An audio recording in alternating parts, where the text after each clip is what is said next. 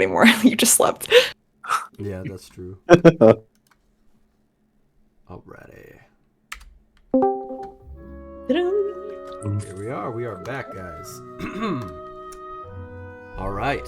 Where last we left our heroes.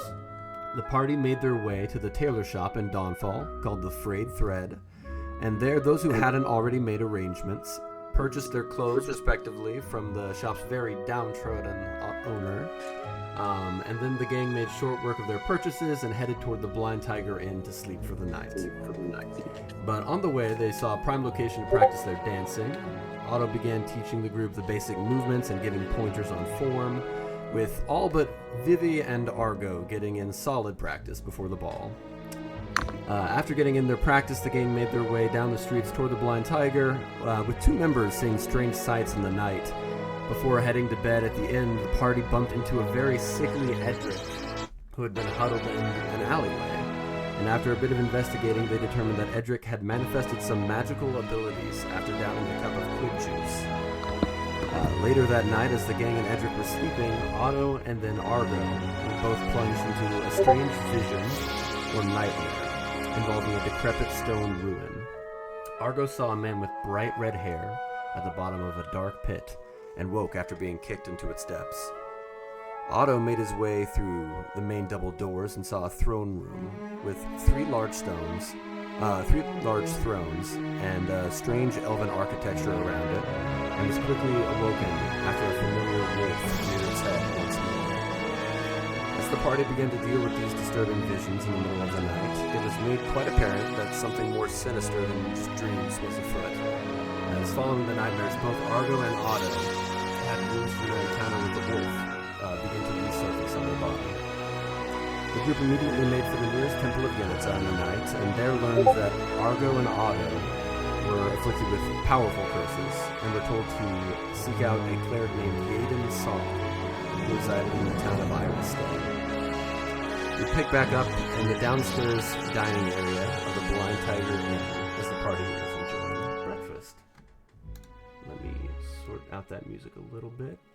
And also, guys, since it has been 3 weeks, just about, as a quick reminder of just kind of like a quest log kind of deal, the ball is later this very night at sundown, essentially, and you have been tasked by Hod to use this ball as cover to infiltrate Maliborn Manor and acquire information as to the location of the missing Bristlebrew shipment. And to aid in this task, you've been given floor plans and guard routes from the previous year by Hod's contact, Clancy. And Hod has said that the manner in which you obtain this information is completely up to you and your discretion. You additionally also have 2 tickets to this event, and I believe you were considering using at least one of them for Edric to bring him along. And of course, Raylos Maliborn, the man who sent you the invitations initially, has requested your presence at the ball and wishes to meet with you during the event at some time. But we pick up now at the very floor level of the Blind Tiger Inn, and you guys have the floor. You're just probably eating breakfast at this point. So we did not give off the ticket to the tailor. Oh! No, we didn't. I paid him good cash. Yeah. No. No, because he was like, I'm going to pay you 10 gold of stuff for it. I'm like, that's nothing. He didn't really want it. Yeah, you did persuade him, but yeah. I don't think we would landed on giving it to him. But you So, Quid, are you sure you're not going to sell off the ticket? I mean, it's extraordinary. 2 people today don't even know they're going to be going to the ball later tonight. That's true. But then who are you going to give it to? Are you going to wander around the streets, be like, hey, free tickets, come and grab it, and then... Free. That's a funny joke. Ha ha ha! Joke. I mean, they were Argo's tickets initially. He did want to give them away, and giving that they're not really mine, they're on loan, I guess, to make my feelings a little sated. If he wants to give them, I'm okay with it as well. Hey, Argo! Hello. What do you want to do with the ticket? Well, You found somebody that you think would have a good time at the ball. You give it to them. That could be anyone. I'm not Edric said he entirely didn't even want to go.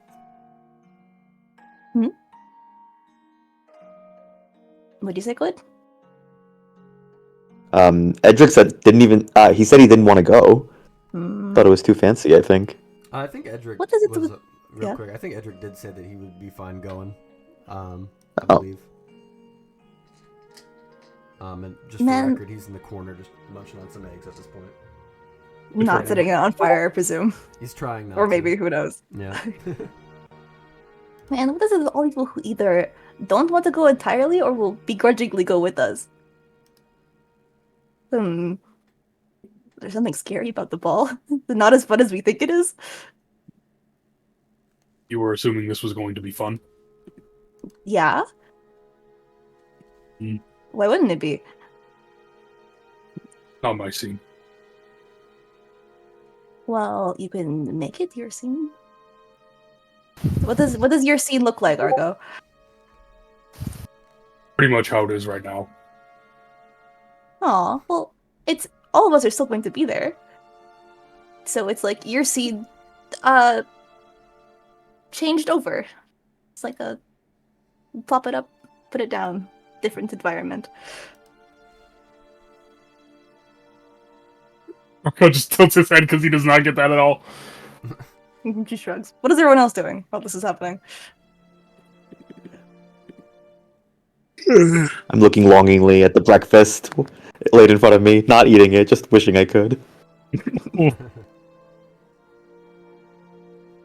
I guess Otto's one hand eating. How's the wound, Otto? This is the same. And you just see him looking at it while he's trying to eat. Yeah. Can we make a check to discern if it's like exactly the same, or is it just like really evident that it's like? Yeah, you can make a Mark for medicine mark. check if you want. Yeah, definitely. Sure, I'll do that. My D&D Beyond would like to cooperate with me real quick.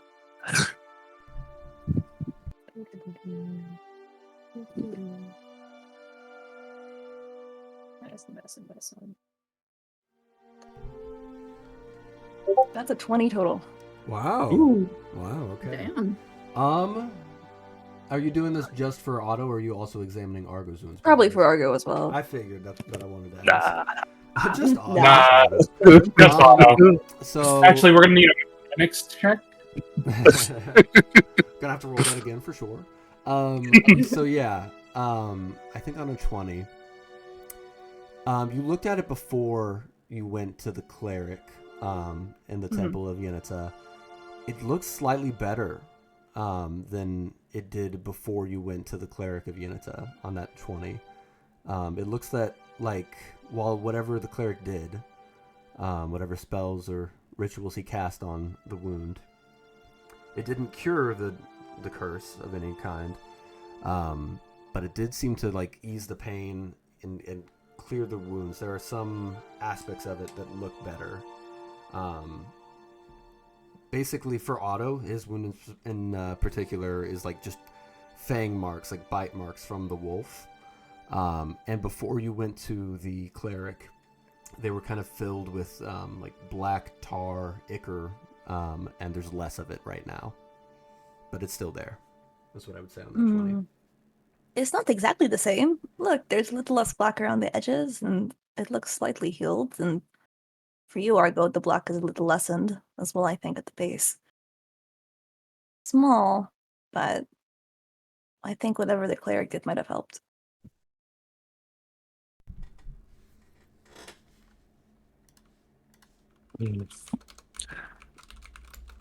I appreciate your optimism, but I am not so sure. I mean, I'm just telling you what I see. I think it'll be fine. It doesn't seem to be spreading or getting worse. That's a good sign. Yeah. Mm-hmm. Also, perhaps tomorrow morning it will be.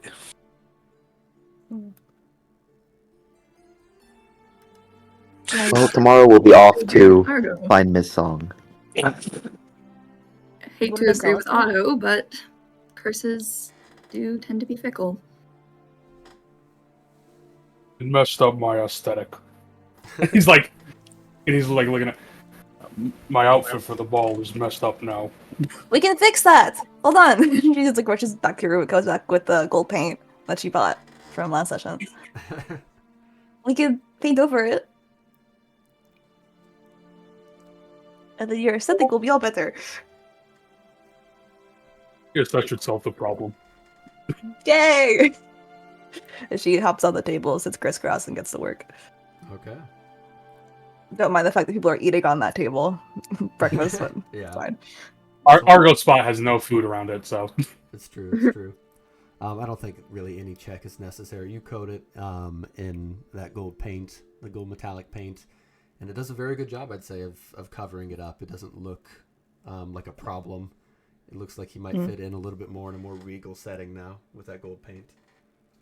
Ta-da! We did he it. gives a thumbs up. It was a very big smile and a thumbs up back. Speaking of metal and working with things, she's gonna go grab her bow and then maybe get a stone outside, and she's gonna be like, this might take a while, so continue without me. And she's gonna try and dull the blades down on her bow. She's gonna like get a stone with one arm and just keep like whacking it against like spare wood and stone until it is duller. And hopefully she can get that done before the ball. Wait, I'm sorry. I did miss that a little bit because I was typing. What are you doing? I'm confused a little bit. She's getting the bow. She's getting like whatever spare stone or wood she can. She's trying to dull the blades down on the bow. Okay. So it's no longer like functionally a dagger. It's just I like got you. Okay. dull metal. All right. Why are you doing that, baby? What are you doing? If I want to bring this into the ball, I have to prove to them that it's not the weapon. And it's not really not the weapon if there's sharp blades on it. I mean, I'm pretty I sure a guess bow that's is fair, going to be but- a weapon. yeah, I was gonna. Argo caught on faster than I could get the words Well, out. look, just because we know it's a bow doesn't mean that they know it's a bow. There's no string on it, and I have one arm. I will No one simply really not. believes. No one really believes me when I say that I can shoot with the bow, despite the fact that I'm very serious. Otto did not believe me, and I met up with him several times. And I'm like, "It's a bow," and he was like, "I don't. That's weird." Do you think you could disguise it as a harp? No, and put more what I strings was on it? what I was thinking is that if I dull the blades down, and all of us seem to have gold motifs, so I'll paint the metal gold, and I got the fabric from the tailor, and I can wrap it around the bow and disguise it as sort of like it's part of the outfit. Yeah, and you would not deny a one-armed woman her walking That's stick. exactly what I was thinking. Exactly what I was. Yeah. I thought we were going not the a walking very- stick route too. Oh, It's not a very functional walking stick, but that It might is work quite too. curved, yeah. I do have a quick idea.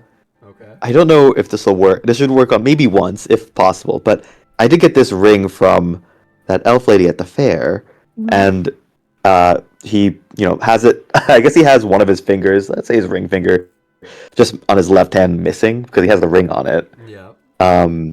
He'll take it off and say, "What if we? I mean, we could put this on the shaft of one of the weapons. Maybe Argo, your great hammer."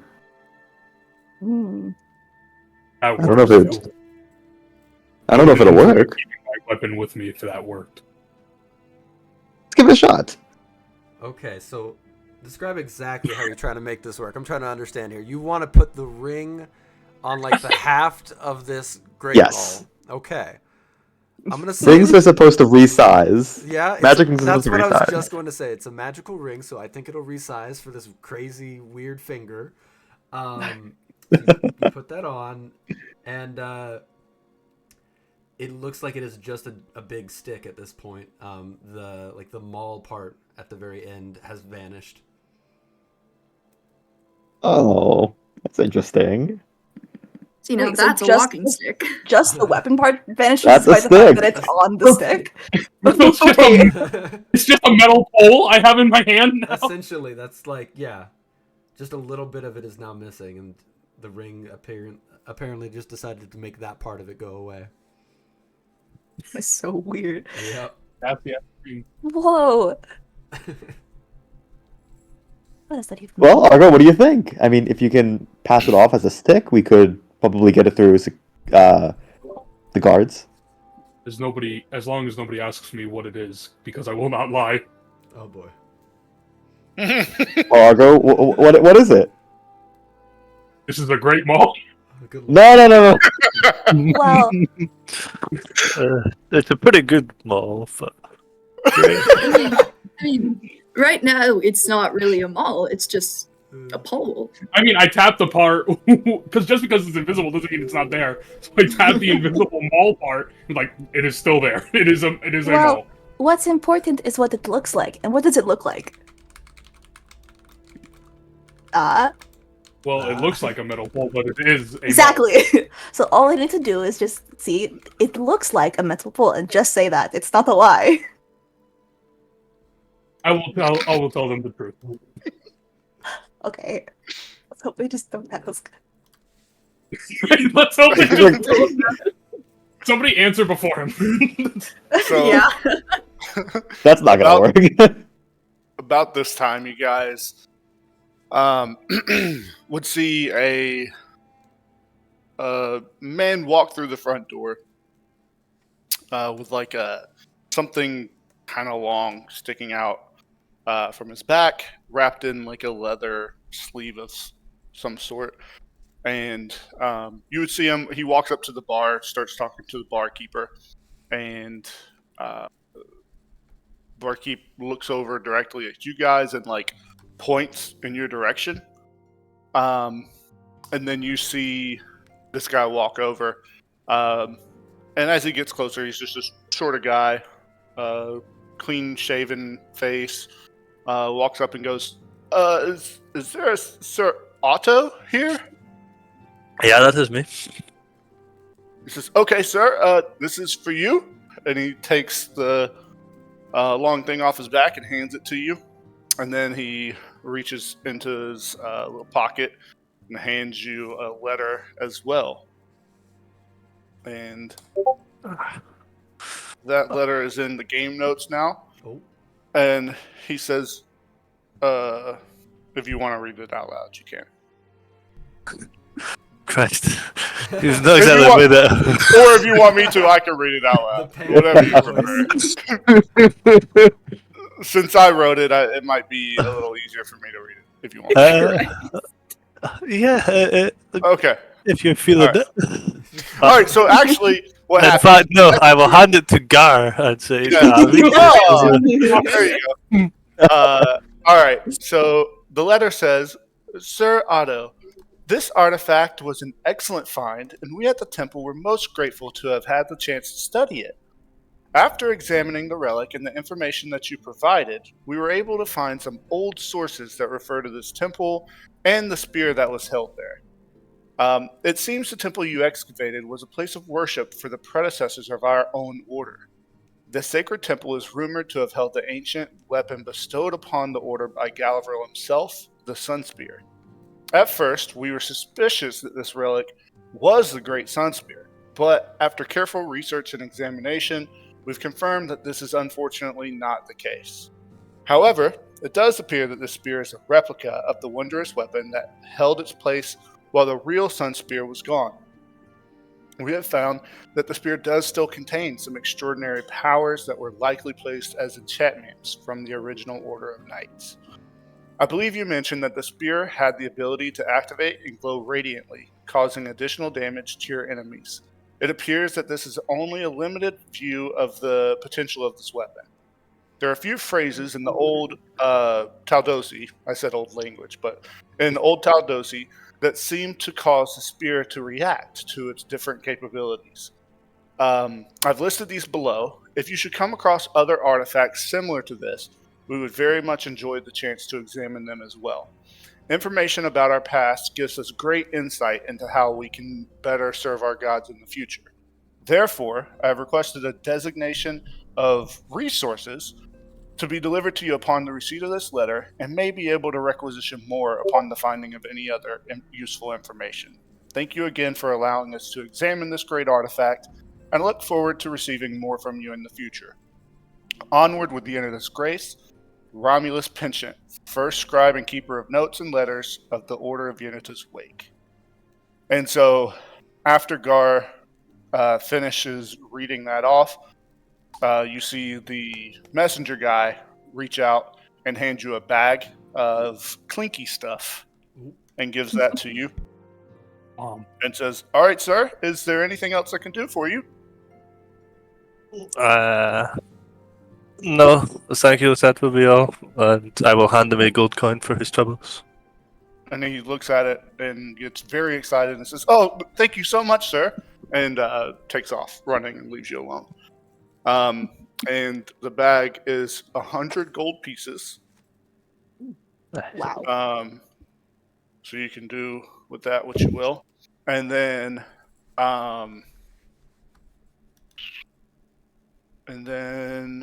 the spear, you should be able to add it. Whoever you guys want to have it, you can Me. find It's Sun so- Spear. The Sun Spear replica. You should be able to add it to your inventory. You have to send the Fine. link or. D&D Beyond. I don't. Oh yeah. I guess I could send the link. Hold on. Oh, I see it there. I think you might have to allow homebrew items on your D&D Beyond character It is. page, but Oh, like I mean each individually? character, yeah, some characters. I think you need to do that, but I had it on, so I see it. Oh, okay. That's good. But for auto, Trying to find the link.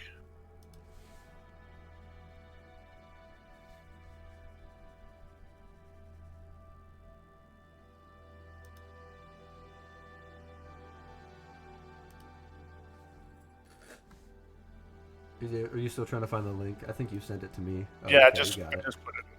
Okay. And then whoever decides to equip it, you can actually add it through your thing. Mm-hmm.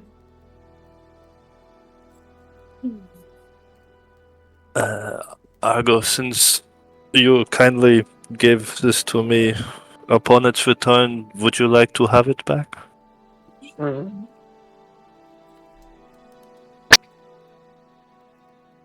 Again, I think any weapon that is for a god's favor may not enjoy my presence.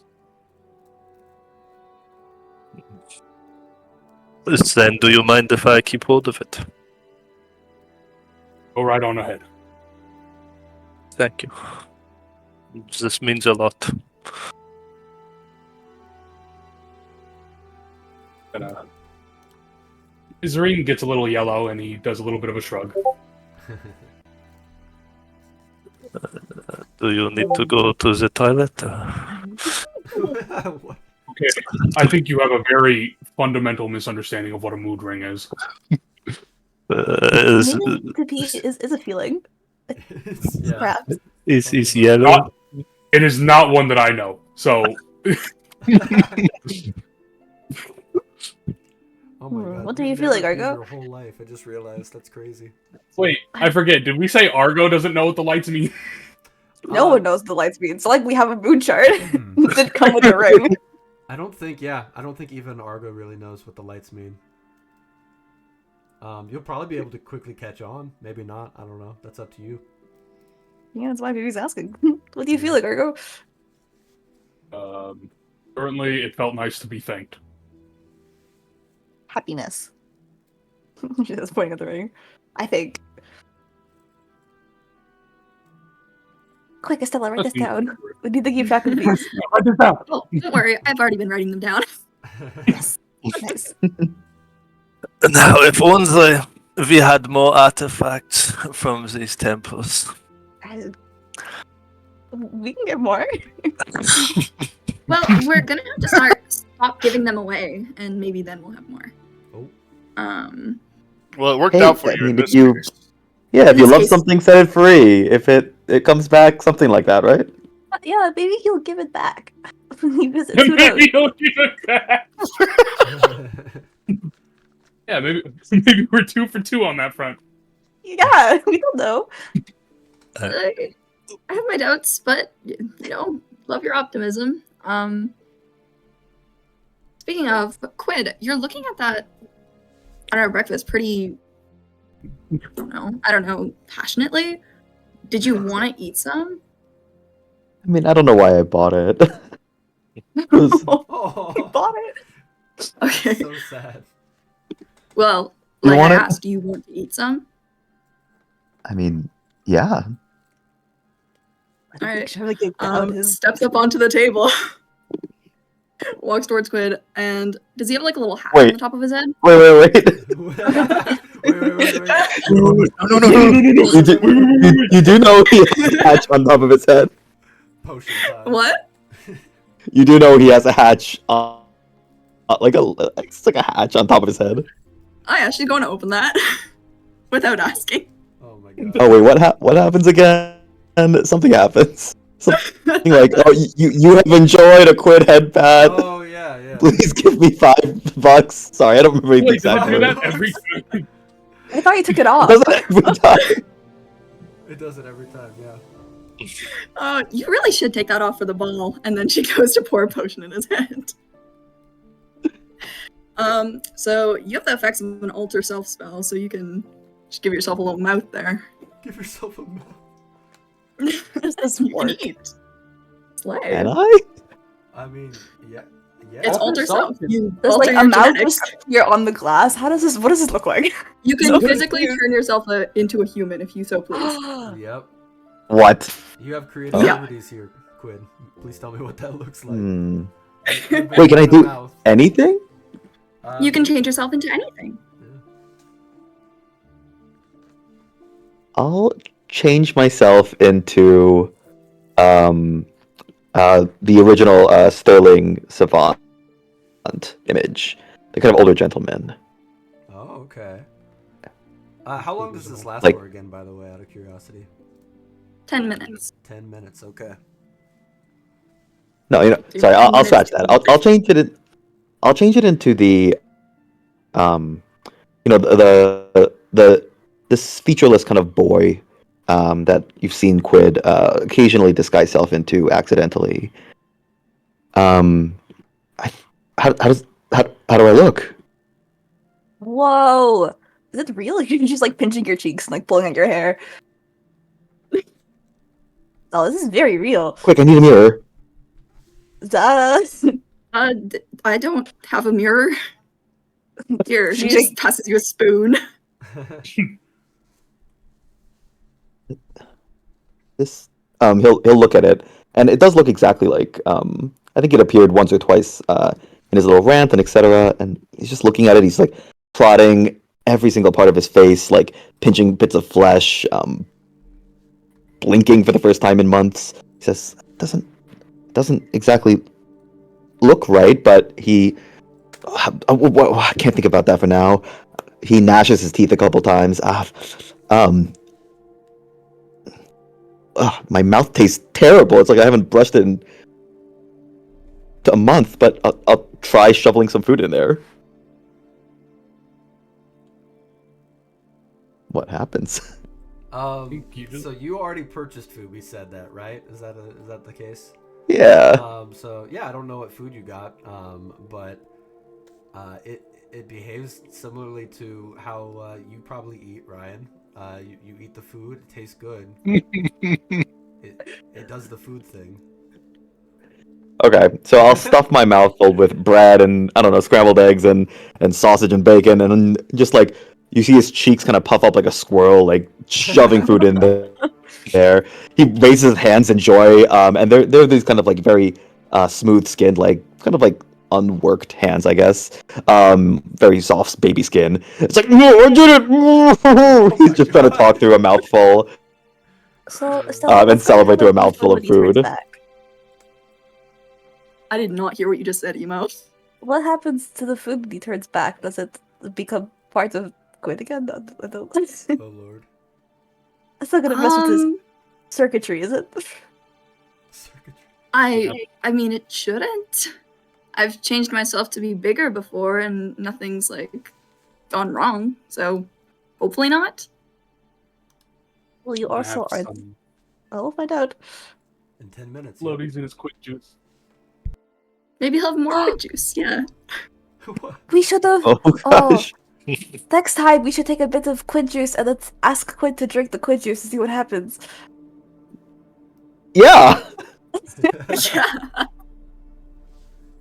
Then you can taste yourself. That's so Oh, Oh. I don't love that.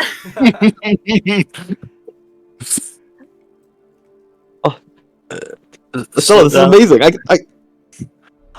yeah, he's just gorging himself. Like, I need. This place is an inn, right? I need a beer. Okay, do you go and purchase I need a something? drink. You can also go to Yeah. the bathroom for the first time in 2 months. Oh. Actually, this time. Man, I don't feel anything now, and it's not one of the things I really missed too much. I gotta say. That's a lot. But yeah, I'll go up and buy. I think I'll buy a couple. I'll buy a round for everybody. Okay. So yeah, just about. Isn't this like early in the morning? Yeah, I was Oh, gonna yeah, say. yeah, yeah. It's early morning day drinking, 100%. Are you 12 buying o'clock around for everybody? Like, tell me how Yeah. many drinks you're getting, man. I mean, how many people are in the tavern? You're buying. Okay, so Jesus. that's what I was asking. Okay. I didn't know if it was for the party or everybody in the tavern. Well, -1 because I think for like Howard. one of the cheaper ales, there's not that many people in the tavern at this point, but it still is a pretty big tavern, you know, even if it isn't fully full. I think if you bought something for everybody in the tavern for one of the cheaper ales, it would still cost you about like 3 gold. Excellent. That's Yeah. perfect. Okay, it's one of the cheaper ales. If you wanted, you could get one of the nicer ones. But yeah, I'd say like for like a Maliborn Rise or something.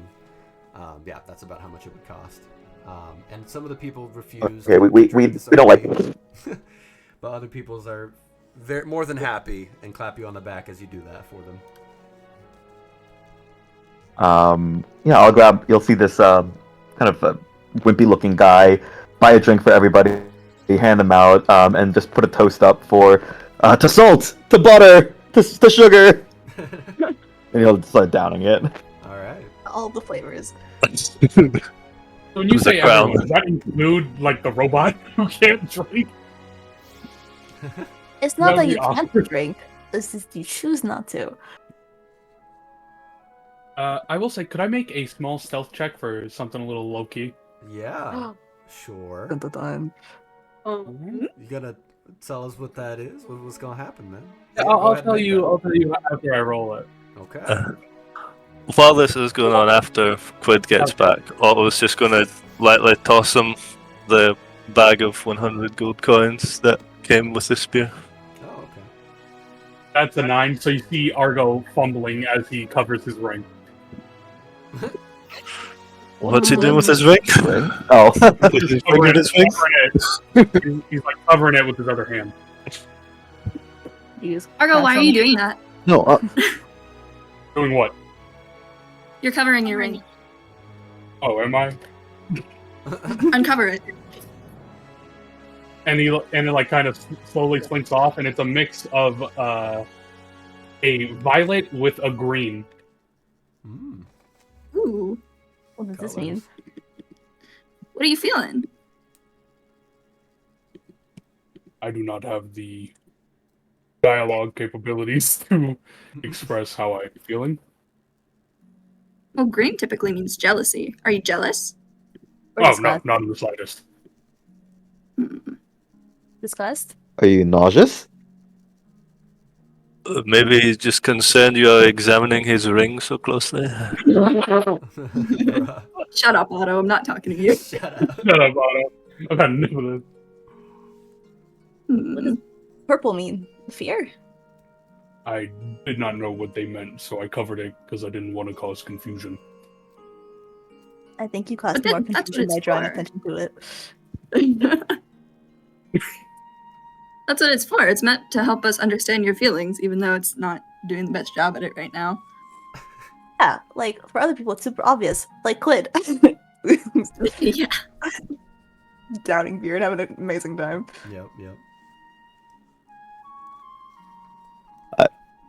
Yeah, I'm just downing a beer, just one gulp, maybe two gulps. I don't know. I think Otto said he was gonna slide the bag of 100 gold to me.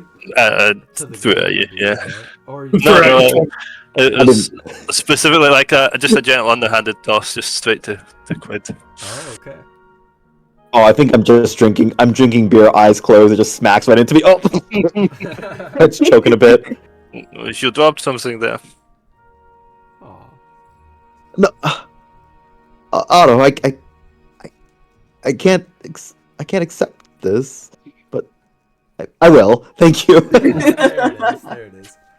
Quid's having a great morning. He really is. Yeah, good job, It Quid. is You know, I would suggest another you- round. but Okay. yeah, I think you'd make him an alcoholic. As long as he What do you adjusts mean, himself. make me? Bake me. Make me. This lasts like what, 10 minutes? Yes, Yeah. I think by now it will have worn off. So, Mr. Quid, what all did you eat? Oh God, What all did you eat? I Why are you ate, asking that, Dane? I ate a whole plate of like a big breakfast platter and 2 beers in about 10 minutes. Okay. You have a stick of butter? and- Just butter. Wait, did you eat butter? Wait, what? Sure, if there was a block of butter like on the table, I smeared that on top of the toast and ate that too. Okay. Oh, I love that. All right. So you're back in your normal Quid form, right? I don't think there's any other shenanigans, right? I don't believe. Like you're not disguised. Yeah, you just I believe. re-Quid. You just re-Quid. So yeah, where your Quid juice is normally stored, you know, in the fish bowl above your head, there are some foodstuffs just, you know, floating around in there. Kind of a weird mess, a weird dilution. Clearly there's like 2 beers worth of other liquid in there, mixing around, swirling. You looked better, basically. Can he see it himself, or is it just us that can see it? I don't think so, but you might feel a little off, Quid. Oh, it's like someone vomited in your tank. Oh. Ooh, your juice doesn't look very good. Oh, I don't feel so good. I don't know. It might improve the flavor. Ooh. That's, I That's hate this true. conversation. Eldrick, you want another taste? Oh, jeez. No, please. And he like actually like shuffles back. I'm all right, really. Joke. Eh, Well, Alright. I don't know if I should do a drain of it and clear it all out, or So I'll just leave it there for now. maybe it'll clear up by the time the ball comes around. We'll see. He slaps his Totally face. He slaps his faceplate on, so you guys don't have to look at the fish tank full of chewed up food anymore. Yeah. No, it's not that bad, Quid. But thank you, Estella. That was really crazy. How did you do you that? went a little crazy. Well, I didn't know how long I had, and I guess I didn't have that long. Well, next time if you ask, I can tell you how long it'll last. I've been experimenting with these for a while. I mean, next time I feel like Argo, you have to try that. And then it turns fully green when he suggests that. He's very well. I mean, I can make you one now if you'd like, Argo. Wait, Estella, could you make me one? Oh, does everyone want one? I would like one. Well, what do you want to turn into, Vivi? Well, in case of an emergency, I think an extra hand would be nice. Oh. That I don't know if alter self can replace limbs. Well, you made Quid a whole different person. I Hold on. might be worth a shot. Well, all right. You can go just here, saunter on back to her room, and she'll be back in 5 minutes with 2 more little pink potions. I was hoping she forgot about Argo. No. Okay, we'll just time There you go. skip to there, yeah. Maybe it doesn't There you do it, go. just talk later. Okay, okay. So you know, Vivi, this will expire towards the end of the day. Oh. The ingredients aren't potent forever. Hmm. Well, it's good. If you need it during the ball, it'll be useful. And then if not, I can drink it at the end anyway and see what happens. See what happens. You could fully just turn yourself pink if you wanted to. And here you go, Argo. Do you want to unlatch? Sure. Sure. And he does. Yeah, she pours it down his throat. Okay. So Argo isn't very smart. So he saw this potion turn Quid human and do nothing else. So he's assuming that's what it does. So that's what happens. What does human Argo look like? Yeah. Human Argo is he doesn't like change in height or anything. He stays 7 feet tall. Extremely pale but extremely built. Has long red hair and is clean shaven. The big thing that kind of strikes out is he is absolutely riddled with scars. Some are very old, and some look very fresh. The one from the wolf looking the most fresh. While there is also an indent, like an impact scar on his head where his face caved in earlier. He's very scarred. Then once the transformation is complete, he looks as though he's trying to say something, but having never had lungs before, he doesn't know you're supposed to push air out to speak. And then he says a word while doing that little mouthing motion. He says a word that makes the teeth connect with the tongue and immediately bites into his tongue, not knowing that's not how you're supposed to talk. Then he starts turning blue because he doesn't know how to breathe. Yeah, it's a Gods. problem. Argo, you need to breathe. You're a person now. And he starts making gestures as if he's talking, but there's no A to B there. He's like, you need to breathe. Like, thanks. Don't know how to do that. And then eventually, his face just plants into the table. Argo, take yourself back! Take yourself back! I just start giving him like pumping on his chest. Oh my god. He doesn't know how to do any of this. Can I make a survival check to try to figure out how to breathe? Yeah, please do. All right, Oh, here we it's go. allowed to breathe. Embarrassing. Wait for a We get to the PC first to- PC death. Yeah. Yeah. At least you'll die as a person. That's an 8. Otto! Okay, Otto, shut up. you get an 8? Yeah. Yeah, you're not breathing. It's like your body will like go on autopilot every once in a while, but you very much are manually breathing for most of this right now, I'd say. You have to focus Here's the on thing. it. Yeah. It's easy to think of Argo as just a person who is metal. There are very specific things that he simply does not have. He does not have survival instincts. Is Quid that doesn't work. does He's it? just pushing on his shit. He's just pushing Yeah. on his. Okay. Making him breathe, I guess. Argo, different I'm gonna kind of do something, CPR. and I really hope you don't mind. And she's going to like do like the mouth CPR, so the air goes into his lungs, so he's forced to breathe.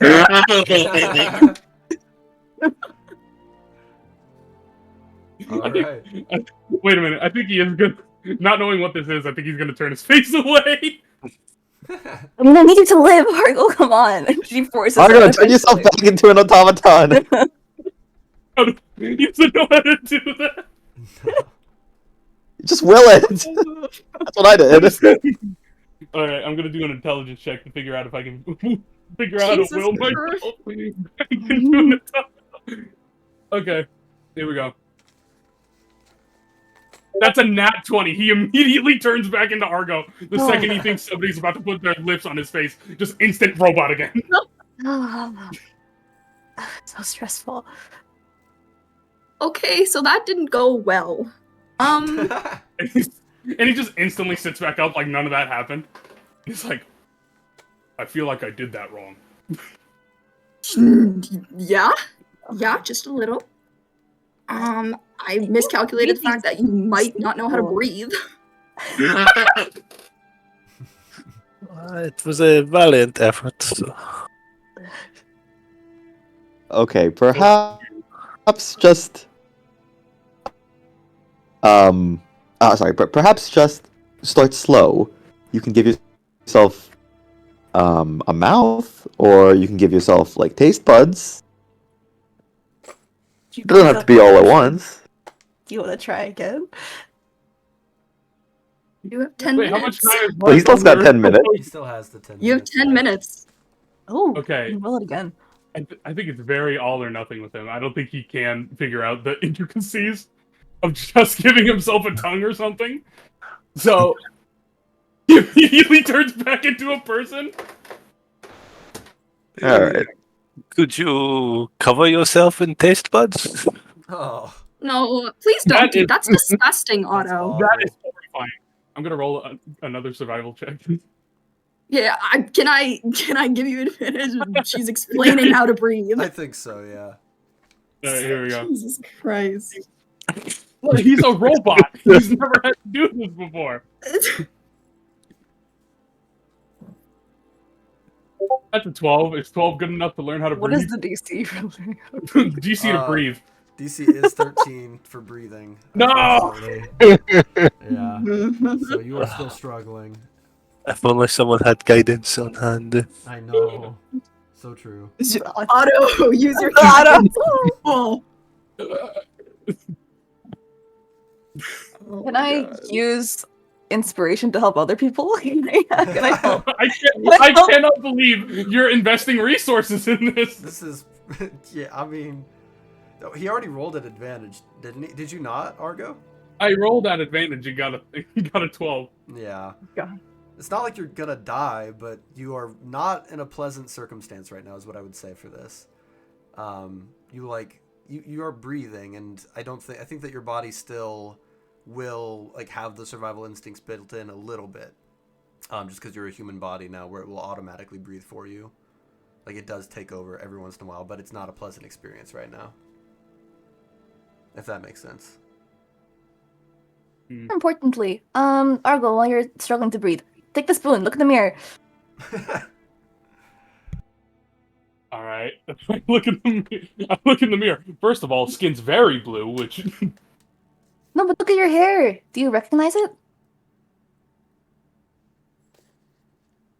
I'm trying to decide if human Argo and this guy, if Argo and this guy sound the same. I think he's like,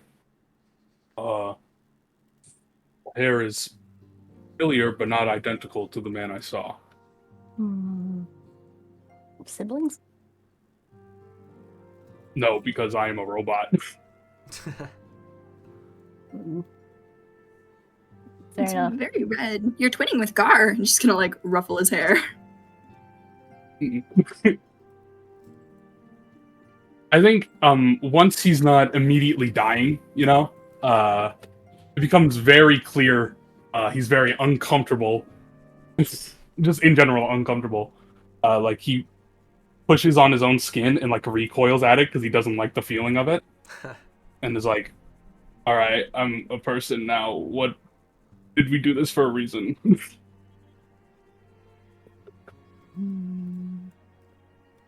This will be good if we ever need to get you somewhere where maybe a 7-foot mental man wouldn't be the best thing in the world. It's only temporary, Argo. You can pull yourself back when you don't like it. Mm-hmm. I do not like this. Then just change back. Then roll an intelligence check to be able to do that again. I think you already rolled and got a nat 20, so I would say no. Oh, all right, okay. Yeah. Well, I think he's like, well, is there anything you wanted me to do in this form before I do that, or is this just for this? Is there anything you want to do? Not particularly. And then he immediately turns back into a robot. Nice. It is very strange with you having skin. Usually I- your arms and stuff are colder than they were.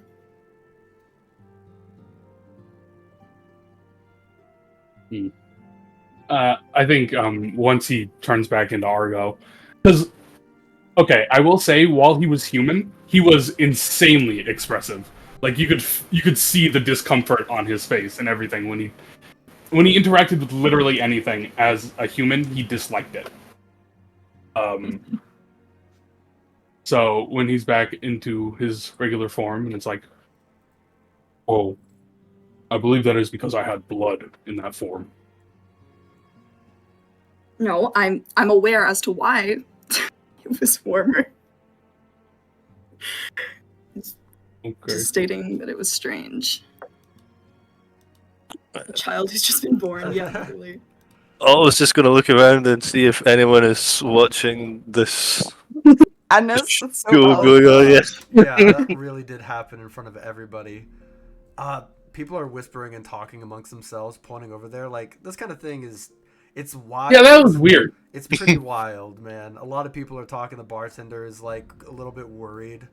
You can see that on his expression, but no one's come over to you. They've kind of just left you alone, for the most part. Yeah, a guy almost died in this bar 2 minutes ago. Yeah, basically. TV seeing that we've made such a large commotion is kind of like sheepishly made herself smaller. She's like, oh, we shouldn't have done this here. Perhaps Why? not the best of ideas, but Quid will speak up. Like, thank you for coming to our magic show. Hope you enjoyed your beer. Hope you enjoyed the show. Any coins appreciated. Thank you. That was science, not magic. Yeah, we were doing. That wasn't a magic show. Science show. One of, like, the day drinkers that Quid encouraged went, here, and, like, flicks over, like, a copper coin. What a cheapskate. Amazing. Yeah, basically. to be fair, like a gold coin is probably more than most It's a of these lot. people. No, I know. I was just kidding. Copper is, though, like, pretty bad. You don't want to be giving that to anybody. That's an insult. more than Incredible. anything. Yeah. That's insulting. Yeah. I tasted blood. What? Why Did you taste bite blood? your tongue? Oh yes, there was. And he like opens his mouth as if he wants to show it off, but then he realizes that's gone, and like the tongue is gone. He's like, well, I attempted to speak, and then when the teeth existed, I also had a tongue. So when I spoke, they interacted, and I bit clean through my tongue. Oh, How did it what the taste? fuck? What? Otto, what are you asking? Otto's asking all the questions right now. Well, taste was also a new experience for me. So I have no frame of reference to what it tasted like. When I can tell you it tasted like something. When you bit your tongue and it hurt, is it the same type of hurt when like someone hits you, or was it a different type of pain? Well, this one was different because it was localized entirely in my mouth. That's true. But other than that, Grand scheme of things, pain is pain. Yeah, I felt it. cool.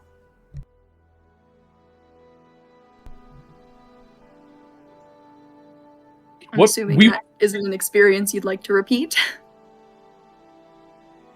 If you wanted me to become human again, I would.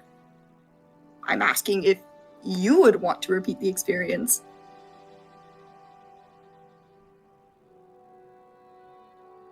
I am neutral. Words it.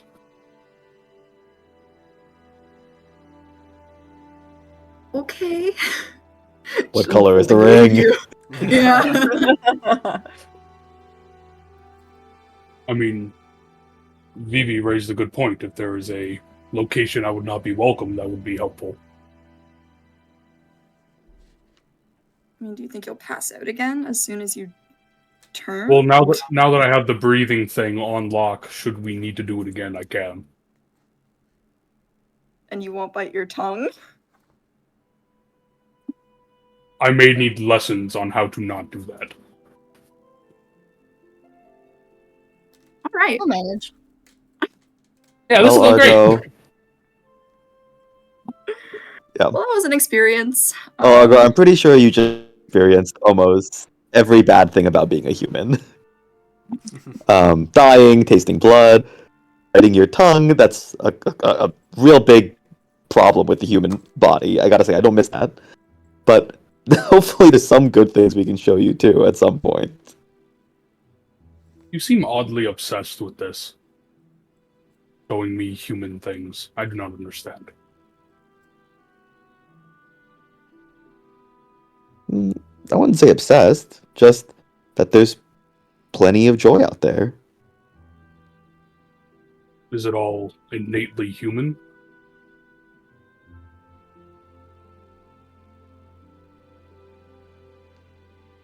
I mean, there's just things that I'm not experiencing as automaton that I miss. That is And understandable. I think they're wonderful things.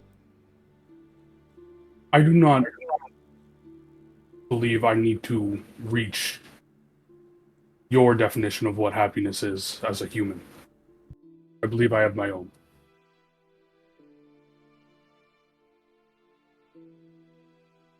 I'm not trying to push anything on you, Argo. I just wanted to share. I don't think you've outright ever told me to back off, but do you want me to not bring it up again?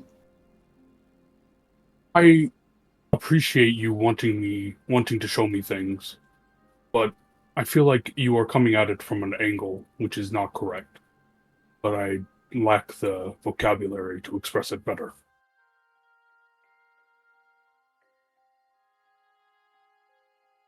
I don't know about you guys, but whenever I experience something great, I'd like to share it with my friends. There's a lot of things I want to show you guys in Thalesia. Yeah? If we ever make it back to Mornkeep.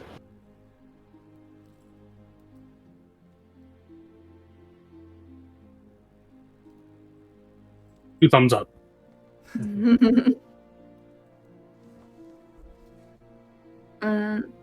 After that conversation is over, I was gonna walk over to one of the other patrons.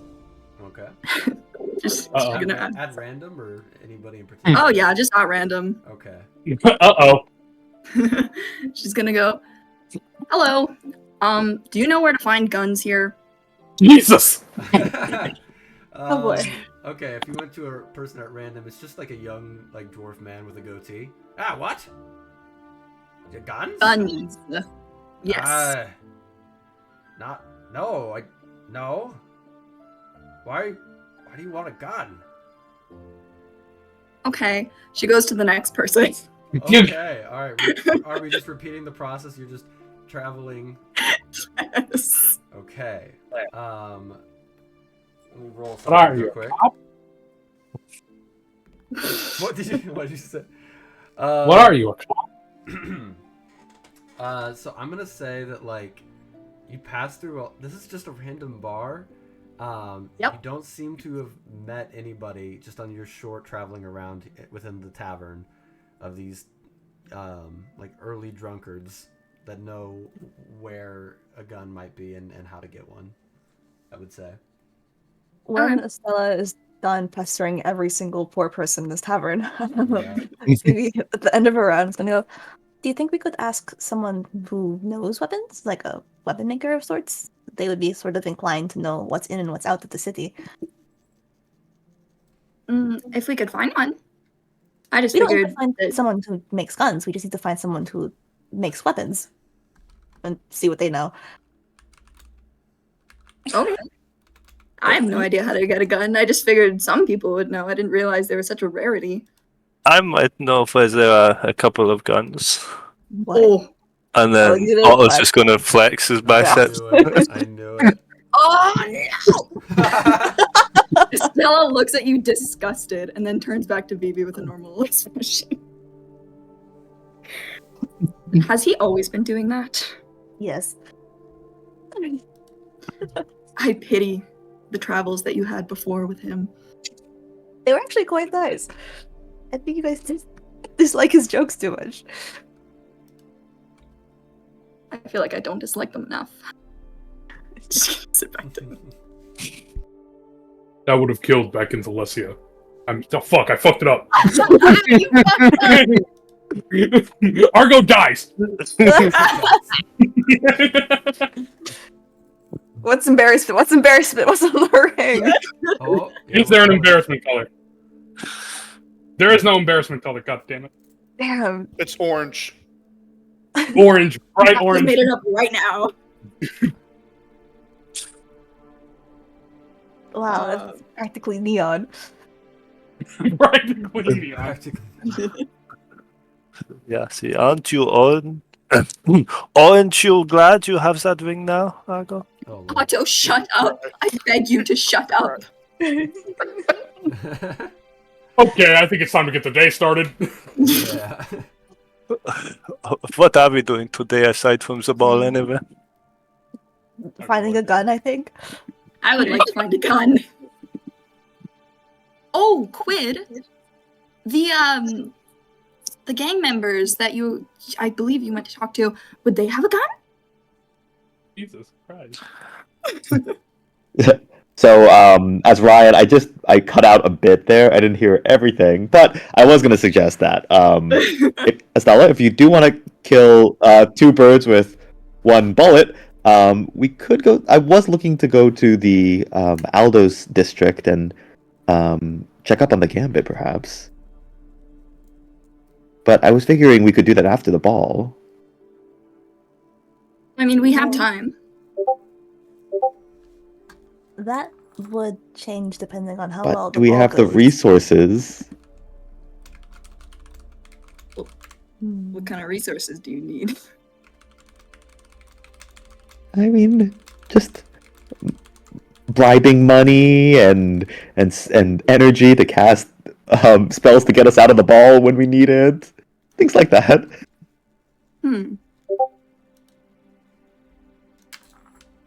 I'm just thinking, after the ball, we probably won't be able to stay, considering we have to go to the cleric. For these 2 points at and Otto and if- Argo. The ball doesn't go very well. Who knows if we'll even be able to stay in Dawnfall. I know we moved past this a little bit ago, but what is a gun? It's like a big mental thing, and then a smaller mental thing shoots out of it when you press something. It's like a bow, but more complicated. It's such a beautiful invention. Let me explain it to you in depth. I just need to explain how the mechanics work and everything to him. I'm gonna be real. He listens to the entire thing. Fully still just thinks of it thinks of it in how Vivi just explained it. Yup. That's all completely he did. Argo, do you know what a cannon is? Would he know what a cannon is? He would not. What is a cannon? Oh, it's like a big gun, obviously. Oh, Obviously. I don't know, assume never mind. this thing you do not know what it is. It is like this other thing. You do not know well, what it a is. gun is like a complicated bow. So, on the complicated to not complicated scale, where is the cannon? Not complicated. just More gun side, I think. The gun has multiple mechanisms. Meanwhile, the cannon is a much more simple thing. It goes Okay. boom, and then big ball goes bang. So, Nice. where does the arrow show up? There's no arrow. It's ball. It's a big ball. That's why it hurts so much. But a ball is not aerodynamic. Oh, It can throw it far No, enough. or No, like a enough ball is the support. thing we are going to tonight. No. Otto? Okay, I'm going to get ready for the day. She leaves to go to her room. Otto She's was on sick a of roll him. today. Yeah. Estella's He's great. gone. So guys, I'm just trying to get a feel for it. What are the plans for the day? Just trying to get a feel for where everyone's trying to go, what their errands they're going to try and run, if any, before the ball. But if you're gonna go talk to more people, I don't think I can help with that. But if you're gonna go scout places out, I'll be more than happy to help. I mean, I was gonna go try to gather information about Godfrey, but I don't know. I mean, should I go with the Vigil? Should I go with the Gambit? I mean, I don't really think I have the resources to split myself in so many different directions. I think they'll lead you to the same place, honestly. You weren't around for the Vigil to start their search, meaning that whatever started happened without you around. And really, that only has one source, doesn't it? But they were stalking me. They knew my pseudonym that I gave at the gate. They knew what I looked like right now. Did I'm you surprised they always don't know go- where I am right now. I mean, you always went by Quid, right? That's what you was, anyway. Yeah, but they knew they called me by Pence Pension. True. I don't Um, know. I mean, they're not an Up to you, evil really. gang. Not that we know of, anyway. Not that we We know don't, of. not that we don't know anything about them. Up to you, really.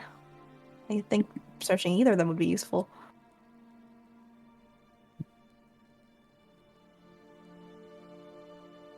We can split sources, maybe?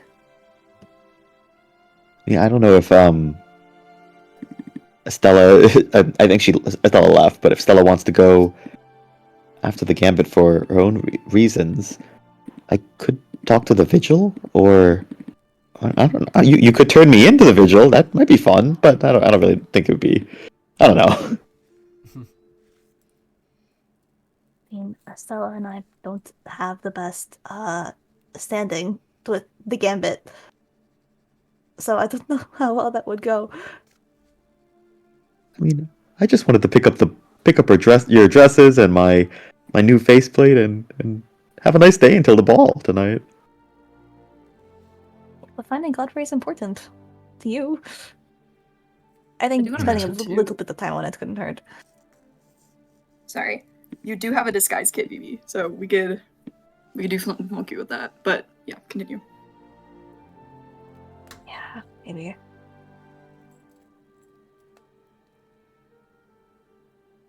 I mean, I really How about I this? appreciate the help.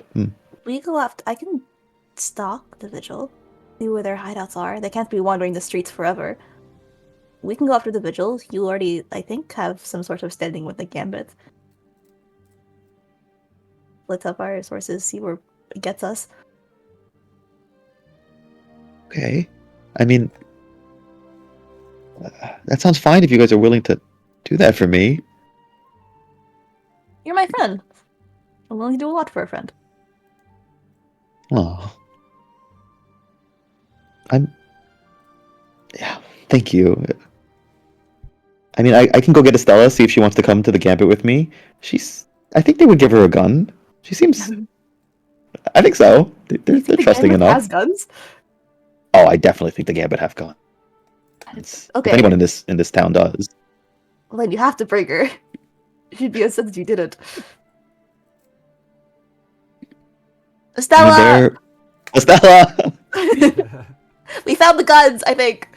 I imagine she come back at this point already for the day. Oh, we have the gun locations. Sort of.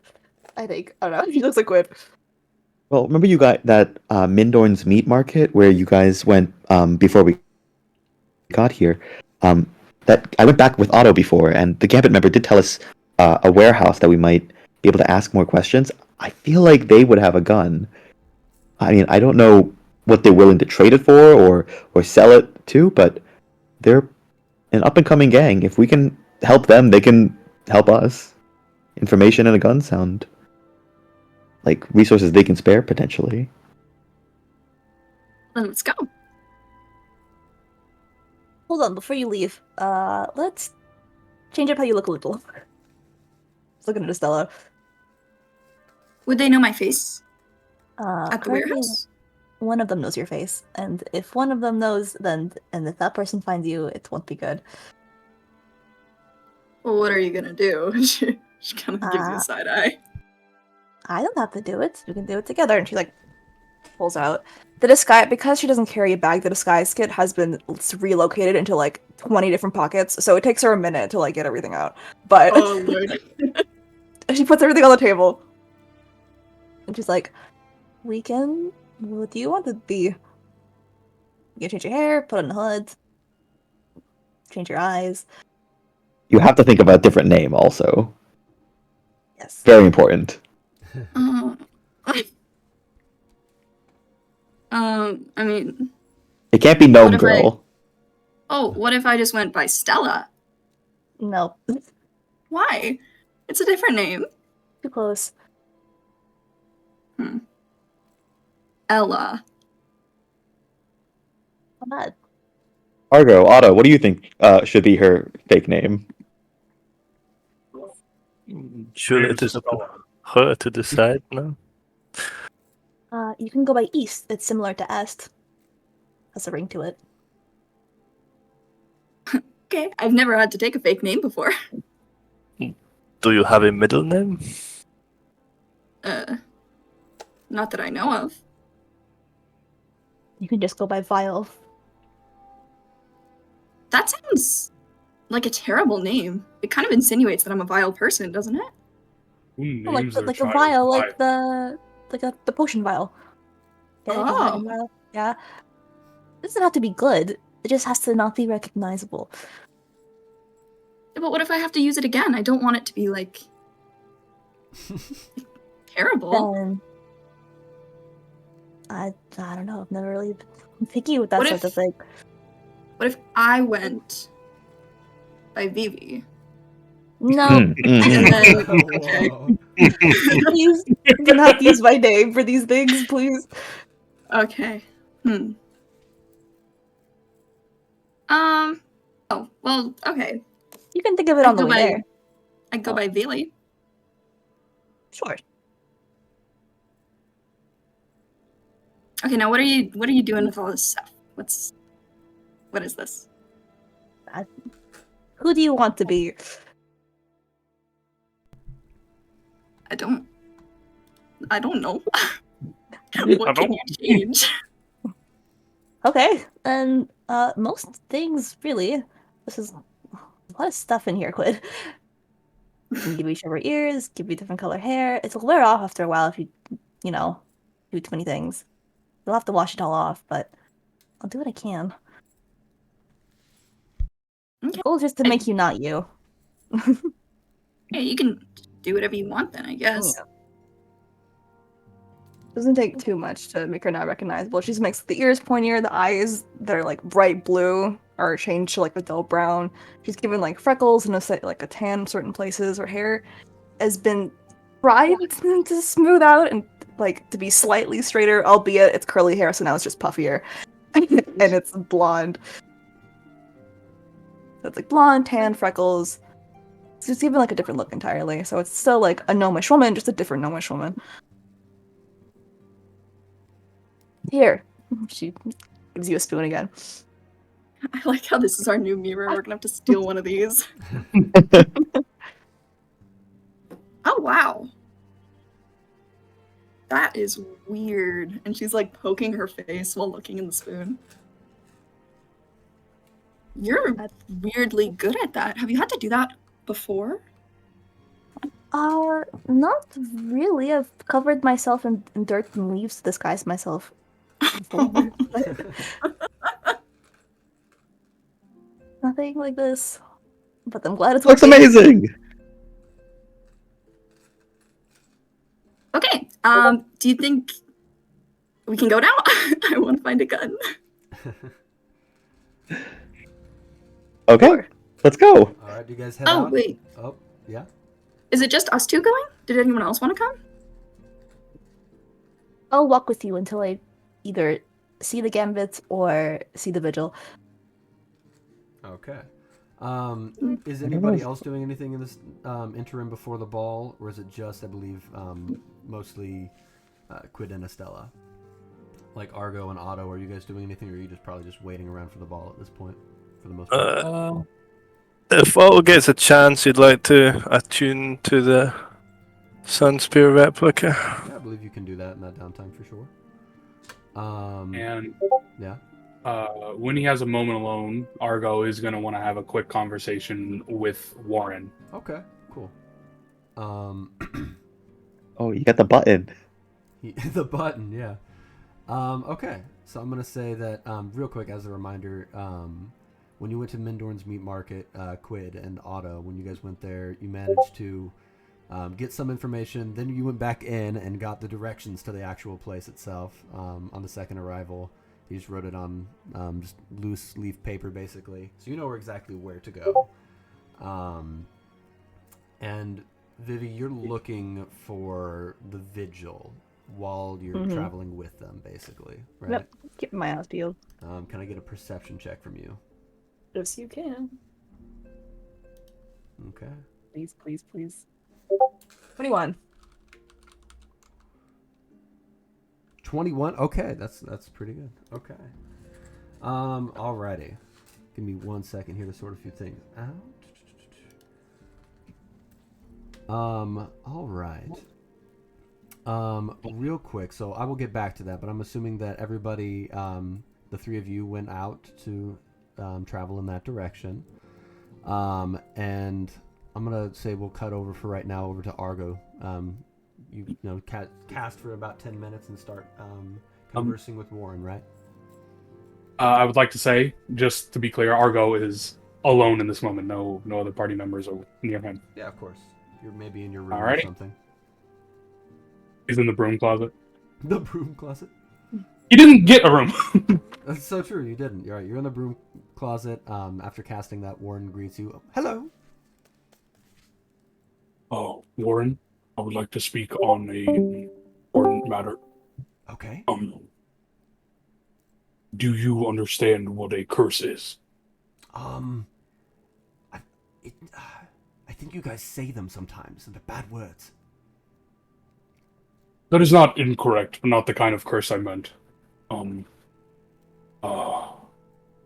I've been magically afflicted, and it is having an effect on me, and I believe it will continue to have an effect on me for some time. Oh. There is much that I must do, but should this curse finish me, which companion have you had the most fun with? Oh, I'd say probably you. No.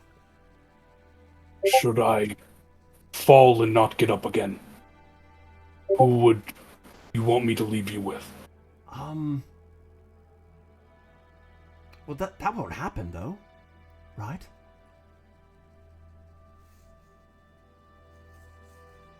I ask that you answer my question. The Vivi girl, she treats me very nice. Feeds me cabbage every now and then. Lettuce. I don't much care for that Estella girl. She threw me at a wall and I didn't quite get over it. I understand that. I find her to be quite kind, but you did not have the best beginnings with her. And then he takes his index finger and very gently gives him a pat under his chin, and is like, "You are my first friend, Warren. You mean very much to me." Oh, thank you. You mean a lot to me as well. Say, I'm glad for the time we have together. Argo, I noticed something while perched up on your shoulder one of these times. I wondered if you had noticed it yourself. There were these strange symbols carved on your back. I can't see my back. I see. I will get one of the smart ones to investigate this. Okay, yeah. I don't know what they mean. I can't read. But I imagine Not somebody great. knows. Yes. Thank you, Warren. You have been very helpful. Oh, thank you. And I put him back onto my shoulder, give his head, with one finger, give his head a little rub, and then I stand back up and get out and get ready. because that's all I wanted to do. Okay. I assume you don't do anything with the information that Warren just said at this point, right? You're waiting for maybe Stella or somebody to Yeah. get back? Yeah, Stella or Quinn to get back. Okay. Cool. We are going to cut over to Vivi, Estella, and Quid. You guys are heading over towards, I believe it was the West Walk district, basically. One of the more industrial sides, towards that warehouse. And you're traveling for quite some time. Just a lot of like hustle and bustle, a lot of industries in the area. And Vivi, after traveling for quite some time, you're almost there. You do notice figures clad in yellow in the distance, basically. Just doing like you saw earlier, they have that picture of Pence Penchant, and they're asking for him, it seems. But they haven't She doesn't spotted do you anything. yet. No, she just makes sure she's not spotted. She's basically keeping eye on them, making sure she's not spotted, and waiting to see until they've stopped their little street maundering and they go to like some location. Sorry, I'm trying to get a feel for what you mean. Do you mean you're waiting for them to stop asking and then Yeah. and then what? You're gonna follow them or something? Vivi is assuming that they're not always in yellow. Like they probably have some sort of either hideout or location that they go to once they're done. Okay. And Vivi's waiting for that. So I assume you split off from Quid and Estella and start Yeah. tracking them. And so you're trying to tail them, but not arouse suspicion, correct? Yep. Okay. Can I please get a stealth check from you? Should I trust Team Beyond? I'll trust Team Beyond. Don't fail me, don't fail me. Oh my god, that was almost a 19. I'm gonna kill myself. It's an 8. An 8? Okay. Can I use my inspiration? I'm using my Yeah, you inspiration. can definitely do that. I'm using real dice too. I hate this. I can't fail Quid twice. That'd be terrible. Oh, it's better. 16 plus 5. I can't math. 21.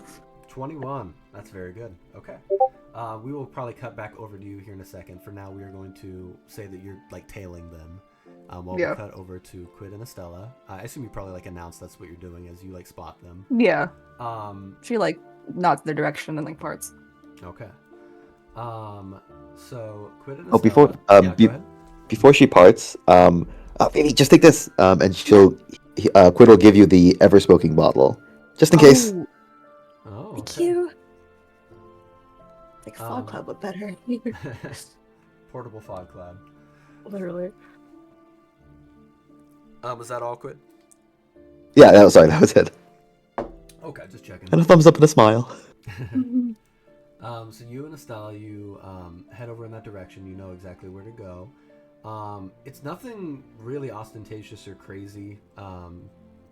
It's just a warehouse, essentially, with in bright black bold paint, Aldos Meats written on it. Just a very large rectangular building.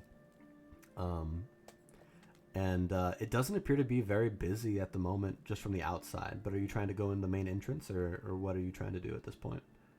It's not like, it doesn't seem to be very guarded or anything. You can more or less just walk in. Oh, I'll do two things for now. I will cast Sky Self, so I look like Mr. Sterling Savant again. Okay. The older gentleman with the gray hair and the mustachios. And Stella, do you want to do most of the talking? Or sorry, Vele. I know, remembering fake names is hard. Yes. I don't know. I don't really know what to say. To be honest with you, what do you want to know from them? Just want to know what happened to Godfrey. I mean, that's it basically. I'll do anything for them, but we don't have that much money or that much time. But I mean, last time I lied and said I was the Gambit, and I can make my skin, and he'll with the disguise self, he'll make the tattoo of the dice appear on his palm, just like fade for a second. But I don't know if these more higher ranked ones will believe me as much. I mean, I can try and take the lead. It might not go well. Should I maybe draw Okay. one of those tattoos on myself as well? Yes, and I have the perfect thing you can do that with. And he'll take out the little vial of slick ink. This time, again, I know you She remember looks this, disgusted seeing that, yeah. but you're not gonna drink it. We're gonna make you talk better with this. We're gonna make Okay. you talk better.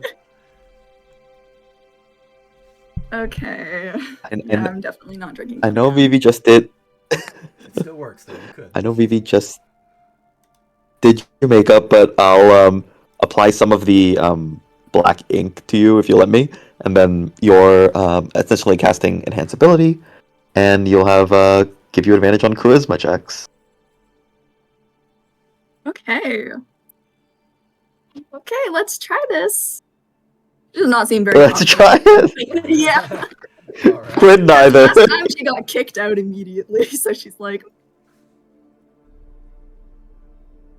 see how this goes. All right. So do you guys head in the main entrance, or are there any other shenanigans afoot? Like, are you just heading in the main entrance essentially, or Yeah. or otherwise? Just Okay. heading in the main entrance, I guess. Yeah. I just remember they're really greedy. They stroke their ego if you do need to. They just want to be bigger and stronger than anybody else. Okay.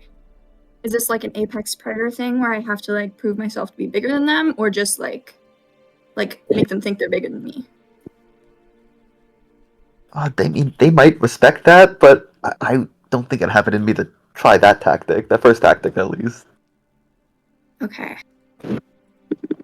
I think I have the perfect idea. Okay. Well, if you say so, I trust you. Might be a mistake, but let's see.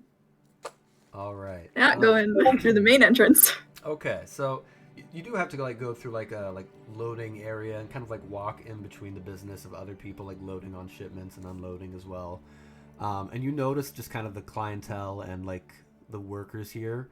They do seem to look fairly different than you, so you do stand out like a little bit like a sore thumb. Quid disguised as a very like gentlemanly elderly person, and you as I believe you said like a fairly like young gnomish woman with golden hair. Just the two of you don't seem to blend in quite as well, maybe, with all of these brawny like dockhand and workers that are here. And you get a bunch of like strange looks as you head towards the main entrance. But you walk in, and there's actually more of like an official like clerical desk, and a dwarven man with like mutton chops greets you. What business do you have? We're here to see the men in the back. Yeah? What business do you have? An appointment? No. Why would we need an appointment? We're here to relay information that we found. Information, yeah? Nothing you can't share with me? Yeah. I don't know you. I mean, we were sent here from Mindorns. We're just in need of information and supplies. The bald guy in the back sent us here. He says, Mendorns, eh? Well, why didn't you just say that? That's fair enough. Alright, right this way. And he, like, gets up from his desk and starts leading you towards the back. Essentially. And, like, you're passing by, like, it's just kind of like a meat packaging, area. People are just, tending to, like, fish and other meat cuts in this area. And you just kind of see it as you're passing through in various windows and doors. People are hard at work there. Can I get a perception check from both of you as well as this is happening? So, Nat 20. Yeah, Yo, sure. really? Okay. That'll go well. Are you rolling as well, Quid? Oh, hey! Pizza 12 for me. Okay. So Estella. Yeah, 12. I would say probably only Estella at this point. You notice, they're trying to be discreet about it, like even in this warehouse. But you notice somebody slip in a strange green glowing vial into one of these fish, like underneath the scales of the fish, as they're like packaging it up and starting to like ship it out. Okay. But anyway, that's just like happening as you're like passing through. But on a nat 20, you do catch that. Okay. And so you follow this dwarven lad further and further down, and he leads you towards like a small little office area beyond the meat packaging area. He says, "The boss will be with you in just a second," and then he leaves. Do you do anything while you're waiting for the boss man? Anything Stella else? would point out what she saw. Like, Okay. I assume they're harboring drugs. Oh, I saw them slipping some mean, green vial into one of the fish. do I know? Dane, do I know what color Dragon's Vein is? You would know that it is typically green. So yes, you would assume that that is likely what that is. I would say without a check, given your knowledge, Oh, okay. basically. It's. Yeah. I'll tell you about it later. Vele, I'll tell you about that later. Suffice to say, it probably isn't involved with what we're doing here, but it's Dragon's Vein. It's a fad drug, I think. Interesting. I assumed they would harbor drugs. I just didn't expect them to be so bad at being discreet. I say with my I mean, natural. I know, yeah. That dwarf also wasn't very discreet. I mean, we could have been anybody. That was a terrible lie, but I'm okay with it. Well, I mean, you did know one of the higher ups' names. To be fair, maybe you should have been doing the talking. I was just going to bullshit my way through that. I trust you. But okay, we have I have 100 gold. And you see, I think he's nervously doing like kind of like a blackjack table, poker table thing. He's just like flipping coins, kind of like he has like 3 or 4 coins. He's like clinking them, kind of like flipping around them with his fingers. And if you can help them with any of your schematics or I don't know, knowledge of firearms or anything, or even enhancing their production of Dragon's Vein. I mean, you're an alchemist, I guess. I've never heard of that substance before, so I could try. It's a pretty nasty fella, but anyways, we'll play with our resources at hand. Just stuff to keep in mind, I guess. Sorry, I'm rambling. It's okay. I also have 300 gold on me if we need to bribe them even more. I'm gonna say at this. You'll see Quid do just a whistle. At this point, you start to hear footsteps coming in towards the door. I will say it's almost an ominous setup where like it feels almost like an interrogation room. You're like at a table in like a pretty bare room, with like 2 seats were like set aside for you, and then one across the table. But you hear footsteps approaching, and a fairly tall, like 6 foot something, man with medium length black hair, and a long mustache, comes in, and sits down. You notice that he has 3 dice tattooed like on the side of his face, like right next to his eye, and several others along the lengths of his arms and hand.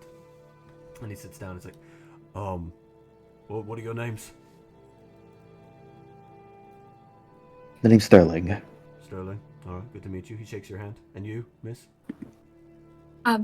Bailey is the name. Right. Okay. I heard man at the desk told me that you guys had information for me. I mean, he's not a very good receptionist. No, we're looking for information. Oh. Okay. Well, what can I do for you? What are you looking for? Would you happen to know a man named Godfrey? He's just gonna squint at that. He's like, maybe I have, maybe I haven't. Why does that matter? Yeah. We're not going to ask you for free information, because that's clearly not going to work. But we do have some skills that might be of help to you if you can give us the information we're looking for. What skills are that? What skills are you talking about? I'm debating if I should bring up the trick. Okay. Well, I mean, my friend Sterling over here is White the businessman. He could definitely help you improve your little business going on right here. And I am a master of my craft, which happens to be alchemy. And I did see a little something that you might or might not be putting into your product that could be improved upon. He just kind of leans back in his chair. At that, you telling me you can help with the purity of our product, miss? I'm telling you exactly that. All right. Well, that's interesting. Where did you learn your craft, miss? Well, I grew up with alchemists, so it's part of my bloodline. Right. Okay. Well, we'll get back to that. What information are you looking for? Well, Jeffrey's Just whereabouts. the gentleman's would be- whereabouts. Yeah. You're looking for Godfrey and where he is now. Mhm. All right. Well, I might have a little bit of information, but let's talk about how would you help me first. You can help with the purity of my product, and I think that should be dealt with first. Can you prove that to me? Sure. All Do you right. have some product that I can use? I do. I'll be right back. And he leaves for a minute. Do you guys talk at all? Well, he's amongst gone. yourselves? Yeah, I was gonna say. Yeah, well, he's gone. She turns to Quinn. She's like, Quinn, how the fuck am I gonna do this? But it's working! Oh, I mean, I'm failing, it's working! Yay! I don't know anything about Dragon's Fate. Well, okay, I'll give you the... Wait, let me find my notes on it. Where is it? Okay, I'll give you the, it's, something you inject. It gives you a high, kind of like Snow Puff, but it's much more intense. Lasts for about 4 hours. Gives you the pride and courage of a dragon. And I think they like that it glows neon green. It kind of gives it that, like, you know, that's kind of a advertising selling point, I guess. So probably don't change the color up too much. But if you can make that high more intense or something, I don't really know, you're the alchemist, but I had some other stuff to offer. But I mean, he seems to be biting this bait pretty hard. Okay. We can do this. This is easy. He's stupid. We got this. Okay. All right, is that it? Is that all the little asides that you have while he's gone and going to fetch some? Yep. Okay. Shortly afterwards, you hear the footsteps once more, and he comes back in holding 2 small vials of the stuff. And I will say, by the way, you do notice now that like he's exited and come back, he doesn't appear to have any weapons on him, but he does appear to have like a holster and a gun. I will say, you do notice that. Good. Yeah, just like a small like flintlock essentially at his side. He sets those on the table, and he says, tell me how you would go about changing the purity of this. And at this point, I'm going to say that you can roll a intelligence check, just flat, to try and figure that out. Okay. Yeah. Given that I'm okay with Arcana, could I try helping her with my notes? Yeah, you could. I would say so. Okay. So, not Arcana or anything, just flat intelligence. Yeah, I would say so. Okay. It's gonna be funky. Oh, first one's a 22. That's pretty damn good. Okay. Pretty good. Yeah, 22. 22 is the biggest. Hell yeah. Fuck yes. So yeah, you know that this is actually fairly shoddily made, and just on this intelligence check, you can tell that like things were put in it to dilute it a little bit, to give it that green like sheen to it, essentially. And because of its green sheen, essentially, the purity has gone down substantially. It's more of a sacrifice of advertising versus effectiveness, if that makes any sense. So on this success, you would know that you could maybe find a different way to add the neon glow to it without diluting it. and you know several alchemical reagents that can be used to do that. So they can put in more of the prime reagents to make it, and not sacrifice the purity. Okay, well, she's gonna play this up. She's gonna go. Who's your alchemist for this? I'm not going to give out his name, but he seems damn good. No, you should fire him. This is shoddy work.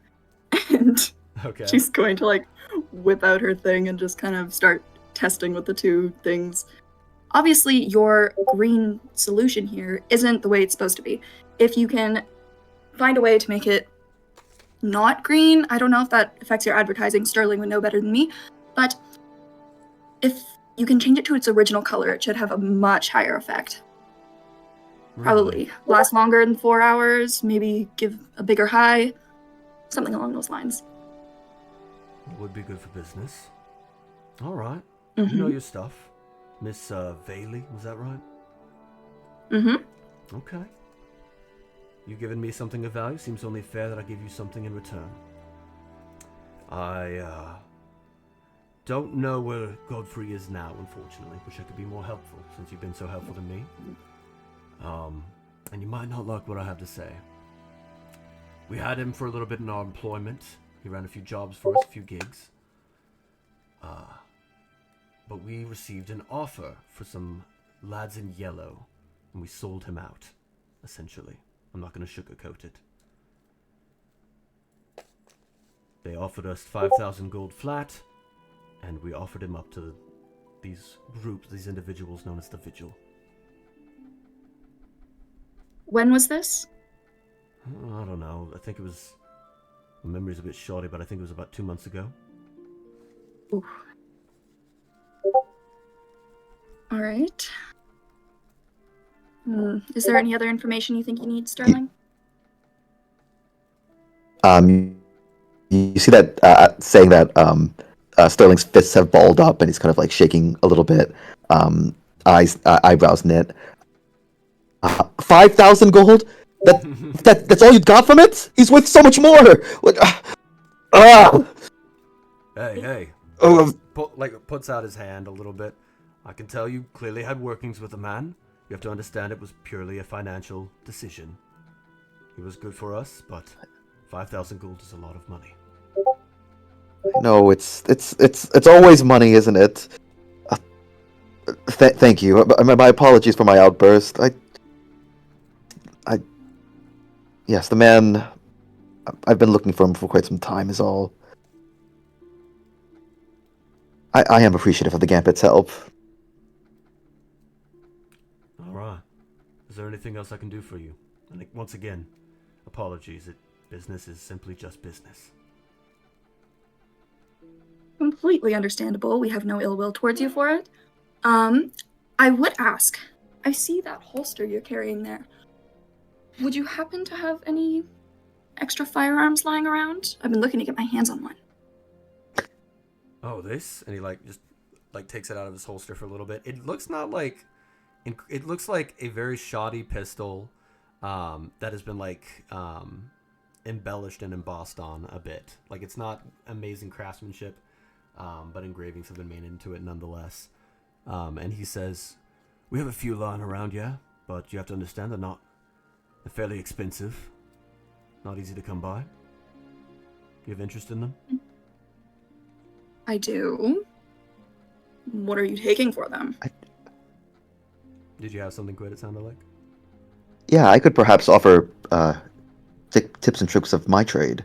Not as vital as alchemy, but I mean, given that you guys are the Gambit and are known for taking risks and such, I am a bit of a card shark myself. Any of your locally run card games, dice games, I know every single trick and cheat and trick around. I could teach you a bit of the ones that you haven't been more familiar with, I guess. He just kind of narrows his gaze a little bit at you and says, I think that I'll be fine on that front. Don't worry, I've been around the block a few times. I've seen a few tricks myself. And as far as what I would take for it, I'd say, well, given that you've been so helpful. I could sell you one of our spare ones that we have in stock for about 200 gold. Good lord. Alright. And would that come with the ammunition, I assume? A fair amount to start out with, yes. Quite a few rounds. Get you through at least a few incidents. 200 gold is quite the price to pay. Just 100, and Sterling will take out the sack that Otto gave him. Okay. Alright, that's a start. We're gonna cough up another 100 here, or are you guys gonna go on your way?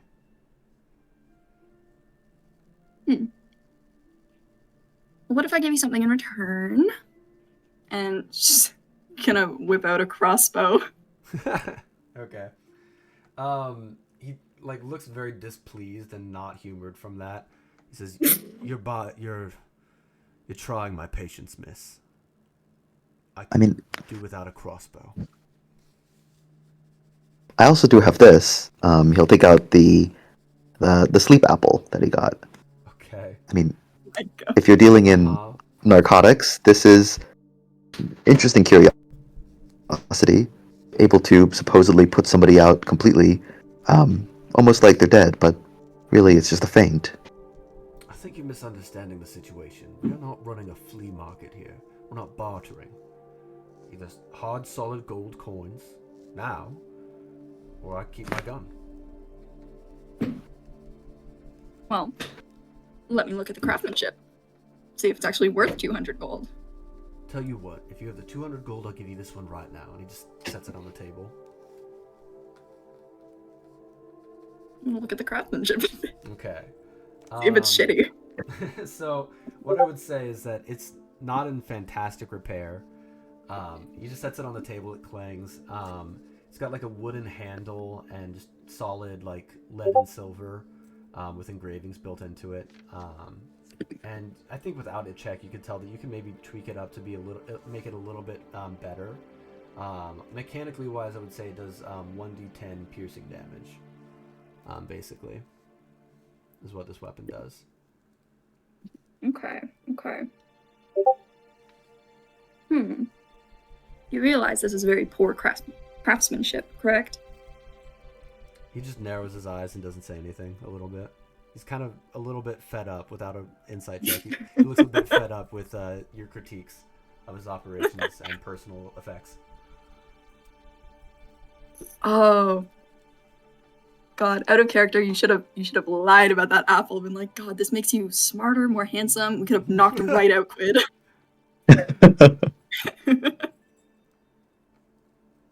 I don't. Fine. Oh, anyways. And she's gonna add 80 gold to Quid's sack and hope he doesn't count it. You're gonna hope he... Okay. I'm gonna say this man will count this. So he does like take his time, especially with like how you've been trying to barter and do other things. He's 100% gonna count it. And he says, he just kind of like lets out a very like breathy sigh for a second and says, "Looks like you're a bit short. You gonna fix that or what? I don't have all day. No. You're trying my patience." I gave you the right amount. Count it again. Count it again. Okay. He says, no. I don't make mistakes with these numbers. I didn't miscount. You gonna cough up the rest or what? It's fine. Listen, it's Throw the 2 platinum. Okay. I can't remember the exact numbers. Is that the rest of it, basically, to the 200 I'm trying to say? I think so, right? You were just 20 short? Yeah. Okay. He takes it. He looks just very, like, bewildered that about that whole, like, situation. And, like, whereas he started off very much with you guys in, like, good graces with them, after showing him tips and tricks of the trade, he looks a little bit pissed off at this point. He says, "All right, now get out of my sight, okay? Business is done here."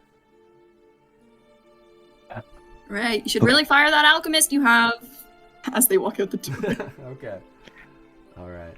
I'm gonna try to take back her money. Oh, okay.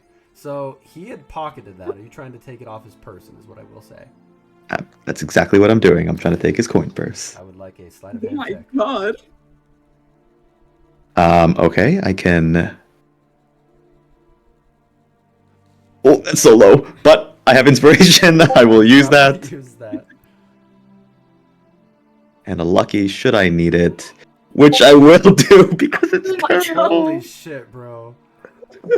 I want it, but Oh my this is god. gonna be Okay. bad. For the third bad roll. Oh, I want to give you help, but she doesn't know you're doing this. Please, Kelly. Please. Go. I'm ready for a 5 or something. Okay, it's a 12 at the end of the day. Okay, give me 1 second here. Oh, 3 terrible rolls. I will say, he also rolled very poorly, and he doesn't seem to notice. As you What? take, Hell yes, Quid!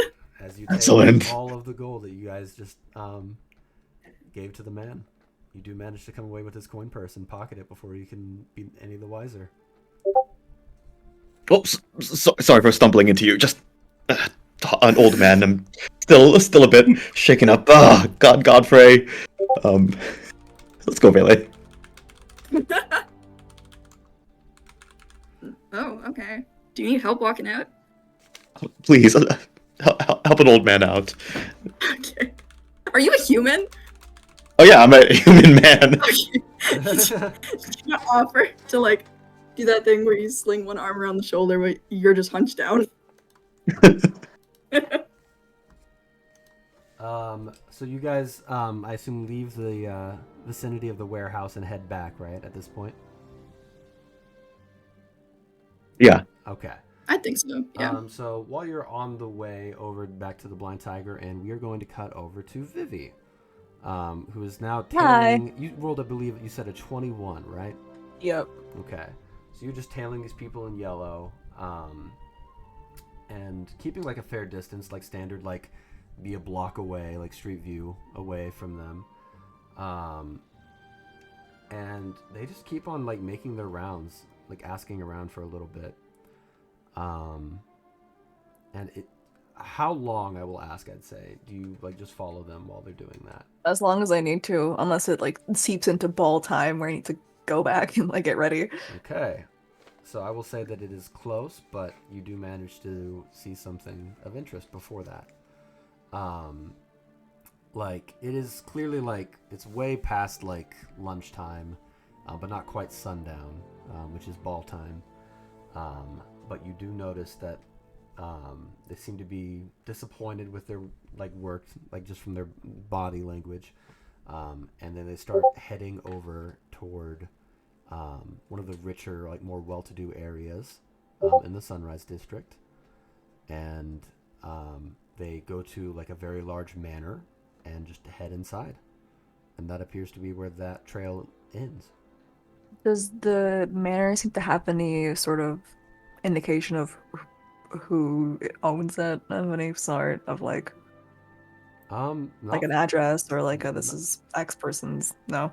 not from the outside, I would say. No, it just seems to be a very large manor home in the Sunrise District. Is the fence gated? What does the perimeter look like? It doesn't. It appears to be like a very low key thing. It doesn't appear to be like heavily guarded or anything of that nature. It's not overly ostentatious. There are clearly like more like gaudy houses and manors in the area, but it's a very large, very very large manor. Just maybe less ostentatious than the others surrounding it. Okay. Yeah. Then I'm gonna go see if there's a window I can look through. Okay. Okay. I'm gonna say that the 21 carries over. Are you just like, I'm assuming, going into the like a first floor window and looking around? Yeah, I'm gonna go see if there's anything that's like not covered by curtains. Okay. So there are plenty of curtains covering at this point, and you're like hard pressed to find anything, like any like opening. It seems like they're it's set up almost in a very secretive manner where you can't really peek in that often. Every once in a While I'm while, around here, I'm gonna look for anything else that might be like an entrance of sorts, or like weird grass, or like anything that might be like this is a bit odd. okay. Can I get a perception check from you as well, then? Yes, you can. Okay. Please. A 9. A 9. Okay. I hate DDBR. So, like I was saying, I think on that 9 you don't really see anything that stands out to you other than the Okay. description I've already said.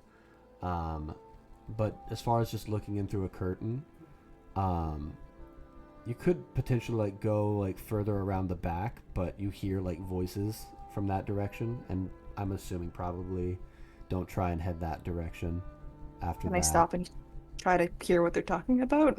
Yeah, you can. Yeah, I'm gonna say that then we'll just make the 9 carry over though, unfortunately. That's okay. I'm gonna say that you hear just. I'm not gonna like narrate like exact words because you just hear words every now and then, basically. At that distance, like you can't really turn the corner without being like spotted, so you have to keep your distance. Right. But that you hear them just every once in a while based on context clues and vague words. You pick up that they're just disappointed with their search for penchant. And you hear the words quid thrown around once and Ilanon thrown around another time. Okay. I think on a 9 that's all you would get. Okay. And I'll just type those quickly into game chat. Or game notes, rather. So, penchant, quid, and Ilanon. I'm not gonna risk it because they know who I am at this point. But for as long as she can without being late to the ball, she's gonna hang out and see if she sees anyone exit as well. Because this is a fancy manor. Maybe there's someone who might need to go to the ball who's leaving from it. That's her hunch. Really? Okay. So you are not meeting up with the gang then at this point. You were just like chilling outside this house waiting for someone to leave. That's going to cut it very close to ball time. Are you in your ball attire? Like, I'm just trying to get the logistics of that. No, she's not. She's gonna end up being a bit late, but she's kind of really hoping. Okay. We are going to cut back then. For now, I'm going to cut over to everybody else who has just met up at the tavern again, I would say. While you are... real quick, Vivi, where do you think you are positioned? You're probably, like, not on the property itself at this point. Oh, absolutely not. Just in shot of, like, the entrance. Okay. Gotcha. That makes sense. Okay. So, yeah. We're going to cut back over then to the Blind Tiger Inn. I'm going to say by now, Quid and Estella, you've made it back. And... yeah, you're all there. Do you guys do anything before we cut over to ball time? I'm just gonna go to Estella, be like, give her back her money, be like, that guy really should have learned some of my sleight of hand tricks. Oh, when did you even do that? I didn't even see it. An old man has his tricks. I got a free gun. Ooh, maybe. Do you think you'll be able to sneak that into the ball? I do have my bag. A little bag. I mean, they'll So I probably can check your definitely bag. try, but I feel like they're gonna check my bag. I do actually have a plan for putting something on top so that they don't look. But it might not work. I mean, you could ask the tailor to put like a little holster in your dress, So like ankle or I don't know how big this thing is. Yeah, you haven't seen her dress yet, but she tried it on. I will tell you right now, a holster will not fit on the job. Okay. Are you in the tavern right now? Yep. Yeah, probably. Okay. So I think Argo's light would turn yellow as he points at the gun and goes, "That is a gun. It's a gun, baby. I am proud. I knew the gun." We did it! Yes. Oh, by the way, Dane, how much ammo did he give? You did not steal any ammo from him, is what I will say. Wait, But he wait. said But he came with the gun. he gave us ammo. I don't Yeah. think he did, right? Like, he set the gun on the table. Oh, no, wait, you know what? I'm crazy. I asked for it. Okay, I'm realizing Yeah, now. the arrow comes with the gun because it's in the gun. Okay, I mean, However there's much is in that. there. Well, he did like give you the gun and you paid for it, so he would have given you the ammo basically. I'm gonna say he gave you like 50 rounds essentially for now. 50 Ooh, rounds. That's a lot. Yeah. He's so nice. Sorry, I had to like replay the sequence of events. Yeah, that's what he would have given you, like 50 rounds. Yeah. No, that's fair. We were trying to trick him a couple of times. So Yeah, could I see had to how like replay confusion it in my flipped head. in. Yeah, that's what he would have given you. Okay. Perfect. Are blah, blah, blah. Are Argo and Otto like ready for the ball at this point? Like, are they all dressed or not yet? That's up to them. Yeah. Otto would be quite eager for this. So after tuning with his spear, he would probably have pretty much gotten ready immediately and been dressed the whole day. I think Argo is still in his regular outfit, and is like, "Oh, Quid, Stella, would you be able to look at something for me really quickly before we go to the ball?" Okay. Sure. Warren helped me out with this. You just say that to Warren, or okay, sorry, yeah, go ahead. Yeah, I was letting everybody know that this is a Warren. This is thanks to Warren. Yeah. And it's in public. He doesn't care. He starts like to take off his top and is like, Warren said there was writing on my back. I cannot see my back, so somebody would have to check for me. You could have asked Otto this whole time, but what do I say? Get down. Bend down. Oh yeah, he has to like sit down. Yeah. Okay. So you guys examine, I'm assuming, towards the area that Warren referenced. I'm assuming, right? Yep. Yeah. So it takes a while. It's for you to find whatever Warren had referenced and was talking about. But you've noticed that like some like of the bits on like Warren's back, or not Warren, Argo's back, they seem to have like shifted around based on like self-repair and things of that nature. And there is something that has like flipped over and revealed itself. And it's just a little bit of metal plating on Argo's back, but it has writing on it. It just looks like just letters. And I will copy paste that in real quick. I'll manifest my quill.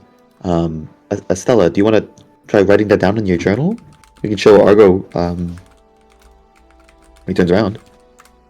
Yeah, I'll do it the way you showed me in the caves. And she just puts the paper to his back and tries to like do that thing. Yeah. Argo's staying still, because of course he does. But yeah, the letters just say DCXCVIII.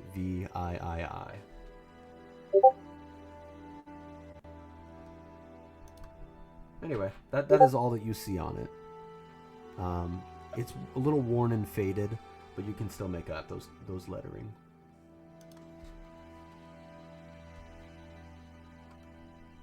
Okay. Well, Estella would show him that and be like, "Does this mean anything in Old Taldozi, maybe?" Does it? I'm gonna say roll me a d20, Argo. Come on. For the love of God, give me a decent number on this. I've gotten nothing but ones and twos every time somebody asks me to do this. I'm fucking sick. What did you Oh, say? solid dude. Solid 2. That's solid. Every time. No. There's nothing. You know that you should know something. Like I will say that even on the 2, you know that something there is stirring a memory within you, but you can't seem to grasp it. It's gone the moment that you discover it. I cannot tell you how pissed I am right now. It landed on 18 for a solid 3 seconds and then just flipped to 2. Yeah. It happens. It happens. It's so funny. Yeah, so he just goes, I know it should mean something, but that's about all I'm getting.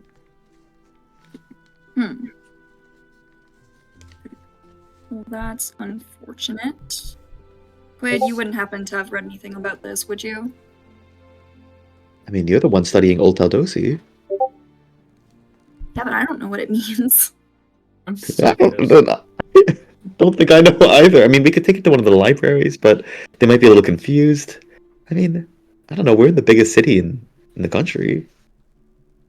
This is the biggest city? Or the most important city? I would know, but I don't remember. She asked that in character fully. Well, I'm not really sure what this is, to be honest, Argo. And if you don't recognize it, I don't know if there's much we can do. Otto, come here. Yeah. So pissed. Do you know what this means? She'll show you. I'm assuming not. History check. Okay. Ooh, okay. Oh shit! Otto's one of the smart ones. That is a solid 10. Solid. Yep, 10. one of the smartest. Oh, yeah. You're kind of at a loss, unfortunately, Yeah. Otto. Yeah. I'm gonna be. No, I have no idea. Sorry. By the way, just checking. Did anybody else make any kind of check here? No. Okay, just checking. I'll give. Can we? Dude. Can we do a check? I would say. I can help Estella. Give it a shot. I'm gonna say one Well- other person. Yeah, go ahead. Well, maybe Estella, but I feel like it would be probably like at disadvantage. I don't think anybody else would have a reason to know what this is. Okay. Yeah. I Okay. see that. Do you agree with that? I think Yeah, that makes sense. Okay. So, disadvantage, and can Quid help and make it a flat roll, or no? how would you help, Quid? I mean, I've been reading a lot. I've been seeing and reading a lot of Old Taldosi in the tombs. So I imagine if there were any sort of numbers or dates like we're postulating, I would have recognized some of the format. I don't think so. Okay, that's fine. Let me say a prayer for you for this. Okay. Well, that's And- unhelpful, but you can do Cast it. guidance. Oh, it is helpful. All right, I'm gonna be thinking so, about this too all week. Disadvantage and guidance. It sounds like. That. okay. First one's an 18 flat. Or not 18 flats. Pretty solid. Okay. Okay, so let's It's gonna be see. 12 plus the guidance. Then it sounds like, right? 14. 14. I think on a 14, you would know that,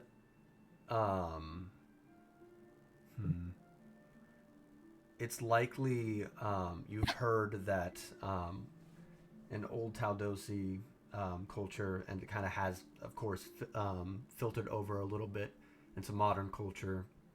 They would use these letterings as a sort of numeric system as well. But you can't remember the exact like what this lettering would translate to, but it might perhaps be numeric. Okay. Yeah, but you don't know like, what letter signifies what number. Yeah. That's completely fair. Yeah. Yeah, she would just kind of tell everyone that, like, they might be numeric, but I honestly am not sure. I must be terrible with numbers then. Did you just call me bad with numbers? No, I said he must be terrible with numbers. Oh, okay. I was He gonna looked at it and he was like, "Well, that's something." I thought you said you must be terrible with numbers. I was like, God That's what I damn. heard too as well. Yeah. I mean, we can ask Ruger. Oh. Absolutely not. Ruger manifests. He's there now. He just starts existing. You called. You call Uh, You actually have to invite me in first. Amazing. Real. If I had to take a guess, Argo, it could be your creation date. This is a completely like wild hypothesis, though. I'm not sure. But if it is numeric, that could very possibly be it.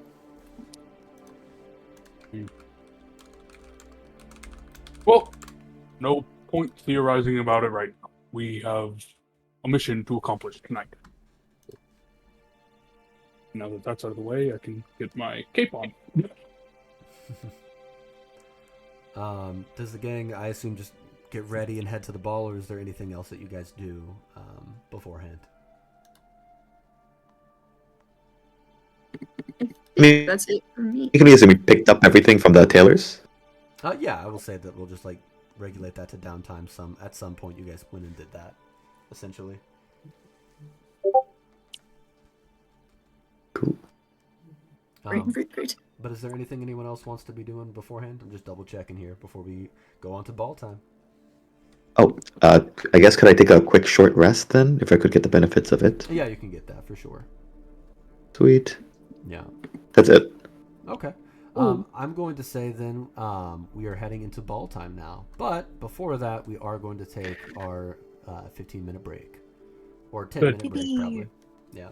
10 minutes. Gotcha. 10 minutes. Sounds good. So, I'm gonna need these 10 minutes to get over this fucking 2. I am so every time somebody says roll a d20, I never get higher than a 5. No, I knew You guys that are rolling the wasn't real gonna work. dice. Yep. I'm so angry. Where are your real dice, my guy? Well, I only wanted to use that for combat rolls. Oh, here, you get 2 sets of dice. One for the combat. I will One for the regular rolls. Yeah. I'll allow any form of superstition, man. You can roll whatever dice makes you happy. I'm gonna roll a physical dice I just to roll- see what it would have been. Yeah. Can I roll a dice that just has 20 on all the sides? Does that count? It's a bit a lucky dice. unfair. Oh my god! Why is it? That's amazing. I really like that. Oh my god! Did you roll just now and got a 20? Yes! Yeah, that's what I fucking Lol. thought. God, wasted it. Juice. God. Okay, I'm going on break. Gotta eat. I'm Okay. grabbing a granola bar. I Yeah, I'll be back. So... All right. Before you DM split, Uh-huh. just out of curiosity, does Gar have any weapons? She has a sword, I right? believe she has a sword, but that's up to Matt. Matt would know more than I would. Tell us about your baby girl, Matt. Yeah, what's baby girl rocking? What she got? What she got? I don't know. She said, I don't know, Fuck. dude. I don't know. Bro, I don't know. I think she's probably got one. It's not anything fancy though. It's she takes care of it and uses it to practice, and that's pretty much it. Okay. She doesn't have any ranged weapons, though? No, not that you I do still have 3 crossbows, I think it is. Why the That's a hell lot of do you have crossbows. 3? Because remember those bandits we killed outside Oh, right, the side, right. Oh, and you we just captured some looted of them all. Yeah. Oh, that's funny. Yeah, because I was just going to give Gar one of my crossbows, but if Otto's already given her one. He's got No, three. no, we're just carrying 3 about just in the event that comes up. Stupid. All right. Well, I have bolts for her. You can give her the crossbow, I'll give her the bolts. Matt, if you want to deliberate in secrets, now we have a lot to talk about. All right. All right. Oh. But yeah, we'll be back in about 10 minutes. Okay. Okay. Is better, because it's not Okay. going to fuck you, like, up Yeah, mentally. honesty of the trade, guys. Mhm. I can't wait for next intro where Dane says that Estella broke bad as part of it. Dude, I'm gonna do that now. Real? I didn't realize until retrospect, like, just how Breaking Bad that moment was, man. I That was was just telling 100% Matt. Yeah, It was very much just Breaking you gotta Bad. keep the color. The color is key. Yeah, well, yeah. No, they gotta increase the purity. That shit was entirely just green meth at that point, I'm realizing now. It was very funny. Green. That's True. what that was. Literally true. Yeah. Anyway. Dane, check my DM, please. I need the stats for the gun. Oh, yes. Sorry, I meant to get back to you. That is correct. That is Okay, correct. perfect. Just Yeah, wanted to yeah. check. Yep. Will you send those to me too? Yeah, I'll copy paste that. No. What you just sent. Because now the enemies are gonna have guns everywhere. Hope you- Yep, that's This this is what you've done. You're gonna start Yeah. blasting. Yeah. It just means we get more. My family's rich. Now we're all gonna have guns. Otto's gonna have 3 Oh my God. guns instead of 3 crossbows. Gonna Can be have a Wild Assassin's West Creed duel. Oh, good lord. I'm gonna challenge everyone at the ball to a duel. This. Oh my Gun god. That's terrifying. I Throw can your see glove at doing them. Are duels? Nobles Are love duels? that shit. Can I ask if duels are legal? that. Depends on where you're at, man. Like if you formally challenge somebody to a duel. You pull a Hamilton and just go to a different state. What's the New Jersey of Thelesia? What's the New I don't- Jersey?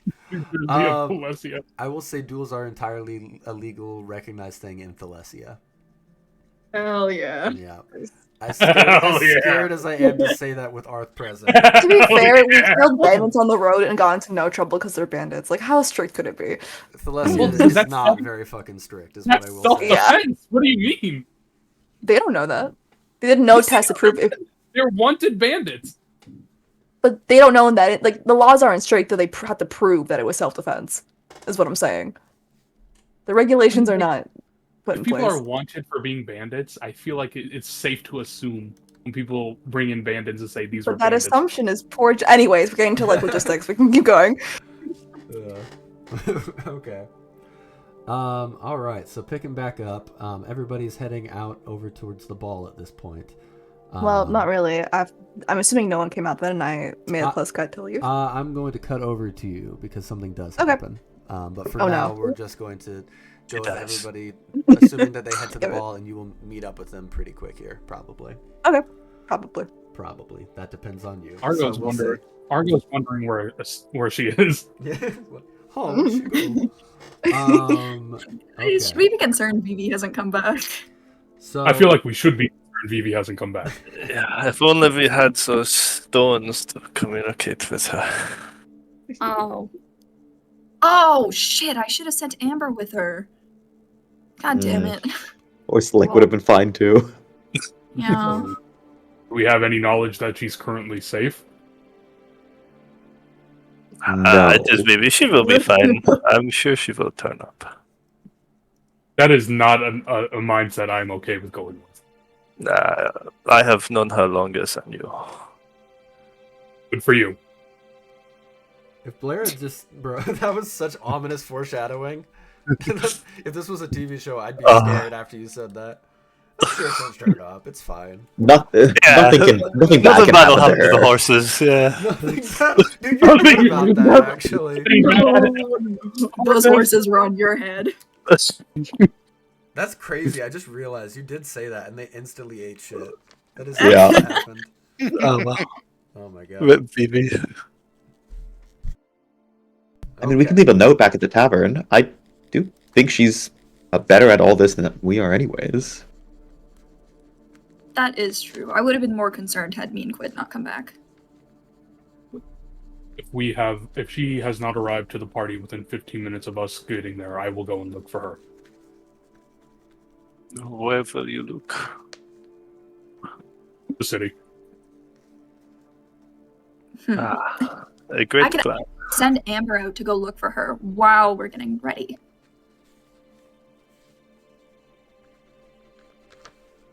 Can be something we do as well, but I'm not asking, I'm telling. Okay. Okay. Amber, go look for Vivi. I'm gonna leave a note with the party. We got 3 separate things going on. Okay. Yeah. All right, shotgun approach. Surely something will reach her.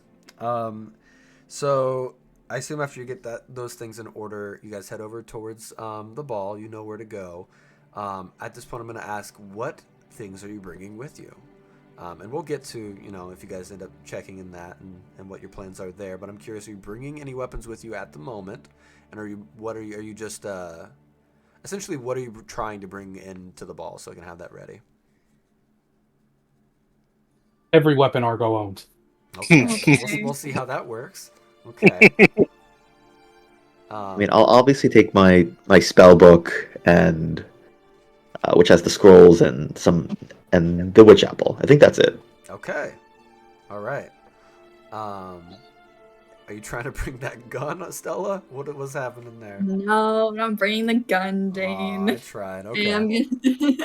I am gonna bring my alchemist supplies though in my little bag. Okay. Okay. And I think that's just about everybody, right? It sounds like. Well, there's should we- Otto. Otto. Yeah. Are you bringing anything?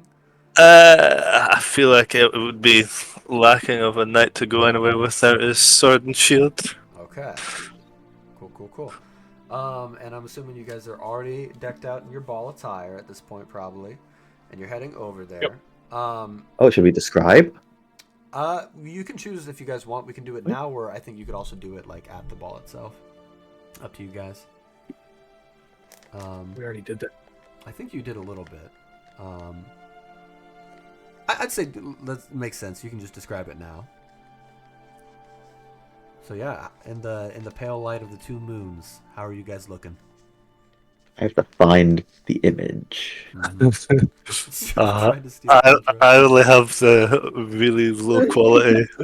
Dude, I love it. No, It it's was great really quality, amazing. bro. I do not have an image, so there's that. We need that auto Theater of the bobblehead. Just Right. as a side thing, since Vivi isn't here, Estella would ask Gar to come in the room with her and help her braid her hair. Okay. So I don't know if Gar knows how to do that, but I'm assuming she does because she has a braid. Yeah. She probably does. Oh, Garno has to do it. Okay, He perfect. knows. Braid my hair, Gar. You said that with so much sass. I was gonna say, is that a Gardos or is that a Matt nose? I feel like both, Oh, yeah. honestly. Matt knows how to braid hair. Okay. But yeah, I think while you guys are just gathering your notes for any image and reference material, you guys make your way up to Maliborn Manor. It's in the Sunrise District, and you pass by just manor homes and estates along your way, and you just head up towards one of the more like finer neighborhoods, essentially. To the point where the houses are getting bigger and bigger, more ostentatious. It seems like it's almost like a weird like peacocking where they're trying to like show off their wealth more than their neighbor. It's just kind of the vibe you're picking up from it. Until you go to larger estates and even larger until you finally come across what you assume to be Maliborn Manor, because there was a crowd outside, a line of people getting ready to head inside, essentially. Just a lot of balustrades and fancy architecture, and there's also just constant pillar work, specifically in Maliborn Manor that you've noticed. But Maliborn Manor really puts its neighbors to shame more so than the other peacocking like estates that you've seen. It is significantly larger and more spacious and ostentatious. I would say it's about almost twice as big as its neighbors. It really stands out. But you guys go ahead and join in the line, slowly making your way up. There's a lot of people. You notice that the most common people, like of the crowd of people in line, most people are in the standard Thalessi attire, with fur-laden suits and dresses, even. But you'll notice occasional Taldosi, like almost militaristic attire, and just very like frilly and poofy outfits in the Kavasi fashion. People are very much representing their clothes based on their nations. It's a very nationalistic fashion statement. But you make it up towards the front where there is somebody taking invitations, and he ends up taking it. Real quick, are you guys bringing Edric? Did that happen? What are we doing with that? Oh yeah, ticket for sale as we're walking Sale. out. Okay, so Eldric's coming with my ticket. is he okay? Yep. And Quid, are you trying to sell this ticket to other people who are already coming here, or is that just a bit? I'm assuming. No, I think before we get in view of the castle itself, I'll be trying to peddle the ticket. Okay, roll me a persuasion check. Okay. Just some random guy off the street gonna have a night of luxury. That's a 10. It's a 10. If you can pay for it, if you can afford it. Okay. I'm gonna say that this one guy comes up like, "Ticket to what?" He's just like a very scraggly beard, kind of disheveled. Oh, he has to. Well, if you can afford it, the ticket to the ball. How much is it? How much are you offering? I don't know, like 10 silver. Is that fair? I don't know what I'm going to. No. Oh, all right, fine. And then Apologies, he sir. has, rich stick in his ass. Have a good unification festival. Yeah, the guy starts crying As to they're himself as and they're walking walking, away. as they're walking, Argo is like, "Remember what we said. If you cannot sell it, you're giving it to somebody." I mean, sure, yeah. I know. Keep that man in mind. Keep that man in mind. Okay, I'm gonna assume that you probably don't. Do you give it away to somebody at some point, or are you trying to sell it for anything? Like, what do you? I mean, if I see a kid, if I see like a young kind of like teenage boy seems like, you know, he's like kind of trying to get gussied up, like he's also participating in the Peacock, but obviously not rich enough to actually attend the ball. He's just kind of on the outskirts looking in. I would eventually give the ticket to him, I think. Yeah, you see like a very small gnomish lad with like auburn hair, just very like frumpy hair, like, and he like takes you up on the offer really quick. Just kind of jumps up high in the air. Oh, hell yeah! And gets in line behind you guys, essentially. Oh, this is great. I like this kid. He shakes your hand and lets you know his name is Roxby. Oh, hello, Roxby. So anyway, we'll get back to that if it comes up. But Roxby is now like vaguely behind you guys, maybe a little bit in the back of the line, with you guys. So you guys make it up towards the front of the line, then just kind of dialing back towards the present, and there's like a man there taking tickets. You get that, and then he points you up towards a almost like clerical desk. You guys are like more or less on the patio of this great estate, and there's like a clerical office with probably like the nicest dressed, while still maintaining like the air of like guards and wardens, essentially. And you can see behind them are like piled up like cane swords and other like noble weaponry, where practitioners of weaponry have just like set aside their implements there. And one of the guys beckons forward and says, anything to declare? Any weapons to hand in? Now's the place. None whatsoever. What'd you say? None whatsoever. None whatsoever. Okay. Is anybody trying to hide anything at this point? Is what I will ask. Because they are going Argo's to not hiding it, like though. they're not going to like frisk you down, but they are going to like inspect you guys before you head in. Otto just happily hands over his shields and takes the sheath off his belt and hands it with sword in it. Okay. So you're like essentially no weaponry is allowed in this place. Is that all of your stuff? I'm just making sure that you're not trying to sneak anything weapon-wise. That is all of my weapons that I'm currently carrying. Just for sake of time, if anybody's trying to do that, otherwise I'll assume that nothing is being brought in. They will allow you to bring in, of course, your spell book, Quid, and your alchemist supplies. But they did like look a little dubious at it because they didn't know what that was at all. Argo just tries to keep walking with all his weapons. He doesn't even take notice of this guy. Stop right there. That is a whole battle axe and maul on your back, sir. Does it have the ring on it? Well, the maul does have the ring on it, so Okay. it just looks like a metal stick. Yeah, he's like, that is a whole... What is that? Why are you carrying a metal pole? Look. He says, "What is that?" And Argo's like, "This is my axe." We're gonna need both of those things. And he kind of looks around like, look, who's the owner here? He cannot be carrying in those weapons. The owner of the weapons? No, anyways, look, he can't carry in those weapons. I love it. Hand that over. Hand that over. I love it. What did you say, Blair? I wouldn't worry about I love it. it. I wouldn't worry about it. He said, "I love it." Yeah. My man. Anytime automaton racism pops up, Blair's having the time of his life. I think Argo just tilts his head, just not understanding what's going on.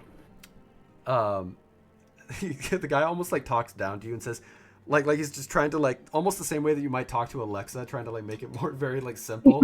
He says, "Weapon here now." And like holds out his hand.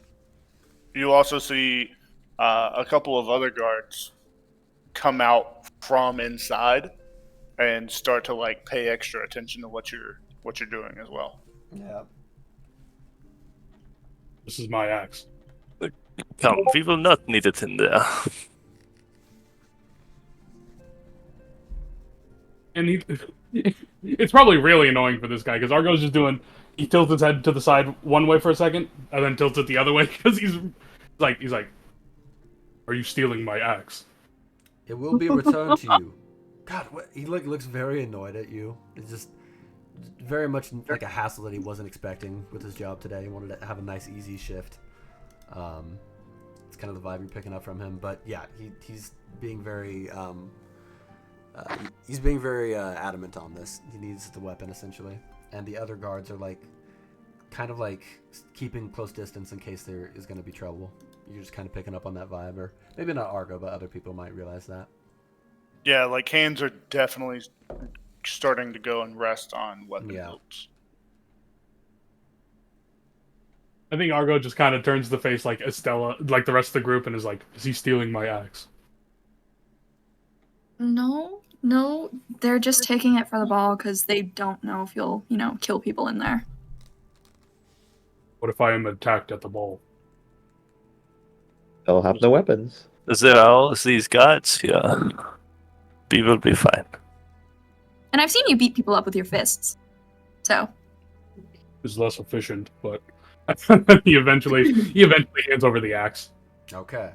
And you, I assume, also hand him the disguised metal pole. He hands him the axe. Okay, so not the metal pole.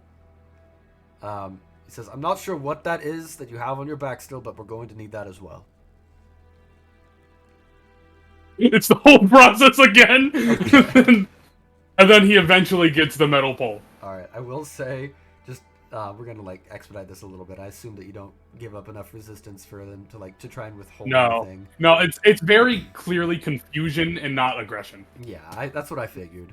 That being said, they're very uneasy around you, given that you're probably the only one the entire party who's been unwilling to relinquish their weapons. Just about. And so they like they don't really frisk anybody, but they fully like frisk you and like make sure that you don't have anything that you're trying to hide. Oh, then they also get my javelins. Oh, that would have been so obvious. The javelin. And my hand axe. Okay, yeah. They get all of your weapons. They're very thorough with you, especially. They're just going because they specifically say one thing at a time. Yeah. It's a whole thing. So you guys are actually like holding up the line a decent bit. People behind you are very annoyed. You hear like mumbling and murmurs. You don't care. We're going to cut over because this did take quite a bit of time over to Vivi. Hi. So They're still frisking me. essentially, literally, it took so long that she's going to be able to like kind of lap and come back in time to like join up with you guys. That's actually what's happening. Thanks, Argo. Appreciate it. Probably. Well, I did send Amber out to go see Vivi, so I don't know if she found her or not. I don't Mostly, really know probably not. if we can send that out, and like it's a big ass city. I don't think. No, I completely get it. I She don't didn't. think Amber's gonna be able to find her. Probably is what I would say about that. She's just flying around the city then. That would be a crazy thing in my opinion. But cutting over to Vivi, you're camped outside this like manor home, which actually, as it turns out, is pretty close in proximity to the ball itself in Maliborn Manor. And you would know that based on like where the Maliborn Manor is. It's probably marked on your map. But after a while, a man walks out, just one man, he's wearing like a yellow like suit. Like it's very like ostentatious. Like clearly this man wants to stand out and be wearing yellow colors, probably of his order, you assume. But he starts walking down towards the ball. I assume do you like follow behind him, or do you like what do you try and do at that point? I get a good like look of his face, right? He's not like wearing a mask or anything. Yes. Let me see. I might not have it at the moment, but I did have art. Also, is the yellow the same shade as the other people yellow? Oh yes. Or is it more of like a personal? Okay. Nope, it's fully the same like shade of yellow. Doesn't seem to be like trying to hide his affiliation with his order. You might be able to pick up without like any check. I Yeah, would say. I figured. Okay. Um, Yeah, I'll follow him a little, but as soon as it's because I'm like getting late, and I already know what this guy looks like. As soon as it's the way back to the inn, so I can get ready. I'm gonna make that path, so I can get ready and come back, be on time ish. Okay. Yes. Well, you're on time for us. Well, Vivi doesn't know that. He's like, fuck. I might send in that art later, but I did appear to have misplaced it for now, I will say. But Okay. essentially, just for a description, just like very like medium length, darker hair, like dark brown. There's a scar over his eye, and yeah, he seems like I said, just in a very nice, like fancy suit. Not really a nationalist, like I was saying, fashion statement. More just, nice blend in between Kavasi and Thalessi, if I had to give it like a nationalistic fashion statement, is what I would say, where it's like it's a fancy suit but no furs on it, is what I would say. But yeah, he's just heading over towards there. Do you follow him behind or try and lap him? No, I follow him from behind until I have to make that divergence. Okay. I'm just trying not to be seen, basically. So yeah, I would say then at that point, then just cutting back over, you guys are holding up the line, but you do see Vivi, maybe even, I'm gonna say like yellow stands out so much. You do notice that man in yellow, but I don't think you would probably get any. It just might seem strange to you, Quid. You wouldn't like probably see anything that would strike fear in your heart or anything like that, you know. But yeah, you do see Vivi is behind you guys in the line, probably waving. Vivi, we saved your spot. Come over here. Oh, thank you! Wow, you guys are still here. Yes. Are you trying to? I Like, brought cut my the line weapon. or They something? did not like that. Huh? Are you cutting the line to try and join your group, essentially? Well, they are my group, so can do that. valid I'm just- pass. Yeah, it's a gray area where people are starting to mumble as you do that. They're not fully aware of the situation, but just your group has already come off poorly with these other nobles here. I will say, clearly it's seeming that way. But you join up your group, and I They assume take his not hide cart full of anything? weapon. Yeah. Vivi has the bow that's now been dulled, painted over, and decorated with the fabric so it matches both the group aesthetic and her aesthetic. Okay. So.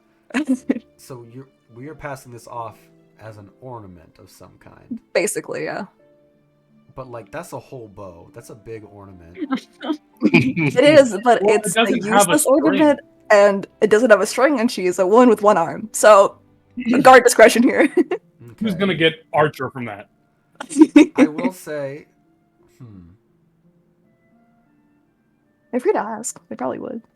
I think they like probably examine it for a decent bit, like kind of like playing around with it, trying to see what's up with it. And after a minute, they kind of just shrug and think it's just a weird fashion statement from a distant land, and hand it back to you. Thank is what I would you. say. And I assume you just have it like strung up on like the backside of your dress or something like that. Yeah, basically. Okay.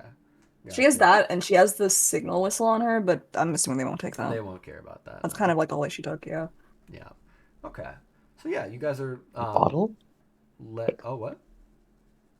The bottle, but whatever. Oh, what bottle? The ever smoking The bottle. ever smoking bottle? Oh. I was debating between that and the thing. I don't think. Maybe. Sure, we can say she took it and see what happens. Are you trying? She has like fog cloud.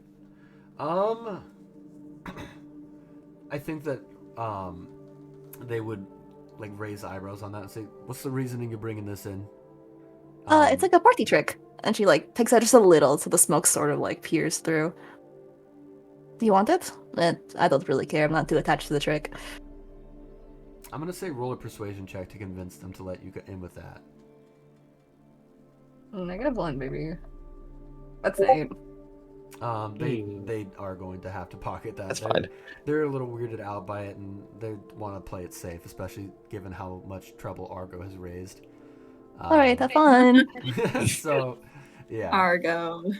It was definitely a noble that it needs was to do a definitely super. a javelin by javelin thing too. Yeah. It was one javelin at a time they took. Yeah. Yeah, but Baby's being nice about it. She's like, if you need a noble who needs a super fancy entrance, that totally works as a trick. So yeah, you guys are, directed to walk in towards the front gate, just or front doors rather, just very, very large, some weird like a mix of like mahogany and some other wood, like very large doors, and it reveals a foyer, a very, very fancy, large, spacious foyer, with two curving downwards. Marble staircases leading up towards the main dancing room, essentially the dancing hall. And I assume you guys just head straight there, or do you guys try and like dilly dally, look around, or do you head straight towards the dancing hall? Baby's all eyes, all ears. She's like making a lot of longer routes to like go examine things and then come back, Okay. go examine things again, and then come back. All right. I will say Argo has fully been under the assumption that this thing was like a trap for them, even though that makes 0 sense at this point. Okay. So he's basically being aware in case something jumps out at them. Cheeb is meta worried. Yeah. No, Argo has assumed this from the beginning. No, I feel like that's This pretty is fair true. for Argo, especially. So yeah. All right, I got you. Can I get a perception check for anybody who's trying to like just like kind of linger and look around a little bit while they're making their way up that way? I don't know if anyone's trying to do that. Not 20! Good God! Wow. All of them get natural. Always on perception Yeah. checks. That's crazy. It's so on brand, though. Wait, sorry, Dan. I cut out for like a bit when we entered. Did we Oh, just yeah. enter? I guess. Essentially, No Sorry. smoking bottle, but Um, because that got taken away. But besides that, yeah.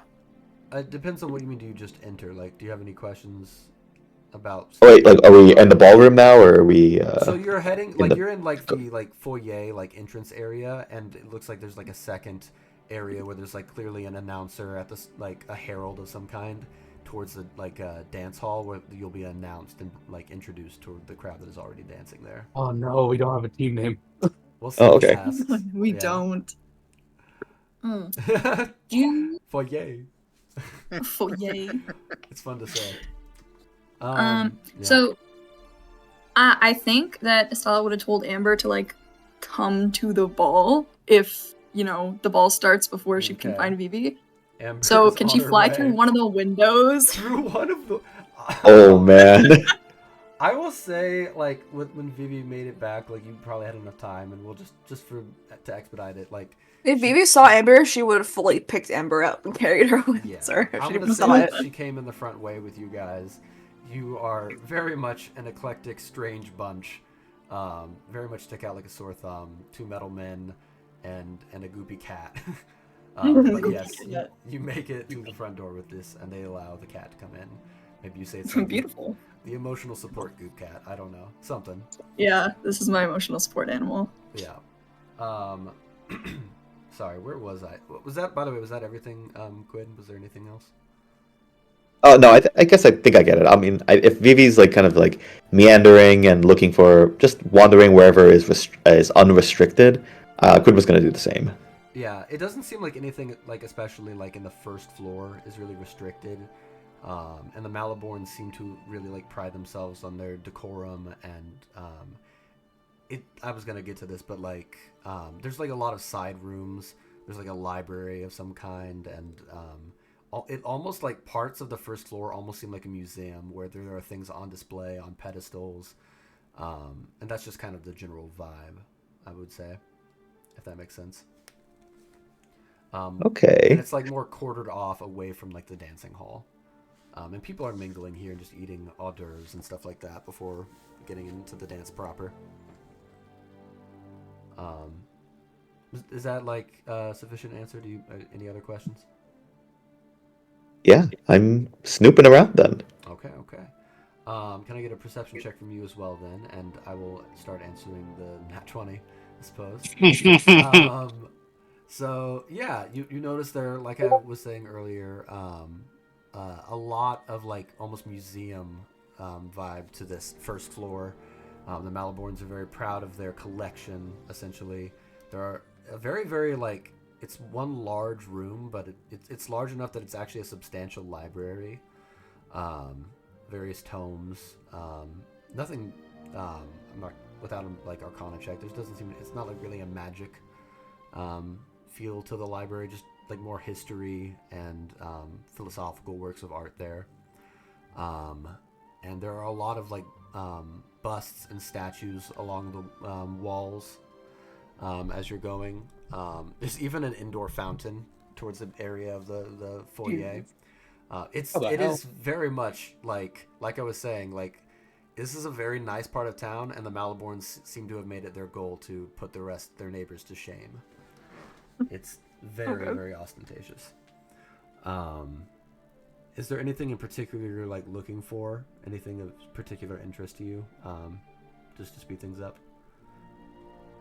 Anything you'd be keeping an eye out for? Not really. Although if she does see like people who would look like they're part of the Maliborn family, she would keep note of that if they're like out and about. See if it, meet up with them eventually. But other than that, no. Yeah. So just in the corner, you notice like towards the like one of the like statues just lingering in like a group, a little gaggle that are chattering amongst themselves.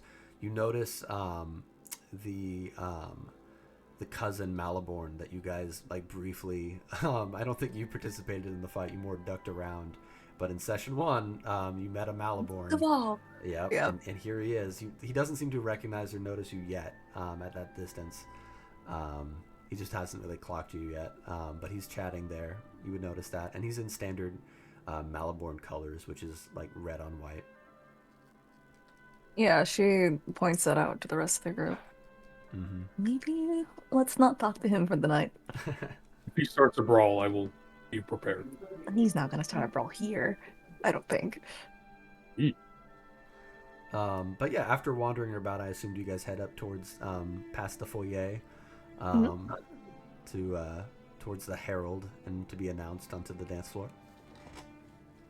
So yeah, you're behind all of these people, and you notice them one by one get announced as they walk in. So eventually it gets to you, and this herald, it almost seems like he's just trying to be extra with the way he speaks. And he says, "Is there anything else that you would like to be?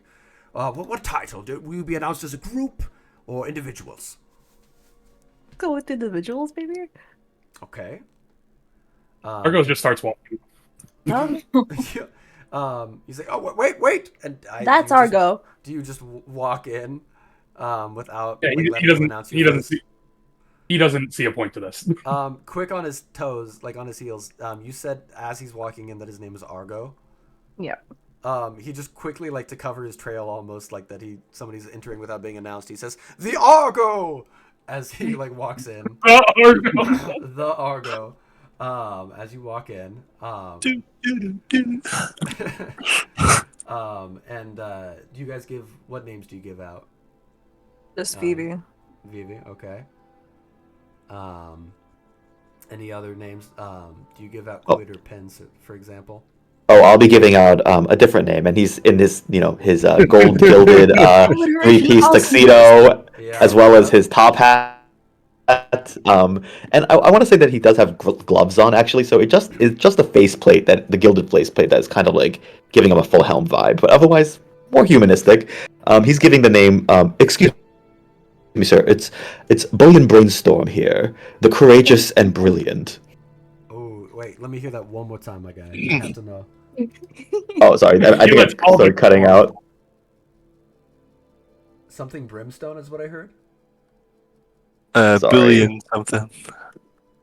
Bullion Brainstorm, the courageous. Amazing. Bullion Brainstorm. He gives you a look like he approves, like he likes that name a lot, and He he's like, would. "Bullion Brainstorm, the courageous," and you walk in, I assume.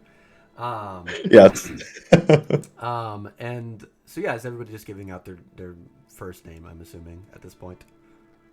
Of course, Otto would want to be introduced by his family name. Of course, Casper. of course. Oh, here we go. So probably just Sir Otto of the House of Casper, right? Yeah. Okay. So yeah, he just shouts it out, "Sir Otto of the House of Casper," and you walk in. Respectively. Enters with a bear. Excellent. Yeah, and I'm assuming everybody else gets introduced. Lady Estella, Lady Vivi, and I think that's everybody at that point, right? Yeah. Gar. Gar. Ooh. Gar. How would Gar like to be introduced? I guess by her name. Yeah. Gar. What name? Does she just say Gar? Gareth Osmond. Gareth Osmond. Okay. Yeah. Gareth. Gareth of House Osmond. Gareth. Yeah. That's such a cute name. I like that. All right. Yep. That's why I asked. I was just curious. Oh, and that's Eldrick the Magnificent. I guess that's me. Eldrick the Hell yeah. Magnificent, and Eldrick just kind of stumbles in, just kind of does a That's my man. half-assed wave. He is not. He's I think the only one not dressed up. I don't think anybody got him clothes. He's fully in the drug. No. There's not an That was audible. There's not an audible boo, but people seem to be like turning up their noses at him. He very much, Aw. even more so than you guys, like looks like he doesn't belong in this crowd. What the fuck does that mean? Well, you No, what the do hell, stick man? out a little bit. I'm gonna say. What? Just a little bit. I have a circlet. And yeah, at this point, I would love it if you guys could just real quick recap us on what you guys all look like. And I guess we'll probably just go standard, like starting at the top. Arth, what does Estella look like right now? It's me. I sent art that I did in game art. Yeah. So she's got her little gold dress on. Oh, wow. And yeah. And her hair's nice and braided, courtesy of Gar. And she has her scarf tied around her waist and done in a little bow in the back. And it looks a little, used, but other than that, that's kind of the whole thing. Awesome. All right. And now Blair, what does Otto look like? Is it essentially that same reference bobblehead? Maybe I'll post it without the ridiculous bobblehead just to refresh people's memories.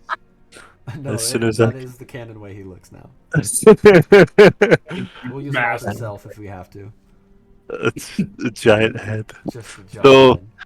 Yeah, traditional like Haldosian dress, the red jacket with the gold frills, the black trousers, black boots with the gold trim. Just generally looking very militaristic, very Haldosian. Okay. Very much a nationalistic fashion piece, it looks like. And now Argo. No loincloth, but what do you look like? No, he's wearing a loincloth. Oh, wait. Did we say that he was loinclothed up? Okay. My bad. He didn't get new. He just couldn't find a new one. He just couldn't find a new one. That's right. Okay, so then describe to me, what does Argo look like? So, it's a very, from top to bottom, it's a very Roman-esque circlet. Like the, what are they called? The victory wreath things. Laurels. He has a golden one of the laurel. He has a golden laurel on his head. He's not wearing his traditional bear pelt and armor. Instead, like all of his tattoos or engravings are obviously on his skin. One that's usually covered is in full effect, which is a bear. A bear is bear on his chest. He has a red cape in a very. It's almost a mix of Taldosian and Thalessian fashion, because it's very Taldosian up until the fur on.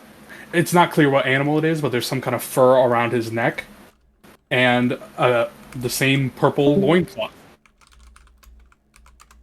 And I think the way he's trying to be fancy is he's walking with his hands behind his back. That's his version of fancy walking. Oh, very nice. I didn't expect that. Awesome. Alrighty. All right. Oh, the Gar art too. That's so cool. Okay. Good. And what does Vivi look like as well then?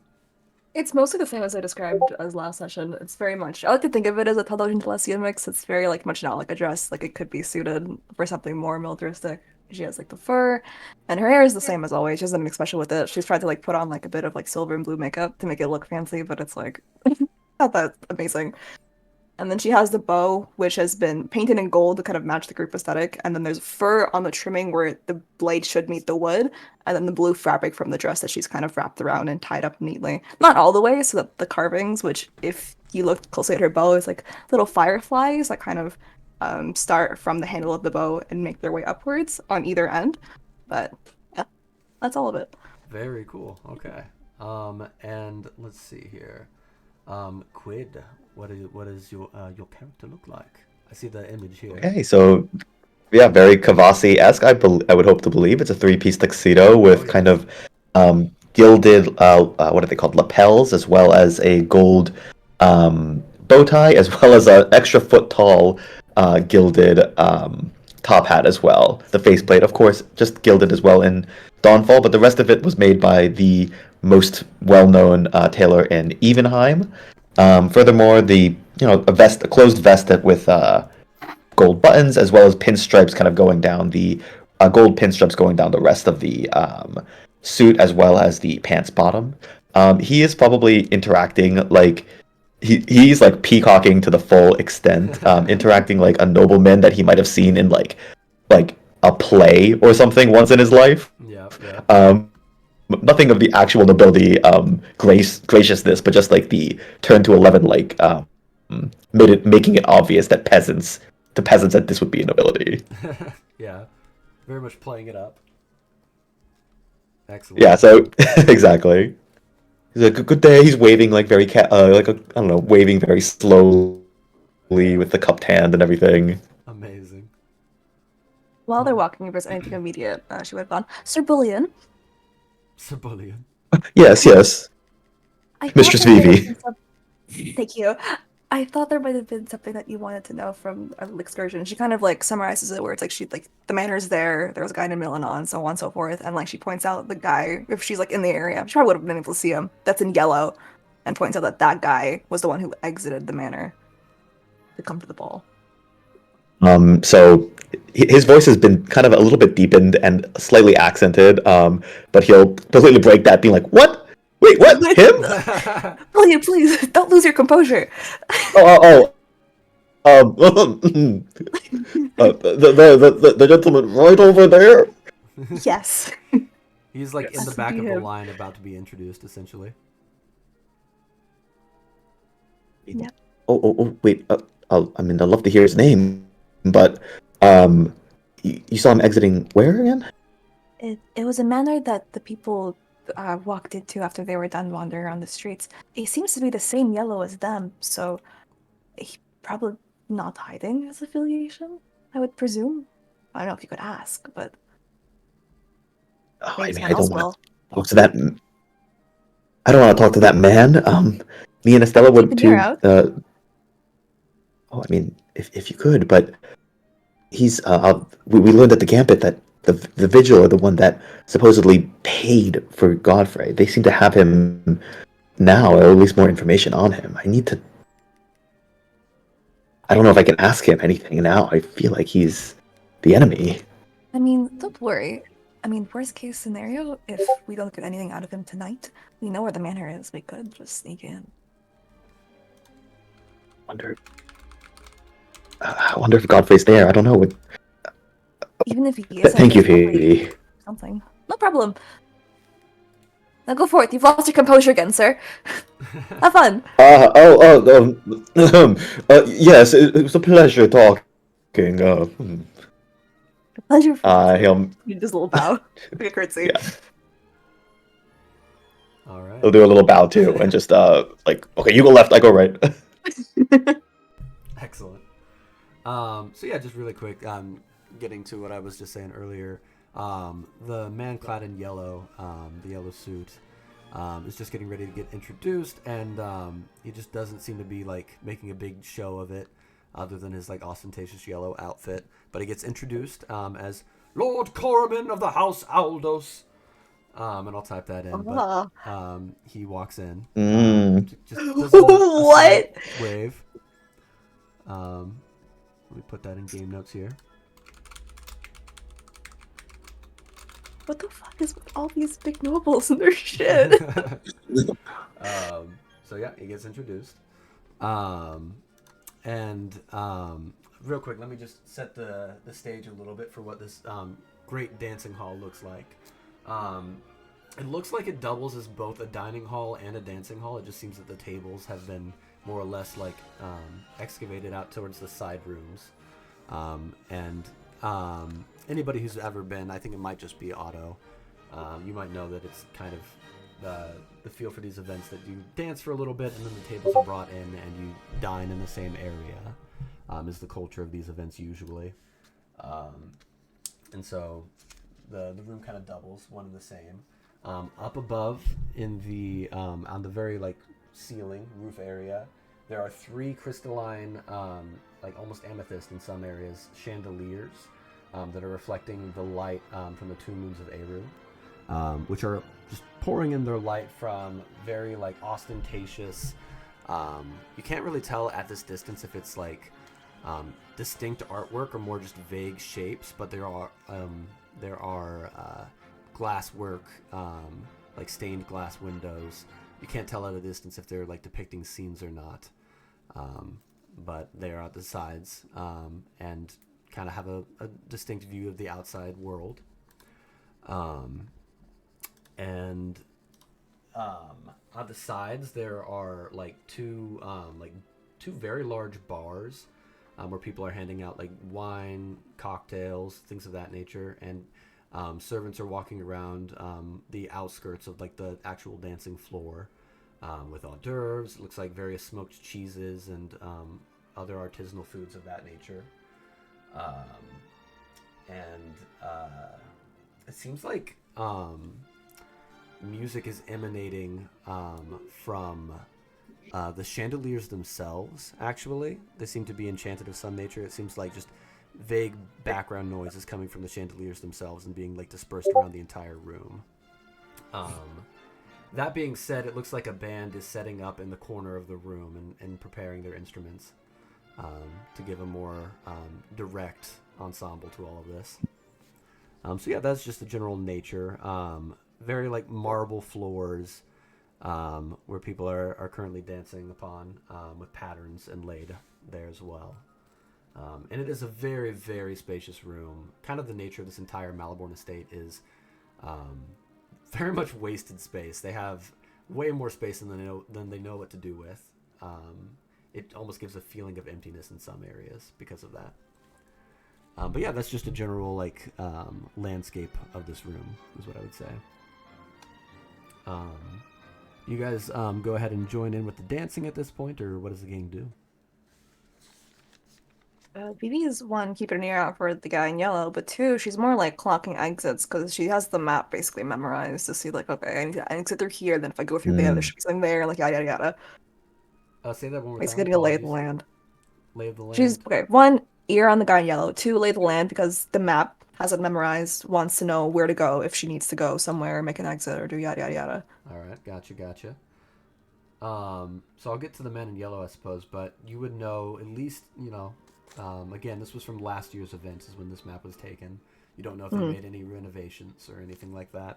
Man, they rebuilt the whole thing. I mean, Useless. It's not Start out from of the scratch. question for these guys. Yeah. They're very rich and can afford to. But it would appear that like the vague. Give me 1 second to pull up my reference notes here, just to make sure I don't say anything quite incorrect here. But yeah, so you know that there are like various other rooms suited to, like there's a breakfast room, a keeping room, and a master suite, and things of that nature to the side rooms. But like straight ahead, like directly past where you entered, is like the grand staircase over toward like the second floor. And you would assume that Lord Thorum Maliborn's office, at least as was listed on the map prior, is on the second floor, towards the entranceway, but directly above it, if that makes any sense. Okay, so keep note of that. And you're So keeping an far. eye on the man in yellow. I wouldn't say that obviously requires a perception check, but he seems to be mingling in at this very moment, I would say, with other people that are dressed in like more blue attire. And you can kind of just get a vibe for it. They're like, he's hanging out with a lot of other like finely dressed dwarves that are all bearing the house crest of House Aldos. At this point, he seems to be hanging around others of his ilk. I'll roll perception. Oh, what now? Plus an 18, a 12. Okay. Are you directing this perception check any specific way, or just a general one?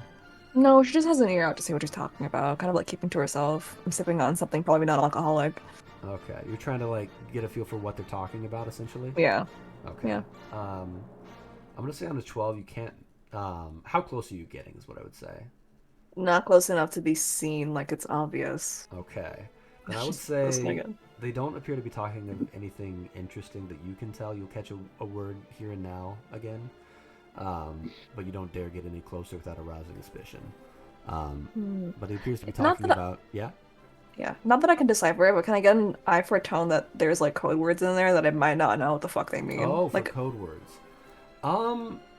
There is a tone. It's not exactly like code words, but there's definitely like a second meaning to what they're saying, where they'll like hint and make an homage to something without directly saying it, and that's just kind of the vibe you're picking up on it. But they're talking about business deals with House of Reindeer. from what you can pick up every now and then. You hear reindeer brought up a lot. You're gonna have to repeat that entire thing because all that cut out so badly. I feel like Oh, Ryan right now. apologies.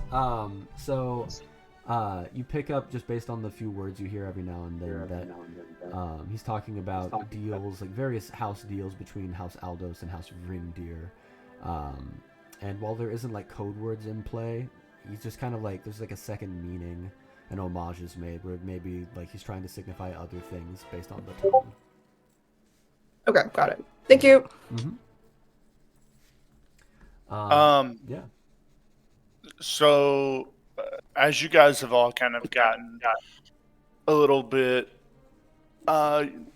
settled in the ball and kind of doing your kind of different things, you hear a little bit of a natural transition as the music dies down. You hear a loud voice call out over, the murmurs and talking that's going on in the ball, and it says, "At this time, could we please have all of our champions from the tournaments please report to stage number 1?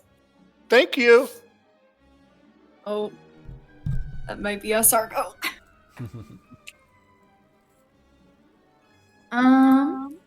Before that happens, Estella's gonna send Amber to go look around while they're out at the ball. Wait, say that again? I just said before they go up, Estella's like gonna tell Amber, probably in Goblin so no one understands, to go like look around the manor for any signs of Bristlebrew or like any important documents relating to it. Mm-hmm. I apologize. I asked for a recap and then I got ADHD distracted by other messages. One more time. I apologize. Okay. It's okay. My ADHD flared up for a second there. It's fine, it's fine. Estella is going to tell Amber in Goblin to go check out some of the rooms looking for Bristlebrew or any like documents relating to the crash, yeah. Okay. Yeah, we'll get to that then. Yeah. Did you instruct her to stick to the first floor or make her way to the second as well? Literally just to look around while they're at the ball, so anywhere and everywhere. Gotcha. We'll get back to that. For now, it seems that she hasn't found anything. And can she like? I can't see through her eyes, so You can't see through her eyes, but she can't communicate almost telepathically. Am I wrong on that? no, I had the wrong stat block for that, so I can only communicate with her like when she comes back. Gotcha. Okay. So yeah, then we'll see if she comes back. Then I would say. Ooh. I don't love Okay. I didn't mean it Yeah. exactly like that, but, we'll see. She has a +4 to stealth, if that's important. That is important, I'd say. I'm gonna say go ahead and roll me a stealth check for her, Oh, right now? Okay. just preemptively. Okay. Just while whatever's happening is gonna happen. Please. Oh, it was so close to an 18. It's a 6. Oh, That's exactly what happened to me. okay. Good to know. I should have rolled the amber dice. We'll see if that The comes kitty. up What then. are they gonna do to her? Killer. Murder her, crack her gem. Yeah. Well, we will see. Okay. Okay. And so do you guys, I assume, head over towards the what Matt had just called out, basically, where all the champions are gathering? Ever since the ball has started, Argo has had no idea what to do with himself and is just following Estella around because he trusts whatever she says. Okay. So Okay. if she goes up there, so does he. All right. Yeah, she would head up. In that case, Mr. Matt, feel free to take it away. Okay, so both of you are up there now? Yep. Yep.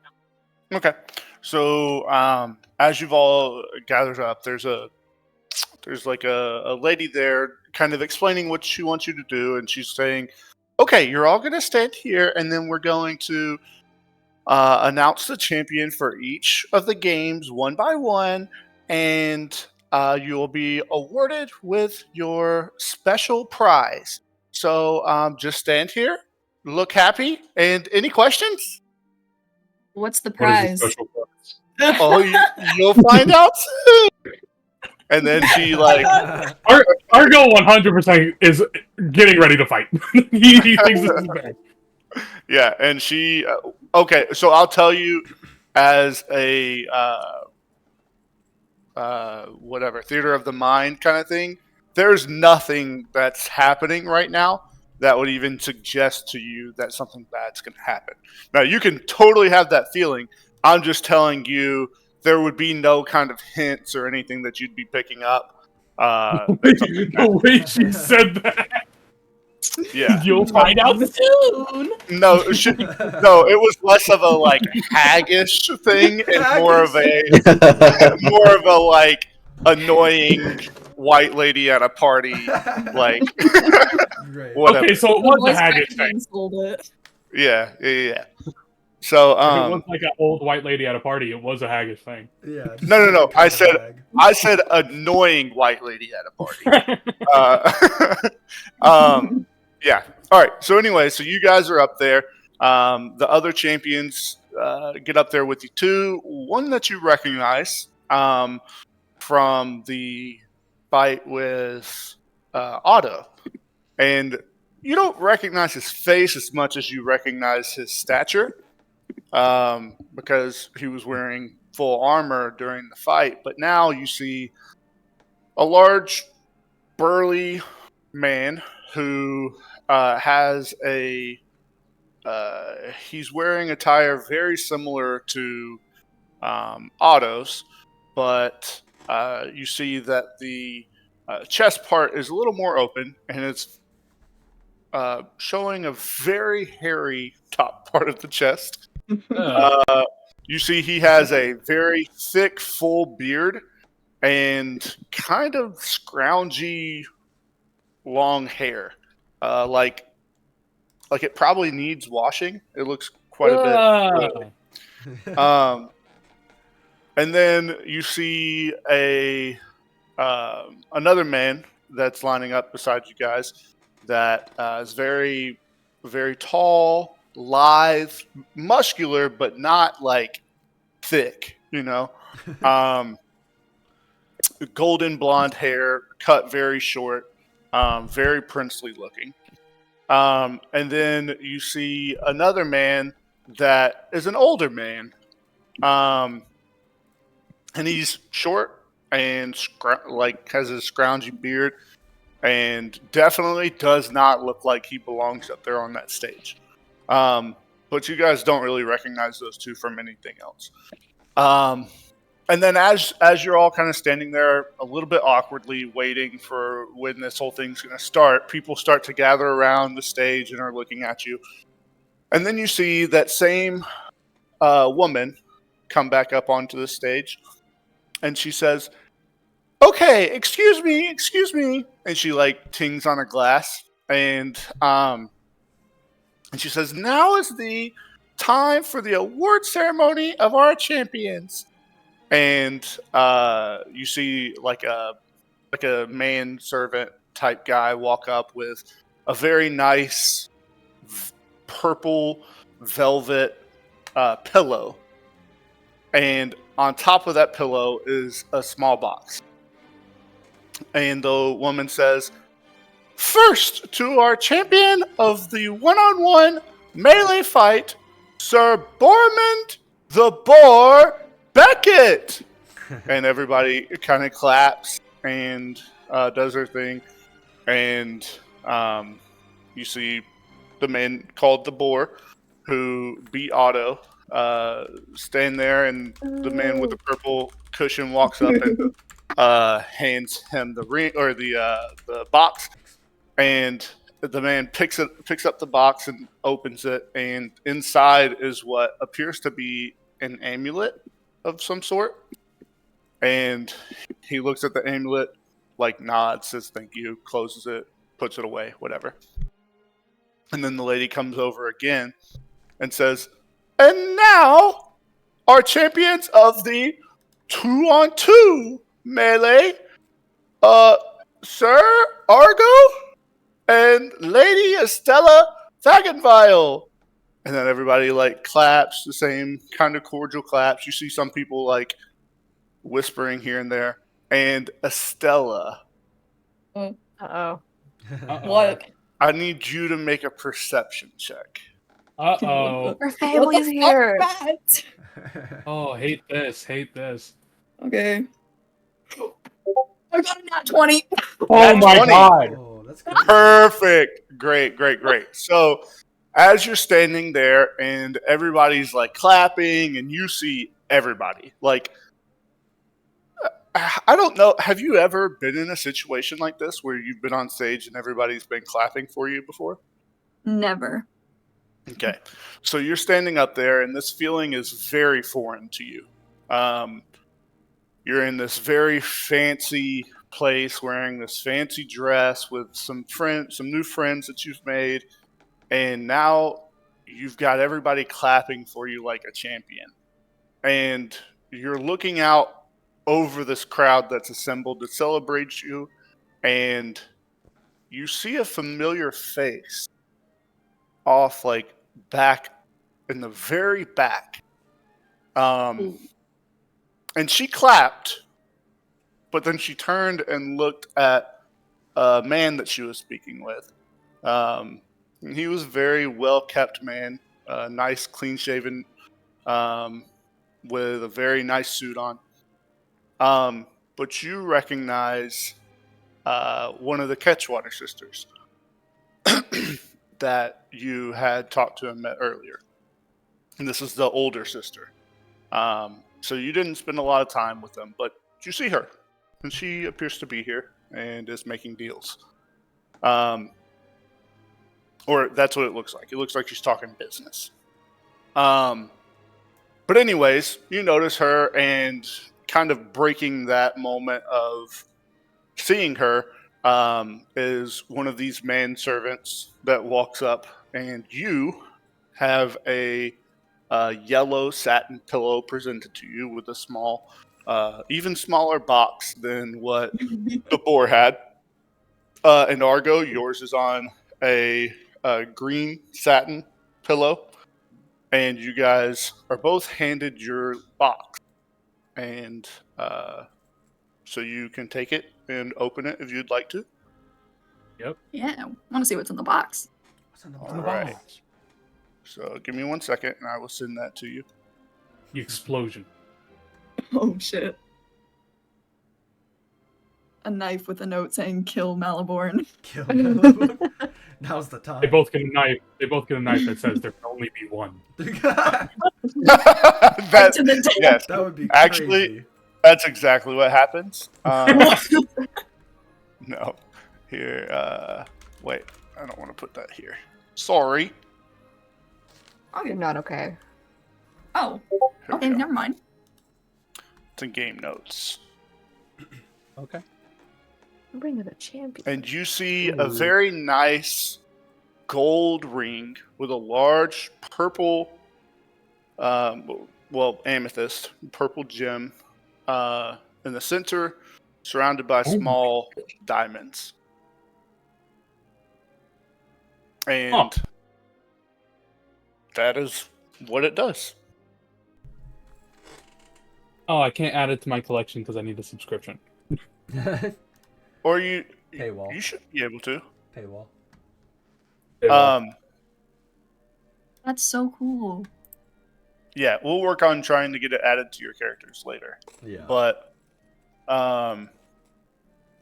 yeah, so that's what you guys get. And then as you kind of take a look at your ring, the lady goes on and says, "And now announcing," and and she says, "And now announcing the winner of, our champion of the jousting tournament, sir." And And- as yeah. as the woman is announcing, like while she has been announcing this next winner, you, without like a perception check, you guys have heard just things in the distance, like clattering, just sounds of like distant shouts, basically. No. And I don't know if you guys could pick up on that, but Matt was like kind of like, I feel like the character was like kind of stuttering a little bit, and that was because like in the background, those noises were getting louder and louder as you noticed that the door, one of the side doors, slams open, and a rabble of not fine-dressed folks, commoners, peasants, barges in. They're a little bit at the distance, and they're yelling over the like loud, blaring music from the chandeliers and the announcements. And they are like being held back at this point by the guards that you saw earlier, like the wardens and other house guards. But they appear to be almost in like a protesting sense, like shouting out, and you pick up words every now and then. Justice for the Outwallers, and other things of that nature, essentially. And as they're We need treatment too. Exactly. And as they're shouting these things out, they appear to be like being forced back very, very like forcefully by the guards. They seem to have pushed this far in, despite the defense given by the house dwellers. And as they're doing this, the like finely dressed nobles like almost seem to like look the other way, whisper amongst themselves, not really giving it that much attention. Just surprised, it seems, that they had gotten this far, essentially. And eventually you see them like these guards actually like take out like these wooden sticks and staves and start to like drive them back. And the herald says, "Apologies for the inconvenience. This will be taken care of shortly." And the doors close once more, essentially. And almost like too abruptly, conversation seems to drift back the way that it came, in the same direction, essentially, is what I would say. And Yep. just to expedite the process, a little shaken, the woman finishes out the announcements for all of the other tournament winners and hands out the rewards. But I'm going to say that has already happened at this point. So yeah, the floor is back to you guys. Is there anything else you guys do at this point? During that distraction, could I have crept up to Maliborn's room? Yes, Yeah, I was you thinking can the same definitely- thing. you can 100% Oh, okay. Yeah. Yeah, me and Estella were in too obvious a spot to just leave. Yeah. So do you guys try and coordinate this at all? No, I don't Sure, know. I mean, He's like, do I see Quinn? I don't know. Oh, We're gonna no, know no. and explore. Not we even do a like the little bit, Spider-Man meme, like, hey. Hey, wait. Yeah. I feel like that makes sense. There is like one grand staircase that makes the most sense, so I feel like you guys would have seen each other. Yeah, perfect. There are other ways to get up there that you would know from the map, but that's like the most Oh. obvious one. Would you try? What and go what for are the I'm that? guessing, less obvious ones? There are other like side passageways, more like servant stairways, if that makes sense. Would you try to go for that No. or one of the main areas? No, for certain stairways, I mean, people like rushing through there. I'm good. So not Main servant, stairway you're it going is. main way? Nah. Okay. Yep. And Quid, is that the same for you? Yeah, and I'll also cast Enhance Ability Dexterity on myself, using a bit of Rabbit's Fur. Okay, interesting. You son of Hey, a where'd you bitch. get that from? Took Beauty's hair. Excellent. And just to be clear, Quid, are you under a disguised self, or are you No. just in a costume? Okay, gotcha. Yeah, he's just in a very ornate, ostentatious gold outfit, to my understanding.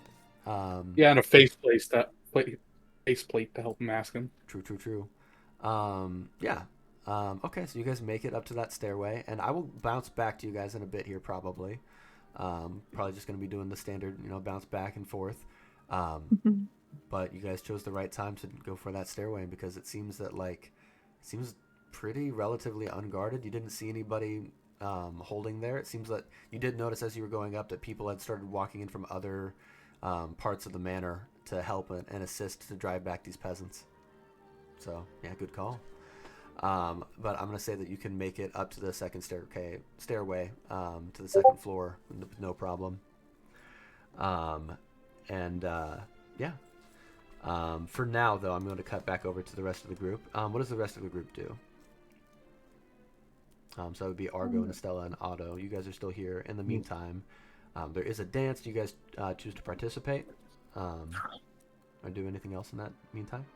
I think, go ahead. No, on you go. On you. What? Okay. I think after that whole ceremony thing was done, Argo figures out he really doesn't like the spotlight very quickly. Mm-hmm. It kind of just like if Estelle will follow him, just kind of go off to a like one of the more empty spaces in the ballroom where the focus isn't at, you know. Puts the ring on his ring finger, and is like,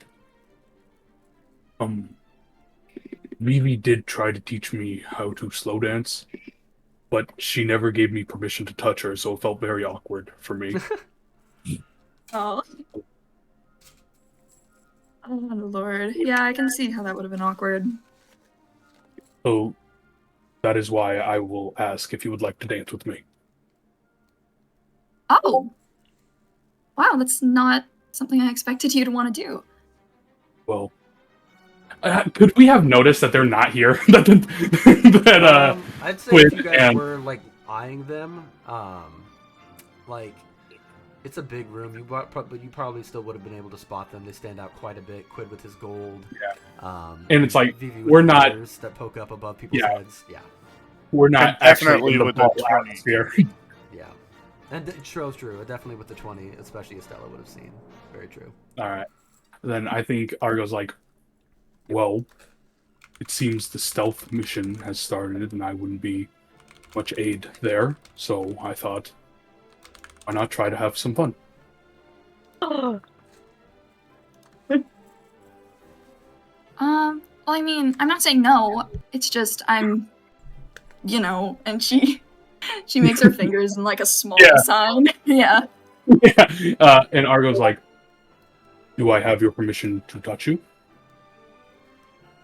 Yes. And then Argo just kind of like, he picks her up and then places her on his forearm. So from her perspective, it's a completely natural dance, even though he's just fully carrying her. Is that That's cute. acceptable? You need a performance check, please. Yep. Oh, this is gonna be great. It's gonna go good. Wait. And before you do it, who did you say was teaching you?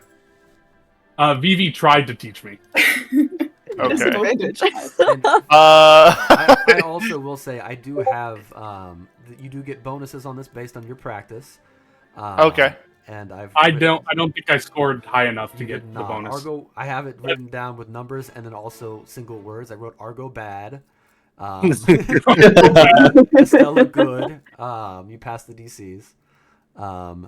I think only Vivi and Argo did poorly, which makes sense because you guys were both like only kind of dancing with each other. Yeah, she didn't give him permission to touch her, so he was immediately trying to back away. and you do have a level of exhaustion, though. There's that. So I Right, believe so this this would is be a a disadvantage. disadvantage. Yep. Alrighty. Me too. Could we say Estella's giving me the help action? Past the DC, but I'm not doing it. I'm not doing much for this Yeah, dance. I'm just sitting there. Alright, here we go. This is gonna be great. You're gonna nail it, surely. That's I a see it. 12 at That's disadvantage. not That's That's not terrible. Not bad. Yeah, and I don't add anything to this, so it's just a 12.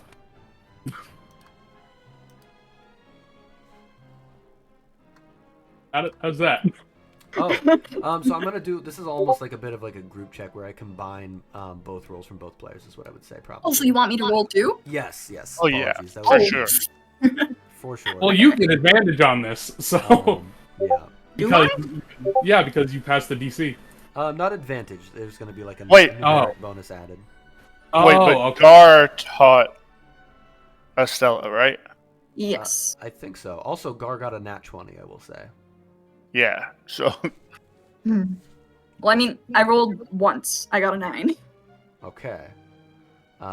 With the bonus though, that does pass the DC. I will say. Oh, slay. Yeah. So, I will say that it's not the most like graceful thing in the world, but it also isn't horrible at all either. It's a little better than middle of the road, is what I would say. Okay. And Just having fun with it. Argo starts Yeah, I don't think out it like matters. maybe a bit like clunky in his movements at the start, but you kind of like help guide him in a sense, and he gets better as you progressively dance for a little bit longer, is what I would say, so that you start to blend in with just the average dancer on the floor. Yeah, you definitely see there are a few people who keep a little bit of a wide berth from you, Argo, in fear that you might step on their toes. Well, to be fair, I specifically said we go away from the people. Yeah. Well, and as you guys start this dance, though, you do notice that there are more people starting to dance as well.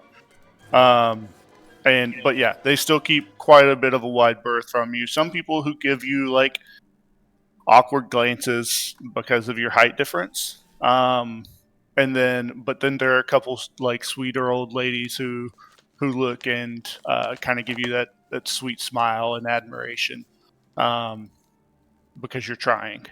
And You're trying your best. Bless him, Yeah. he's doing his best. and slowly people kind of surround you, dancing as well. I don't think he notices. I think he's fully locked in on what's going on. Yep. And while you are dancing, what is Otto doing? So Otto would just be sort of trying to mingle in with other Taldosian dressed nobles, All right, excellent. just chatting away, trying to get some news of the homeland. Okay. Are you more looking for a partner to dance with, or are you trying to just mingle socially with others of your station? Yeah, more that one, just trying to like make new acquaintances. All right, I got you. So I will say that there are a couple options. Then there are actually quite a few Taldosi-clad gentlemen and gentlewomen here. One you can tell just from like based on where you're from, you would just recognize this is a very like this person appears to be wearing almost a military uniform that was just slightly tailored to look a little bit nicer, essentially. But based on like the frills and other symbols of stature, you would assume that this is a very high-ranking Taldosi noble, like elite, and probably in the army. So you could try and talk with him, or there are others a little more humble in their origins, probably. I was going to say that guy might be a bit above my station, I think. Okay. So yeah, I'd look for someone more my sort of station, you know, like a minor noble. Yeah. Okay. So yeah, you find someone just kind of off on their own, not really talking with anybody, but like right outside, like a social gathering. There's just a lot of whisper networks almost like setting up. Just people gossiping amongst themselves. It's either business or pleasure or just rumors. You're not really sure until you get closer, and then you can confirm if it's one or the other. Essentially, is how the whisper network really is. But there is one gentleman that is like just kind of sipping on a cocktail off to the side of a like gathering of like a gaggle of Taldosi. And you, I assume, walk up next to him, and he says, what is a member of... wait, so how are you? You're dressed in just Taldosi attire, nothing that signifies that you're part of the order of Unitas Wake, right? No, not at the moment, no. Okay. Then he just kind of waves you over and says, man, what's your story? What's your name? Good evening, sir. I am Otto of the House Casper. My family is in charge of Remismund in the homeland. Perhaps you have heard of it, perhaps not. Yes, I've visited Remismund once or twice in my time. It's a very pretty place. Lovely countryside. Thank you. One of my manners. My name is Vejrin. Vejrin Redisman. Lovely to meet you. Says that was some commotion was there in the doors there a moment ago, was it not? Yes, it was. The barbarians, they don't seem to have any tact or feel for these noble gatherings, do they? No, it is quite disappointing that the guards are unable to control them. Yes, it is. Well, it's to be expected, though. It's in their nature. Yeah. So, what brings you to this ball, then? Well, I'm just trying to set up contacts here in the city. I have a bit of a tailor's guild that I represent back within Ozen Guild. Mm. What kind of things do you specialize in? Mostly like fancier attire for events such as these. Um, we specialize in redesigning like coats for members of the military, essentially. Mm. Fancying them up, Interesting. giving them the proper amount of prim and frills for events like these. Do you find Tados keeping well at the moment? At the moment, yes, but I do feel that things are getting a little more strict as of late. Laws, registration.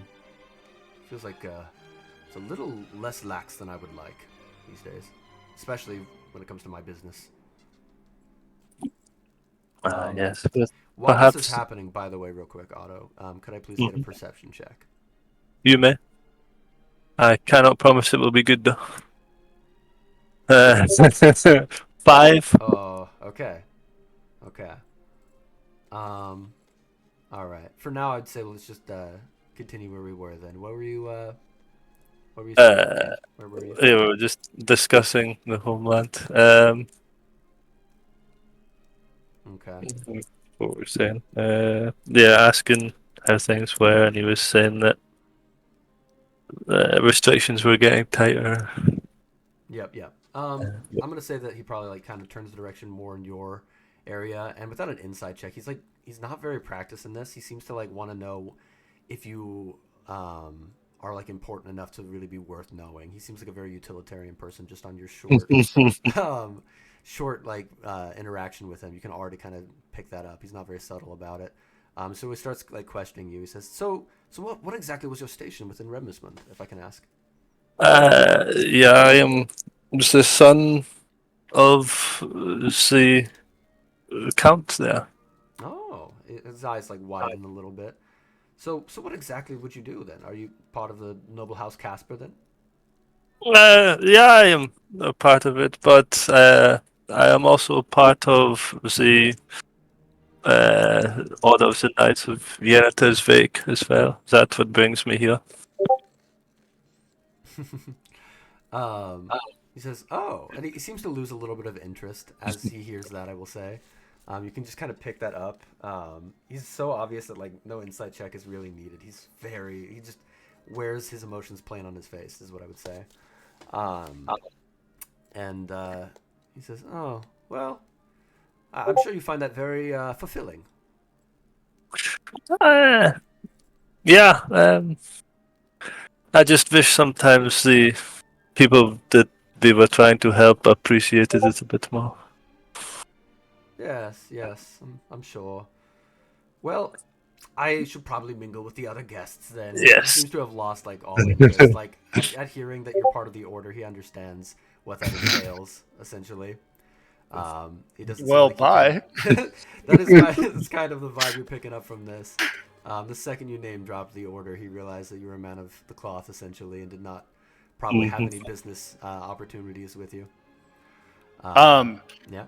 and as he kind of checks out,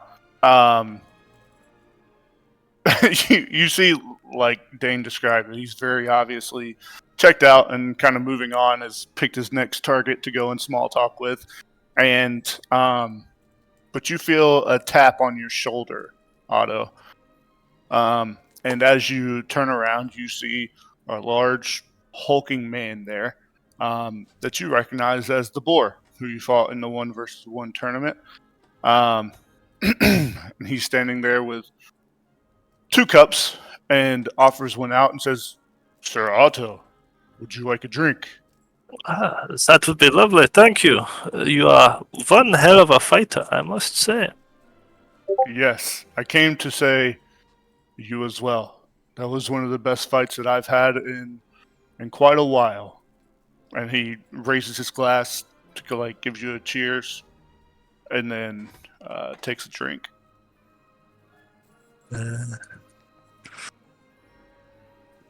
Cheers. But yeah, we'll take a drink as well.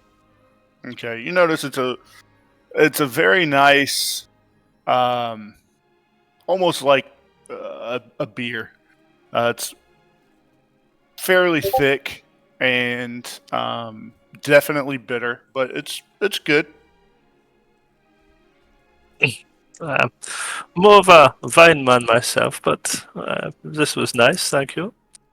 Yeah, yeah. I just couldn't bring myself to buy another man a glass of wine, um, so I figured beer Understand. would be the best thing. But um, Sir Otto, I noticed, you dress up and clean up very nice. Yeah, you are not so bad yourself. Well, thank you. Um, and you can tell he starts to get a little bit awkward. No homo. No homo, bro. You can It's so tell funny. he starts to get a little bit awkward because this is about where, like, the extent of his social skills. And he's kind of wondering where to go next. Like, you could pretty much tell if there was like an axe throwing competition or like one of those punching bag games that you see at a bar or something. Like, he would definitely be going there next just to have something to do. Um, but yeah, and then he says, "Well, just came over to pay my respects for such a good fight, and wanted to buy you a drink. So enjoy the rest of your night." Thank you. And that award you got was well earned, sir. Yeah, it's a fancy little thing. I don't know. We'll see if it's even useful. And he's already wearing it, and he like kind of tugs at it, and you see there's like it's like a golden, not like a chain. I don't want to. It's not like a wrapper chain, but like like like Just a kind big of a dollar sign there. yeah. It's Big like kind of a dollar thick, thick gold chain with like a gold or like a fairly large ruby surrounded by gold. It's very nice. He says, "Yeah, it's made me feel a little bit stronger, but I don't know. We'll see what it does." He's like, "Anytime you want to spar, just let me know." I might take you up on that. What brings you out here anyway? Was it just a tournament or? Uh, yeah, yeah. I wanted to try my hand at the tournament and see what one of these fancy parties was like. So, um, yeah. What'd you think about that rabble earlier? Uh, Y'all kind of beat the shit out of those people. I am sure they could have been worse had they wanted to. Ah, it looked pretty bad to me. Well, sometimes when you go where you are not invited, these things happen. So, That really sorry. took him out. That really took him So out. as soon as you say that, you can tell he loses all interest, and he, in some ways, it looks like he kind of lost a little bit of respect, and he's like, "Well, enjoy the rest of your night," and turns his back and walks away. Oh my god. Just Otto living it up in the social grace. Otto needs to like chill.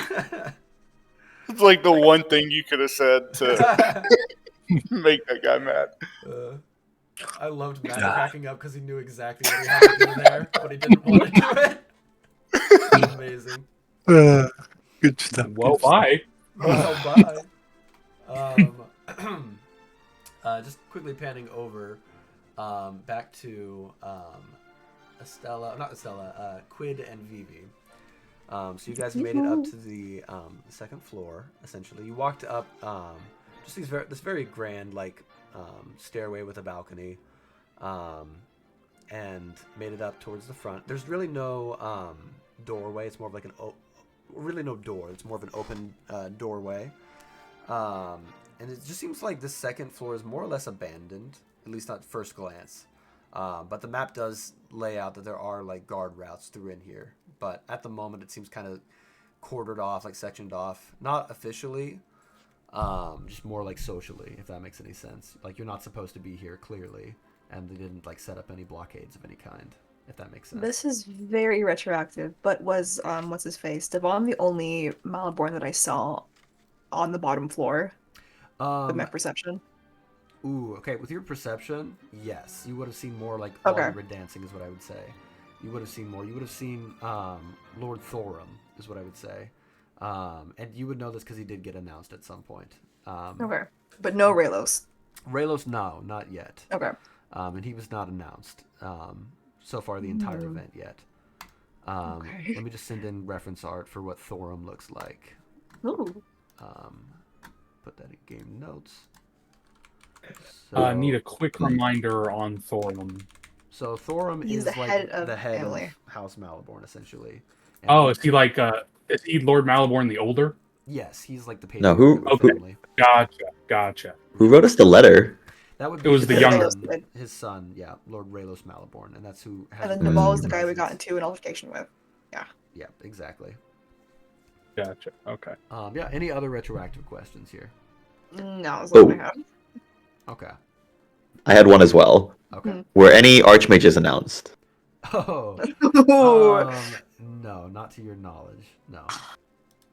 No. Okay. Okay. No notable ones. The up and coming ones, though. Would you say that Quib would likely know them all? Oh, for sure. He's got a coin collection with everybody's face and name on it. I feel All the like- known ones, at least. I would say that He's got the based on what you trading know of archmages and their standing, it wouldn't be unreasonable to assume one might attend, but to your knowledge, nobody of that stature or stations, an archmage has shown up or been Okay. announced. As Could of you yet. imagine Just being wondering. at a ball and some guy comes up to you and be like, I collect your merch, and then it shows I like the collect your coins. merch. I feel like that. Dude, I stand you. I stand you. Oh my god. Bro, sign my trading card. Amazing. You actually basically have trading cards. Amazing. So funny. You have trading coins. But yes. Let me pull up some things here to assist me real quick. But yes, so you are at the second floor at this point, and you know that there are guard routes. Basically, there are two ways that the guard routes overlap. If you head towards the left, and one if you go towards the right, essentially, going through like a master bedroom and master bath, essentially. You kind of have to like make your way through those if you want to avoid the major routes that they will be patrolling, essentially. Vivi's gonna point out to Quid. I didn't see Raylos, so he might still be around. If he's even here. But, I don't really know. I mean, we can be as quiet as possible, but do you have the map? Where are we going? Where should we're going to the study, right? Yeah, it's either left or right, and they both have overcrossing things. I don't really know if it matters if you go either way. Right, DM? Does it? Say that one more time. Apologies.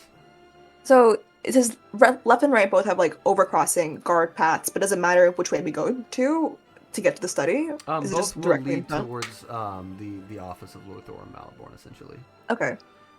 Basically, the idea is you have the layout, so you know like the most optimal route. It's not the quickest, but you can like cut through servant ways, like servant quarters and like utilitarian rooms, like bathrooms and stuff like that, to like cut through and go the least conspicuous route, if that makes any sense. Alright. Just follow me, and hopefully this will go kind of okay. All right. Okay. Can I get stealth checks from the both of you? Absolutely. Okay, roll my real dice for this. Let's You may, go. you may. Just do beyond. No, I'll just do beyond one more time. I'll make a mistake. 14. 14. Would you And get- that one and a 19, so 21. Oh, Amazing. clutch. Did you use your lucky for that, I'm assuming? No, I didn't. I have advantage because of enhanced right, ability. of course. Yeah, Clutch. okay.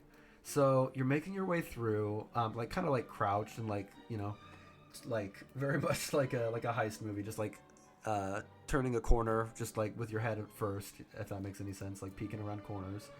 At one point, you peek around a corner and see patrolling guards in standard white and red attire, just chatting amongst themselves.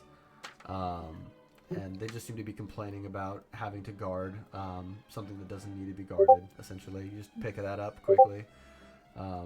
Just saying that everyone's downstairs anyway. I don't see why we need to be here. Could be enjoying the festivities. And you cut through, after they pass, through a master bathroom, master bedroom, and a changing room.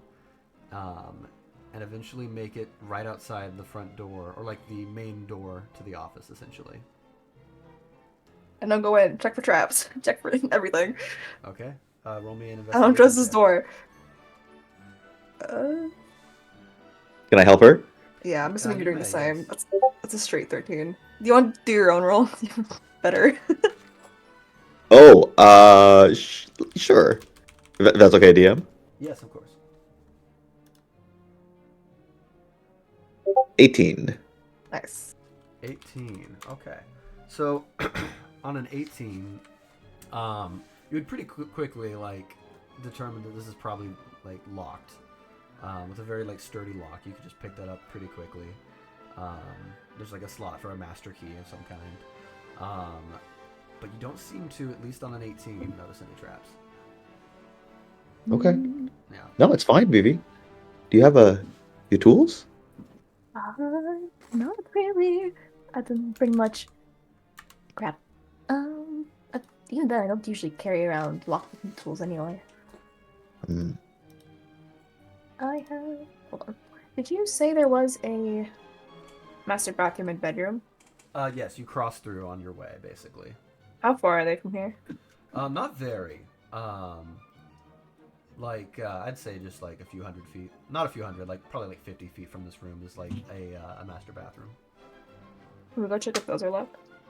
Yes, you may. Well, like you've already passed through them and they weren't locked, is what I would say, basically. Like that was part of your route to get here, essentially. And they Can I were not try? locked. Yeah. Yeah. What would you like If to you're try, talking, Quinn? we cannot hear you. Yeah. Sorry, I lost contact for a bit, but I think I'm good. I'm wondering, try an easy way, a cheating way. I want to see if Slick can squeeze under the door and just try to open the door. Ooh. Okay. Yeah. He is an amorphous little blob with climb speed. He is. He is Climb that. speed. With climb speed. So you instruct him to do that, and he begins doing that. Then I'm assuming. You kind of like it takes him a second to like squoosh underneath the door, essentially. And you just hear like the little Icarus noises of him like climbing up with his little climb speed. And I'm gonna say that nothing. And I'll be seems to- saying little words of praise in Infernal. Unfortunately, I will say, he tries for a second and it doesn't seem to do much. The nature of the lock doesn't allow it to be opened from the other side. Hmm. Seems Wait that a- like security for this room is taken pretty important versus the other rooms. So whatever lock is on the store isn't directly attached to the store, basically. Is what you're saying. Yes. Okay. Can you communicate with Slick? That's all? Yeah. Can you ask him what he sees, maybe? Oh, yeah, right. Oh, I could just see through his gold coins, but I'll go What? slack a little bit. Okay. Yeah, I can take cover for you. Yeah, I'll warg into Slick and I'll just like slump over. Quinn will slump over. Oh. Slumped over against the door or something. So yeah, you would see through Quinn's or through Slick's eyes rather. Slick. Just it's surprisingly like compared to the rest of these grand rooms, it's about an average size, spacious wise at least. There are very like ornate stained glass windows.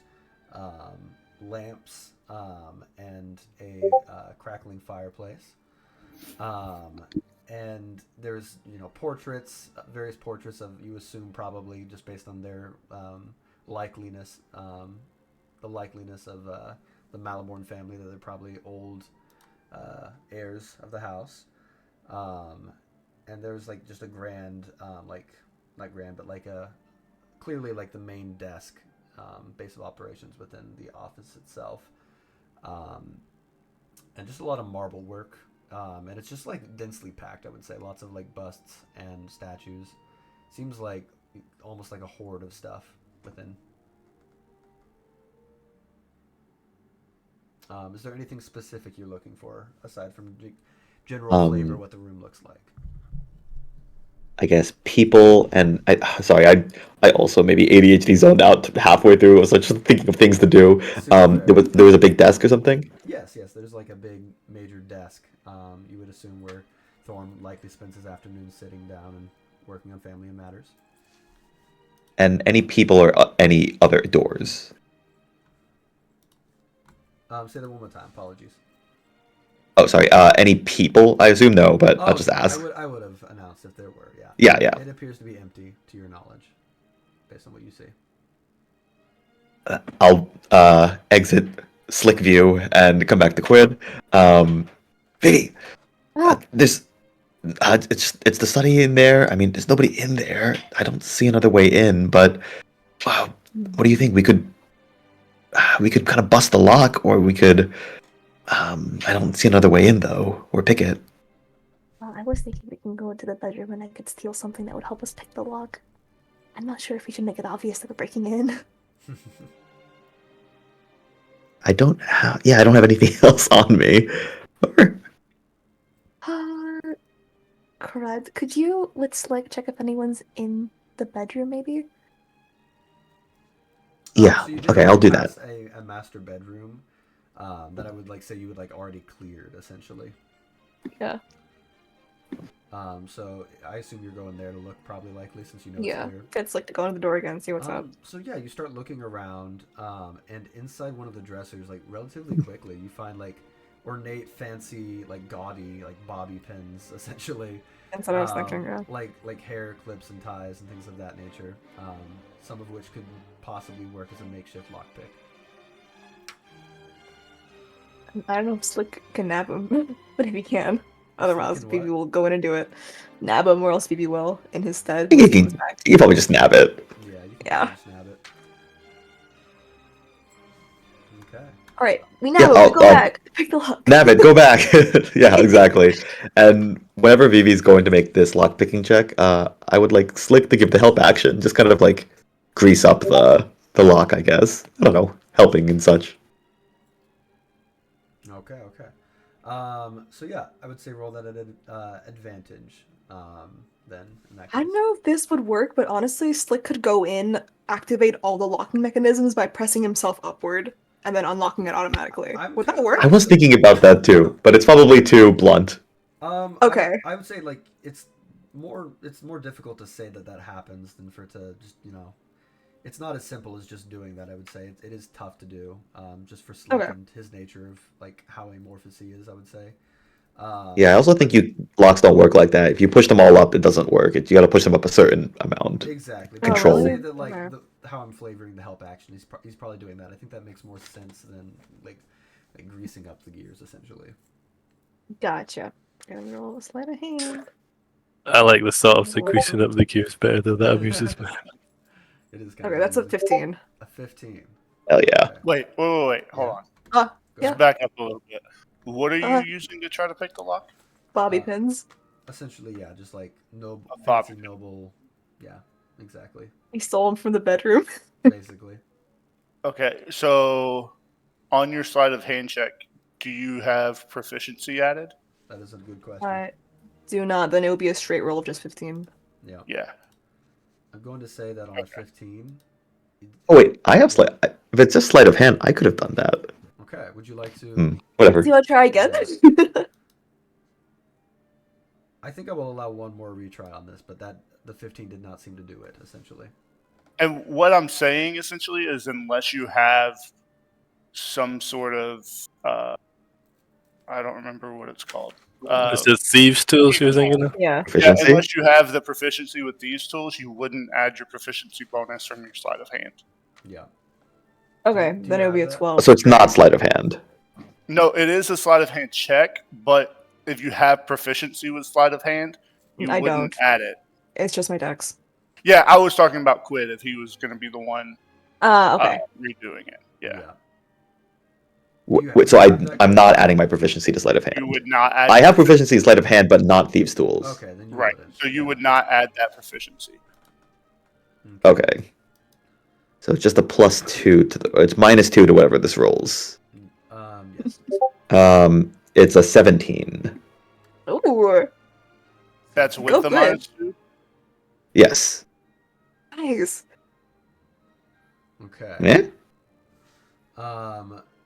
So Still not enough. I will say that it is not enough, unfortunately. Oh, Mm. shoot. I would also like a perception check from you guys, both. Yes, please. A 2. Oh, A 16. that is good. That is really good. So Quid, you're too focused on trying to get that long. I got it. I'm on watch out as Quid does this. But while you're on watch of it, you hear footsteps approaching. Wait, pretty stop rapidly. it! And I grab Quid and like go around the corner. Ooh. Excellent. So yeah, the guards like just walk up for a little bit. I will say that you can make it out of eye shot in time. Well, Yeah. wouldn't probably need to roll a stealth check. I was just gonna carry over what they had already rolled essentially. For stealth, but okay. And just for record keeping, is Slick still in there right now at this point on the other side of the door? I think he would be out then. Last we saw. He would have Okay. came back with us after he went to the bedroom. You're right. The bobby so pins, Slick is yeah. with you then in that case. Yep. Yeah. All right. In this case, I'm going to say that you guys managed to hide in time. Slick in tow, and I'm going to cut over now down to the dance floor, back again. So, let's see here. You guys have been dancing for quite some time, and after a while, it seems like the music is starting to die down a little bit, to just be less of a crescendo, more of like mellow music, more suitable to other activities. And the dancing hall gets kind of cleared out, the main floor at least, and tables are starting to be carried in by like house servants, and it looks like they are just preparing for a large meal, a banquet of sorts. What does Estella, Otto, and Argo do at this point? Are you guys doing Estella anything or would just, want. Yeah, she would want to go see the Catchwater sister. I don't remember her name. All right. I'll let Matt take care of this then, since this is his character. Where is Matt? Where is this Catchwater sister?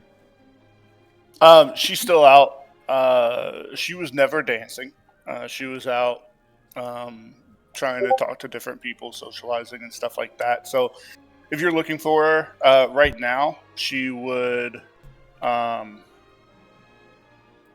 probably be off like by the bar, sitting down talking to somebody and like having a drink. And as you walk over there, go ahead and roll a perception check. Wouldn't it be crazy if I got another nat 20 on a perception check? That'd be Trying pretty to hype funny. it up into Would be existence. pretty crazy. BB. Candle of BB energy. Oh no! Oh, no. 11. 11? That's still good Mhm. enough. So That's as fine. you are making your way over there, you see out of the corner of your eye a familiar emerald green dress. And it catches your eye and you notice Gar. And she's over there dancing and looks like she's having a very nice time with a young elven woman, or girl, a young elven girl, has darker features and like very dark black hair, braided kind of similarly to yours, but they're dancing and having a good time. Aw. And then you notice that and continue to make your way over to Catchwater Sister. And as you approach, she seems to be pretty deep in conversation with a man who's sitting there, and seems like she's very intense, and he is looking for any opportunity to get out of the conversation. Yeah, either way, Estelle's just walking up like, hi. And she looks at you for a second. It breaks her attention, and it's like there's a slight hint that she notices who you are, or that she like recognizes who you are, but she can't quite place you. And she says, "I'm sorry, do I know you?" Uh-huh. You studied my blood. Well, not my blood. The blood I gave you. Oh, yes. You're the one. And as she starts to turn her attention toward you, the man that she was talking to grabs his drink very eagerly and gets up and walks away, offering his seat to you. So you can take a seat if you'd like to. But she says, yes. You were the one that burst into our store and demanded to see us. Is that correct? Uh-huh. Okay. Well, I don't know that we were properly introduced. What was your name again? My name is Estella. Estella. And yours? Yeah. Nice to meet you. I am Eldira Catchwater. I almost said your last name. Eldira Catchwater. And how are you? Would you like a drink? No, I find all these drinks to be quite disgusting, to be quite frank with you. I was just wondering what you were doing here. Me too. That's why I drink mocktails. This is just cranberry juice and sparkling water. Would you like one? Oh, yeah. I would love one. And so the bartender's like on the other end of the bar, clearly serving someone. And she like stands up and leans very clearly over the bar. She's like a taller, slender woman, but has a pretty powerful demeanor. And she yells out, "Hey, Eddie, I need another one of these, please." "Yes, right now. Thank you." Oh, I don't love that she's yelling. It wasn't really as much of a yell, just more like getting her tone over the music so he could hear. But you could tell his reception is that he like very much knows her and likes her. So it wasn't like he was annoyed with her or anything like that. Okay. Yeah. So then she sits back down and she says, "Well, are you having a nice time here?" Yeah, I got this funky ring, which is pretty cool. Ooh. Uh-huh. And I danced with my friend over there. And she points at Argo, who's probably a head taller than everyone at this ball, so he just sticks out. Great. Good. Yes. Well, I'm glad to hear you're having a great time. I'm sorry, I don't remember exactly what it was. I think it was a vial of blood. Is that right? Mm-hmm. Did you ever get that figured out? No, that's why we're here today. Ah, okay. Well, how are you planning to solve that here, my dear? Well, I was kind of wondering what you were doing here to start, and then I'll tell you. Okay, so question with the question. Okay, no problem. Yeah, I'm actually here on behalf of mine and my sister's business, trying to secure some more business deals, you see.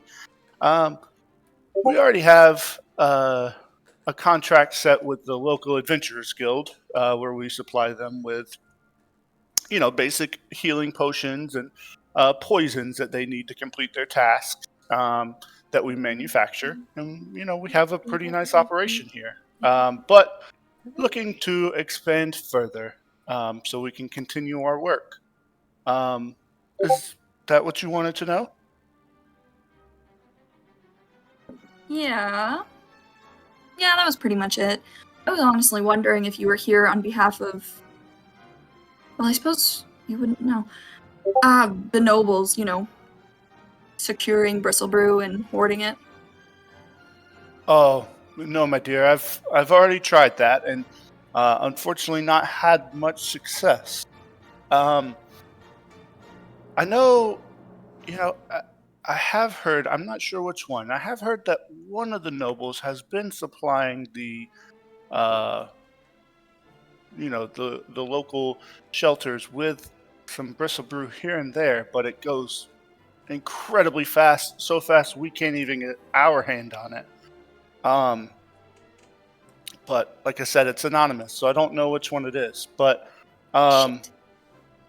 yeah, but it seems like you have a lead here. May I ask what that is? What gives you that impression? Well, you said you were here in pursuit of your bristle brew. Or, I'm sorry, in pursuit of finding out the cure, I guess, to your disease? Your mystery disease? Yeah, we do know that Maliborn might have a little stash. So, talking Lord to him. Malibor. Mm-hmm. Yes, I'm sure he most certainly does, as all the noble houses do, as they hoard it among themselves. How do you Yes. plan to get a hold of any? And you Well. could tell, if you didn't hear it in my voice, she very much said that with disdain, the fact that they are Yeah. hoarding it among themselves. Yeah, I could kind of cut on that. Okay, all right. Well, I have a little spy kind of searching. She says that quietly, kind of searching around the palace right now to see if we can find anything. So, You're a sneaky one then, huh? I suppose so. Feels my cat is sneakier. All right. Yeah, sorry. She just goes and takes a drink, and as she goes to take a drink of hers, the bartender comes over with your drink and slides it over, and he says, "Cranberry juice with sparkling water." Yeah, And she pushes it over she to you. probably downs it, to be honest. She doesn't sip. And Eldura looks at you with that kind of like a concerned parent that is seeing their college-aged child take shots for the first time. It kind of gives you that same look, like, wow, okay, that was quite impressive. Well, it's not alcohol. No, but you could still sip on it. Why? Good question. I don't know. And then she takes hers and downs the full thing just like you. Oh, that's hilarious. She was like, that was quite tasty. And then she signals to the bartender for another one. Oh, while I have you here, could you take a look at some of my friends? It seems another curse has befallen a couple of people I know. I'm sorry, dear. You said a curse? Yeah. Oh, I apologize. That's way out of my wheelhouse. I deal pretty exclusively in potions and alchemy. Oftentimes, those don't. That doesn't deal with curses. Have you been to the local temple? Yeah, they were useless. They casted some kind of funky little spell. I don't really know what it was, but it seemed to What ease did that pain. funky little spell look like? You could just describe, assume. You Yeah. describe She describes it. Art doesn't remember what it looks like. Yeah, and she says, "Well, that sounds quite like a greater restoration spell, which should have been able to heal just about any normal curse." I apologize. This is not in my expertise. I couldn't help you with that. She says, "But again, should you find or acquire Bristlebrew, feel free to come by the shop and my sister and I will do anything we can to try to help you. Oh, that's appreciated. I know you can't do anything about the curse. Is there any kind of ointment you know that will reduce the pain, maybe? Nothing other than the standard healing potion, or yeah. I mean, we may have some kind of potion that can ease the pain, but it's not going to do really anything other than that. What kind Fine. of pain are they suffering from? Well, it seems to be a scar that, I don't know. One of them says it's not particularly nice. The other hasn't said anything, but I'm assuming it's the same thing. Let me. She jumps down and she sees one of them and drags them over, probably. I don't know who she sees first, Otto or Argo. Probably Argo. Yeah. Okay. I would Argo- imagine Argo- it's not too far away from you. I think Argo, in the meantime, once she started talking to somebody, fully got roped in to help setting up the tables. I love that. All right, so you bring him over, and Argo, do you follow? Yeah. Okay. And so Aldara looks at you, and I'm sorry, what did you want me to do? Oh, nothing. Argo, tell her Hello. if you feel pain. I feel pain. And she points at his shoulder. I'm physically capable of feeling pain. So, No. which shoulder is it again? Is it the same shoulder that had the writing? I don't know. Is it? The letters? It wouldn't be. It would be a different shoulder. The option. Yeah. Okay. So she stands up and inspects your shoulder a little bit, and like runs her finger over like the quote unquote scar. Yeah, and it also is covered in gold paint, I think, still at this point too. Yeah. And yeah, she kind of, there's a little sticky part from the paint still. She kind of like sticks between her fingers, and she says, "Yeah, unfortunately, this is not my expertise. I'm sorry. You would have to. The only thing I could tell you would be to go to the temple, but you've already done that. I wish there was more I could do to help." It is of no concern. We have more pressing issues. Have you tried a simple mending spell? No. I don't particularly know that spell, do you? No, my dear. I'm sorry. I'm no wizard. Again, just an alchemist. But I'm sure there's plenty of wizards here that would perform that spell for a fee. Oh, of course they would perform it for a fee. Well, if you could write down maybe what you think would ease pain on, she like grabs a napkin on this, I would be very grateful. Yeah, and she very much matches that energy of the napkin, and like doesn't take a second glance at it, just writes down a couple things, and you see it doesn't take her long. She takes like half a second to think of like maybe something medicinal that she can think of that might numb some pain, and like puts a few things together, and she's like, now that I think about this, maybe this is something we should try. And she hands it to you, and I have no idea what those ingredients are right now, but we could get into it later. And Yeah, and, all good. Yeah, and she gives you the napkin back and says, "Here, try this, and let me know how it works." Okay. And then right about that time, right after she hands that to you, there's another one of the manservants, just very much like the ones that presented you your rings, comes up and taps you guys on the shoulder and says, "Sir Argo and Madam Vagenvile, is that correct?" Yes. Yes. So, Lord Maliborn would like to see you in his parlor now. Would you mind gathering the rest of your party and meeting there in 5 minutes? Is that enough time? Well, we don't know where the rest of our party is. You might have to go do that yourself. Well, unfortunately, I am not the most familiar with all of them. That's why I was hoping you would be able to do so. We will not. I mean, they're not hard to find. One of them has bunny ears. We can get Otto. Otto's kind of plain looking, so I can see how you'd miss him.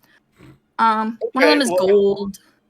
Well, I'll go and explain to Lord Maliborn that you all may be late, and he'll have to wait a little while. And he Okay. turns off like this isn't his job. And Yeah, you pick the two people who are going to say, okay. Yeah, we'll go find Otto after that, Okay. since I don't know what he's doing. Where is Otto? Yeah, good question. He's just still mingling. Somehow managing to say the wrong thing to every person he speaks to. Yeah. It's his superpower. do you know what Bitcoin is? Oh my god. Oh my god. Well, now I have to canonize that, Matt. Thanks. Oh It's a God. coin that bites you. Yeah. Dude, that's a good idea. I like that a lot. That's It's a funny. mimic. It's a mimic coins. Have you put anything into the dual moons? Come on. Stop, Come on. Matt. This is going straight for the dual moons. So yeah, you managed to find Otto, and do you? How do you handle this? Do you bring just the three of you over towards where he had gestured earlier, or are you trying to like wait for Vivi and Quid, or what are you trying to do? Argo's doing whatever. He doesn't care about making Maliborn wait, so whatever they decide, he'll do. Yeah, at this point they've been gone for quite some time. I would say it has taken them quite some time to do. I mean, you don't know what they've been up to, but they've been trying to like sneak around and make their way through. Yeah. Following like a vague map, essentially. I will ask, has Amber come back yet? She is not yet. No. Okay. Dead. No, don't fucking say that. I was gonna tell her to. Towards like the beginning of the ball, you would see her like a little bit here and there, like just kind of prancing about like the lower floors, and like as she headed towards like the areas near the grand staircase. You hadn't seen her since. Okay, that's what I would fine. say. Otto, what do you think? Should we go meet with Maliborn right away? I don't know how pissy nobles get when you don't do what they say. It would be wise to not make him wait. Okay, what about Vivi and Quid, though? Do you know where they are? No, I saw them going up. And then she, like, stops for a second and she kind of leans in and whispers, saw them going up the big staircase. Good thing Estella started talking first. Then I fear we cannot wait for them. Mm-mm.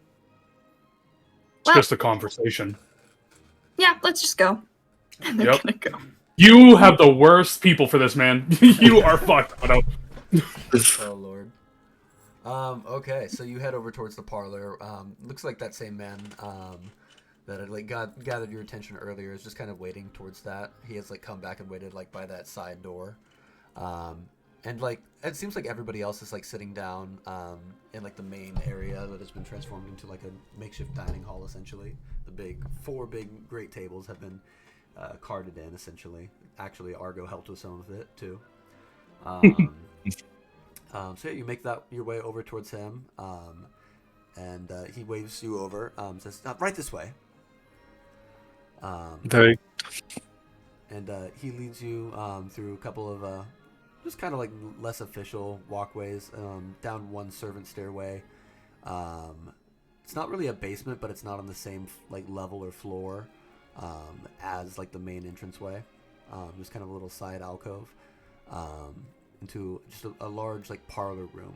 And he opens the door, revealing a sharply dressed man, not in the same sense that the rest of the ball goers were. He doesn't seem dressed for a ball, but he has locks of golden hair, bright blue eyes, and is dressed in like just a standard like brown coat with a blue scarf. And I'll send art for Raylos Maliborn real quick.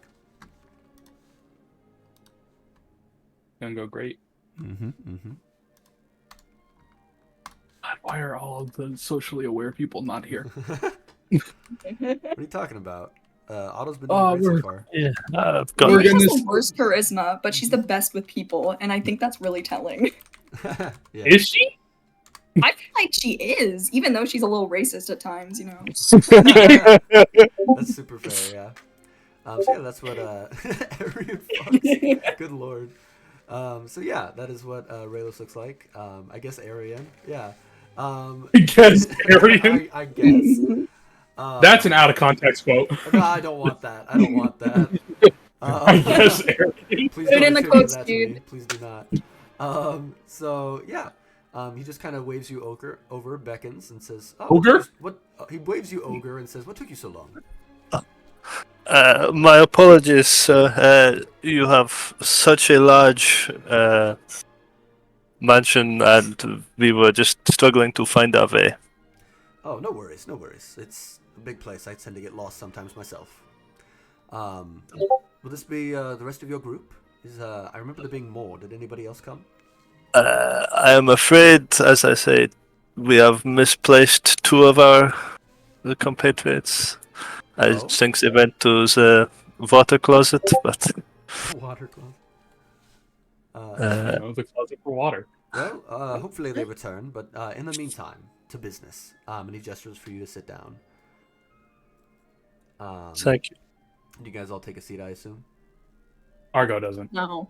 No, you Oh, don't? yes. Nope. No. I don't know this guy. You don't sit down. Okay. All right. Wait, how tall is his desk actually? That's all. So it's not really a desk. It's more of like a big dining table, essentially. Like everybody How else tall appears is to the have been. Yeah. Can I like- see him over the table? Oh, yeah, that's fair. That I'm wondering if I should stand on the chair. I think that versus what he on the would have done, I hadn't considered that, but he would have like waved over. Noble houses tend to like have accommodating seats for people of that stature, essentially. So he would have waved over a servant who was nearby, and he would have brought over like a chair for one of your folk, essentially.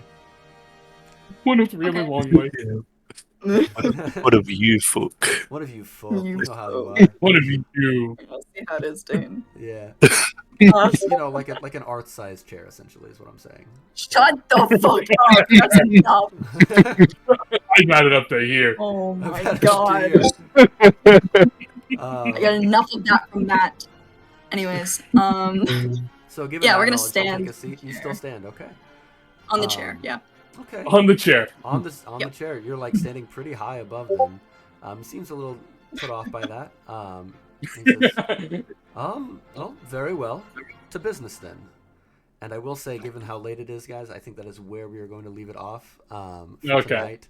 Given that the party is split, with 3 of the 5 meeting with Malborn and the other 2 trying to rob him. I think that is a fun place to stop. Yeah. So yeah. And struggling, yeah. I did not realize how late it was. It's very late. It's, But yeah. it's just been good to get back in these characters, man. Oh, I know. Yeah, I figured that So would be the true. case. It has been like 3 weeks, and I was like, yeah, they're gonna want to RP for an hour straight for sure. And that's what we do. 2 hours. It was 2 really- hours straight. I think it was about 2. Yeah, just about. Yep. You guys got a lot done, though. I will say. I feel Yeah, like our Big gun. yeah, whole Breaking Bad arc. It was crazy. everybody but Argo got a lot of stuff done. Hey, you learned some Argo things, possibly. He talked to a rabbit and found out there are numbers on his back. I know crucial numbers though. Letters. Letters. Oh wait, no, you did. Well, you they did. did Yeah, figure we it they figured did it pass. out. Yeah, fuck you, Matt. I got Matt the tried check. to lure gate here. But yeah, I think that you know, I don't really have a good pre-ramble, but I think we're gonna go straight into Thorns and Roses. But this time, let's just kind of shake it up a little bit. I think we're gonna go bottom down for now, and I think in the future I will like kind of make it more random, like who it starts out with, and having a different order essentially. Bottom up. God. A little bit, but yeah, no longer is Arth gonna be held to go first this time. So Ryan, it's your turn now in the hot seat. Oh man, sorry. Let me think. Let me get my thoughts straight. Oh, it's hot. It's hard. Take your time. We Yeah. all I usually have like an hour to prepare. POV. I know how Arth felt for the Yeah. first like 11 sessions. Yeah. Real. Overall, I thought it was great. Like, very fun getting in for an hour of RP or so, I think. And then it was like, you know, a little mini mission with the Aldos people and tracking the vigil, which I'm very grateful people are interested in some of the Quid story hooks. But I thought it was really nice. Like the ball has been, pretty fantastic so far. Nothing too exciting going on, I guess, but it's very cute and lots of great like little moments for everybody to interact with other people. I thought there would be more like political drama, maybe. Yeah. But everything has been very sweet and like spectacular night kind of stuff. The music's been great as well. For now. I will say for Thorn, I just think the one thing that was catching me was that the homebrew items, the two that were dropped, were just like a little.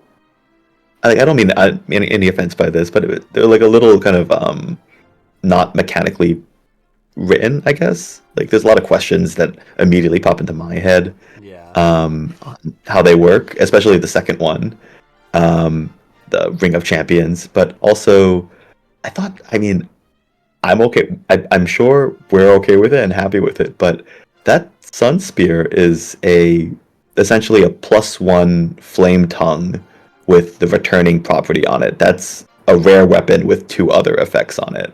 That is a very high level thing to be not It's dropping not gonna willy take my nilly weapon. necessarily.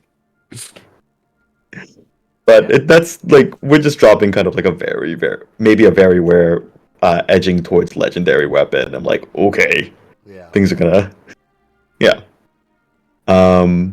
There's a power curve is all. No, I hear but that makes sense. I think that'd be a really good weapon. no, but that was it. Just like Alright. small mechanical things with the item drops and whatnot. And I don't know if the other one reads like it kind of does it give an action surge or does it just shift initiative? It is essentially. I mean, Matt designed the weapon, so he can more speak to it. But I did kind of read it, and we talked about it, and it did feel a little bit similar to an action surge with some other stipulations, essentially. And as far as like clarifications for it, I think we can probably do a better job defining it. Essentially, if that makes sense. I'm guessing it's only like once per long or short rest, right? Oh yeah, 1 per day is what I believe we nailed Gotcha. on. You can correct me if Okay. I'm wrong, Matt. And there are stipulations. I can't remember if we put it in the weapon description yet, but it also burns reactions and other things like that. And reaction is Yeah, a you bonus did. action essentially. But we'll probably word it to be a little more mechanically sound, like as far as like language, to make it read a little bit better. Yeah, well, see, and this is my first time making them in actual like D&D Beyond, but I'm pretty sure I put the mechanical stuff in there, and it's just not really showing in this description that you get from the link that I sent. Oh no, it's like written out, but I mean, I know D&D Beyond item creation is really rough. I've made a bunch of stuff, but it's just like a little strangely organized, and then I think it's just missing the once per long rest feature. Oh yeah. Well, Yeah. that's the thing I thought I put specifically in there. So let me. I look will at it. say, Had yeah, one there is charge? the charge. It does have a charge in there that Yeah, you can click. and it says it comes back at dawn. Does it? It doesn't say it comes back at dawn. It's just kind of there. It just says one charge. It just says I'll- one charge. Okay, I'll look into it and see what's going on with that. Okay. But no, I mean, again, I think these are relatively small nitpicky things, except for, I don't know, are we expecting very rare items to come from Yeah. temples and stuff? Well, not that there's gonna be an explanation, or I'm trying to explain off a thorn or anything like that, but it did come from a temple, and so like those are things that are supposed to be kind of a little more special, and we'll kind of our idea is that we're going to play test things, and if for whatever reason it seems like it's like just crazy overpowered, then we'll look into that and whatever. But for the most part, I think it's going to be okay, but we'll see. If anything, you guys get a powerful weapon at first, and I just have to adjust the combats and stuff like that. So, but yeah, mechanically, any kind of issues that you see, let me know, because like I said, I don't have a lot of experience creating magical items on D&D Beyond, and so any kind of clarifications or anything like that that I can add in there, please tell me, and I'll get it added. Yeah, was that all from you, Quid, Mr. Ryan? Oh yeah. Alrighty. I think we might do like the standard. I don't know if Matt you want to go now, but I think we might still have like DMs go around last. I think that makes sense. Yeah, so I'll go last. I think I will more or less right before you do. So I think we'll go up to Emo next. I'm shaking my head. Yeah, you go. I don't have any thorns, but speaking to Quids about the weapons, if you guys are playtesting things, I can't speak for everyone, but if you give like a weapon to me, I'm totally fine with you like retroactively transferring it. Like if you're like, fuck, I gotta like really wrap combat around this one item, you know, I don't really care. Things can be like meshed around. I'm kind of fine with that happening, unless it's like a super big thing. So there's to that. No, everything else about the session was great. I thought the split really helped the pacing every now and again because there was so much to do. And so there was a lot of fun things for everyone to like to participate in. The guests barging into the ball, I'm kind of curious about that to see where this like political tension is headed. Yeah, no, we got a lot of goals going on. I like the way everything was handled. Yeah, I don't really have specifics to say. Thumbs up. All right, awesome. Okay. In that case, then to you, Mr. G. Yeah, I had a lot of fun just being able to play these characters because I love this group dynamic so much. Yeah, I don't think I have any thorns either. I just had a fun session. It was a lower key one, but we still got a lot done. Yeah. The favorite moment, it has to be the dance. That was fun for me. It was just it was a soft moment that I enjoyed. And I'm gonna punch Maliborn, I think. Okay. We'll see how. All right, plays that's it for me. out. Alrighty. Over to you, Blair. Yeah, it was good fun. Trying to get my head into role playing an exhausted character. That's somewhat difficult, especially just coming from a nap myself. Nice. But no, I thought the game went well. Everyone did lots of things. Is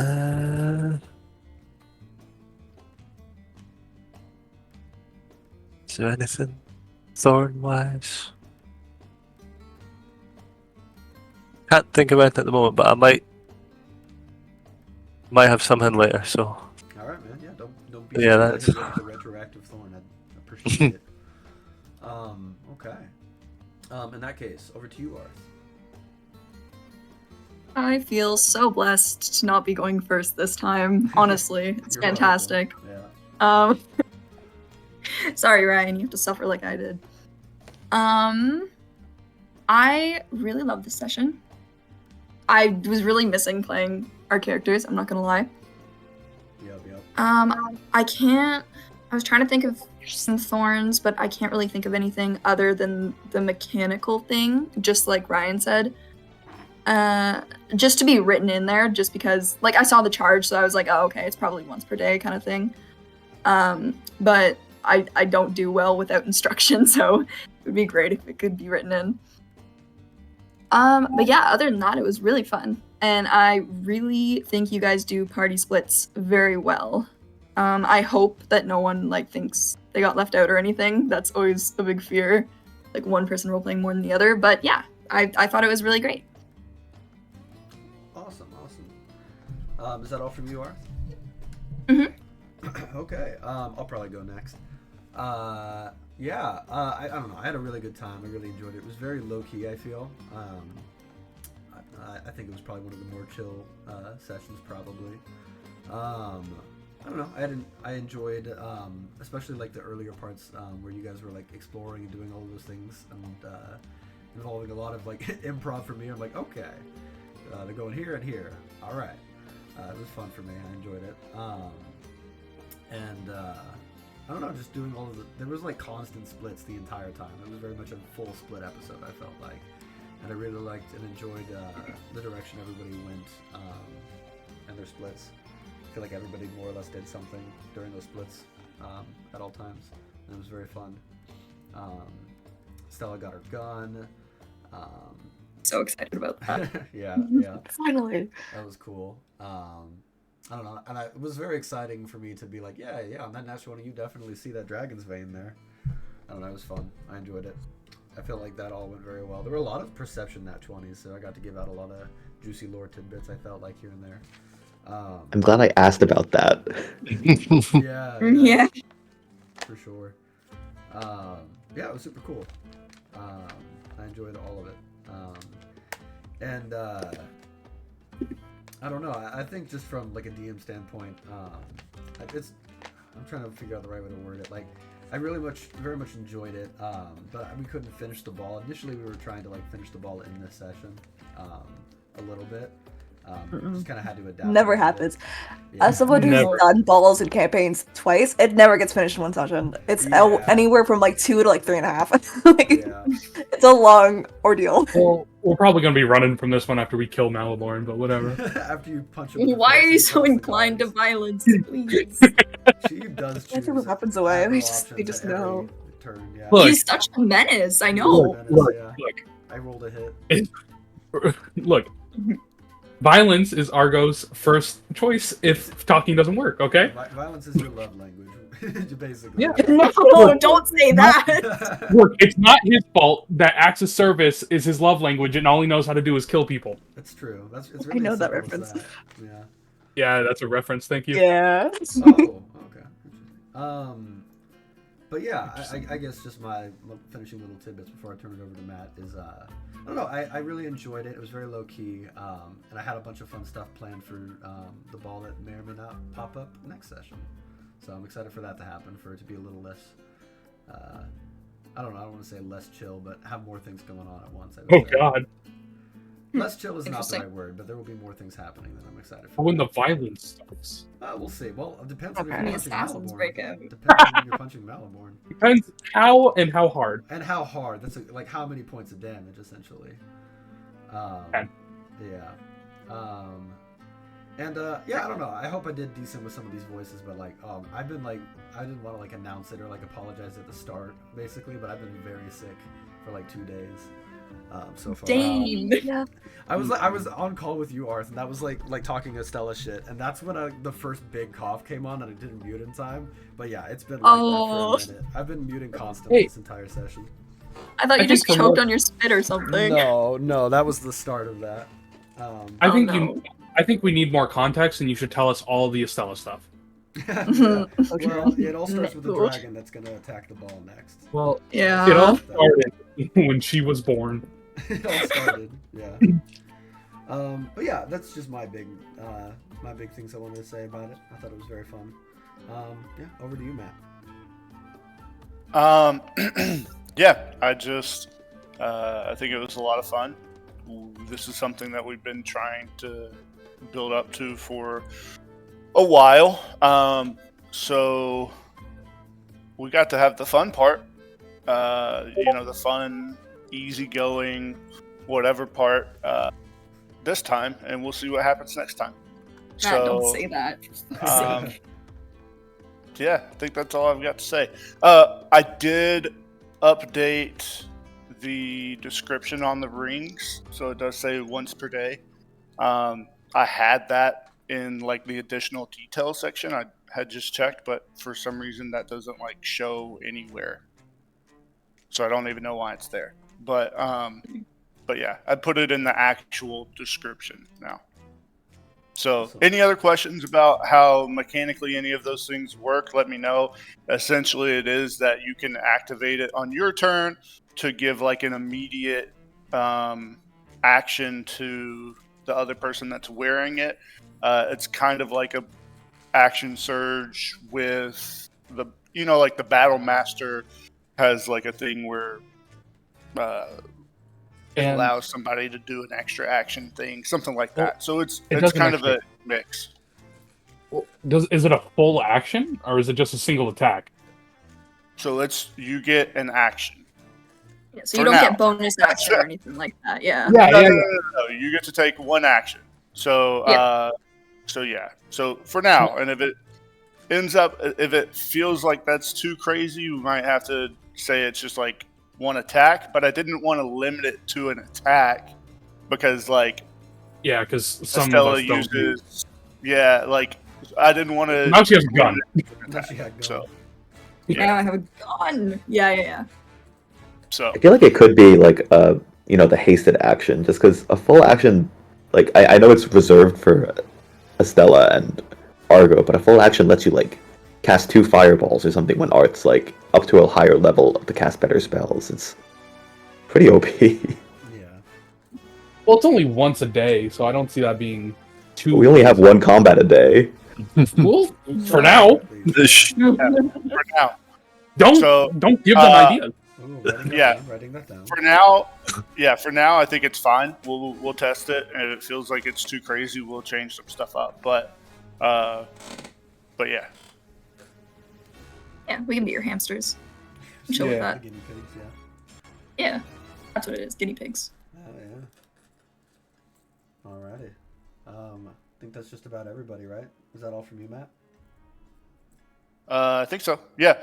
But again, I want to make it very clear. If there's something that needs to be changed or added in there, just let me know, and I'll try to clear it up. All right, yeah. I am also, I don't know how to word it, I guess, but I am curious what y'all thought about any like little lore tidbits that were thrown out. And some of them were more subtle, but I'm just curious what you guys thought of any reveals that happened in session. If there are. Oh, I'm pissed about that too. Yeah. That's where I am. No, I don't know. So is it What's okay? going on? Can I ask if I had rolled anything but a nat 20, would it have been the same result? I actually have decided that I'm going to say on like, I mean, I don't want to like say it for everything, but on some checks, including this one, I would have given you something on a 19 as well, and I might start broadening it basically. I will say nat 20s will always get you the most stuff. Yeah. But I do think that like reserving it to just being, oh man, you never get that nat 20, and so we have like 25 sessions of nothing, probably is not the best call. It just goes down every time I get it too. Yeah, so I'll probably start opening it up a little bit, but for now I was gonna say 19 and 20, with 20 being a lot more. But I'll probably open it up even more so. Well, I would have got it if I rolled my physical dice, because that motherfucker gave me a nat 20. That's true. That's true. You gotta start rolling physical dice, man. D&D Well, because I Literally. like people. I like people seeing my numbers. I know. Yeah. Ina, did you have something to say about lore stuff? Yeah, the fucking shit going on with the nobles. What the fuck is happening there? There is like something referenced where it was like, oh, what are their names again? The one that starts with the V and Aldo's talking together. Then Aldo's doing their own thing. Like I made a comment about this in chat, but it's like it got sold from like the Gambit, who was working with Aldo's kind of being sold to someone owned by the like. It's a whole. There's so much messy shit going on. I'm like, I don't know where this is going. Yep. I'm really, really excited. So many That was things. rewarding when you went, oh! And I was like, yeah, Corbin. Yeah. That's his name. I pointed out the numbers thing before anyone said anything. I'm like, guys, this is literally a date format. Look at it. I'm really, really excited for what's being set up. Yep. Alright. Emo's all about the politic lore. I'm all about all the lore. That's real. That's so real. I will say, like, I don't want to like reveal too much, but it did feel like I had a lot more to give, and maybe it'll come up. We'll see. But it did feel like the most inquisitive characters were like, okay, I use this opportunity now to go upstairs. And also like there were other opportunities where like I think Otto just rolled so low consistently. Just piss people off. You also gave the best opportunity to like sneak upstairs. Like there's a commotion, Yeah. everyone's looking that way, and I'm like, of course No, I'm you made gonna the take right it. call, Like, yeah. like this feels set up. Like I gotta. Yeah, Argo and Estella were in a position where they could not have snuck up if they wanted to because they were in the middle of a podium, Nope. basically. That's fair. Which is really unfortunate because Estella has thieves tools and she's proficient with thieves tools. Really? Oh, Girl. man. Yeah. So We that's knew unfortunate. This door is gonna be the bane of our lock pickings. These doors are always the bane of I'm everyone's existence. gonna be honest. I felt like the Argo was taking over because after the second failed attempt at lockpicking, I was like, "Just break the fucking lock, Just kick it down. kick down the door." Hey man, you can certainly try. You know, whether people I have feel- plans. I have ideas. Do you I Oh, I love that. want to share with the I class? cast Firebolt. I cast Firebolt. I put Slick in the lock and cast Firebolt. He'll explode. Oh my god, that's evil. I mean, Oh, he can resummon. theoretically, he's like, no, that costs money. I can't do that. I can't. It's too expensive. I'm gonna go Too expensive. because if we can break the door, then repair it. I don't know. Yeah. I can get He has Phoebe. Mending. in. He can do it. Yeah, so we can Maybe. break down just the door handle and That's a put it back crazy together infiltration shoddily. technique. Whoa. That's a really good idea, actually. Break Yeah. down the door, Wait. We should repair have thought of that earlier. I'm not the wizard, so I have less at my disposal. So I Wait, usually what? Ryan's I got it in missed the that. bag. Do you have mending? No. Somebody Wow, does. what the hell? Someone I thought does. you Not used mending today. on what's his face? Oh, he said Argo. not today. What? That's what it is. Okay, Oh, 'cause I'm a he's little swapping hurt out that Argo cantrips? became Okay, what's his That face. makes more Mm. sense. I forgot his name. Wait. I get Argo dang. and Otto mixed up consistently. Both Blair and Otto being a automaton racist is very satisfying. Bro, racism pops up and Blair's like, my boy. My, That's my homie. my man. My man. It's not Is it- any racism. It's just It's just It's automaton just specific. specifically automaton racism. It's robots racist, just they're don't not like them. people. I mean, come on. This is why him and Vivi get along, man. Yeah, because they're both racist. Mine was an accident. We don't. Oh, so that's why you look Racist. better. The fact that you chose the word better. That wasn't You're never intentional. living it down, girl. An iconic moment for sure. I'm sorry. I'm remembering. I'm remembering when like the orc grabbed her by the arms and like thanked her. I was so sure that he was gonna like put his hands on her shoulders and like, listen, you need to get out of my store. That's what I was Me leaning too. for. I wanted to subvert expectations there. Because he's so nice, but so intimidating. Yeah. It's pretty accurate. You timed it perfectly where we had just finished shopping. Yeah. So you're like, okay, now I can be racist. That was Racist not the thought process. Racist mode unlocked. time. Oh, you have magnified gravity. What if you magnified gravity the metal of the? Oh That'd my be so God. extra. I think the floor would fall apart. Just falls Hey, down Dane. to the balcony below. Yeah, what's up? Do you want to hop over into secrets real quick before I hop Uh-oh. off to go to sleep? yes, for sure. God damn it, guys. All right. See Bye ya. bye. We're gonna whisper and Bye. say An hour. I'll ask Dane later. Oh, well, real quick, if you want, you can ask me now. Can I see through the lock to the other side? I mean, yes. I will say you probably Okay. see very similar to what Slick already saw, like through your eyes. Okay. No. But That's yes. it. I just need line of sight. Oh, Oh, that is a that's terrifying funny. thing to I say. think I know what you're doing. I'm waiting for him to go to secrets, and then I'm gonna ask. Oh wait, do you have Misty Step, my guy? No. Okay. All right. I'm switching my eyes. I don't know if you can hear Okay, it. never mind. I fully thought You thought it was Misty Step. it was. Yeah. Yep. That would have been so smart. I'm still scared, if we- bro. I don't know what you gotta cast. You have me worried. No, If we Vortex had an Lord oath of also vengeance counts, I think. paladin, we could have Misty Go to Step. secrets so we can find out, Dane. Get out of here. All right, I'll go. Fine.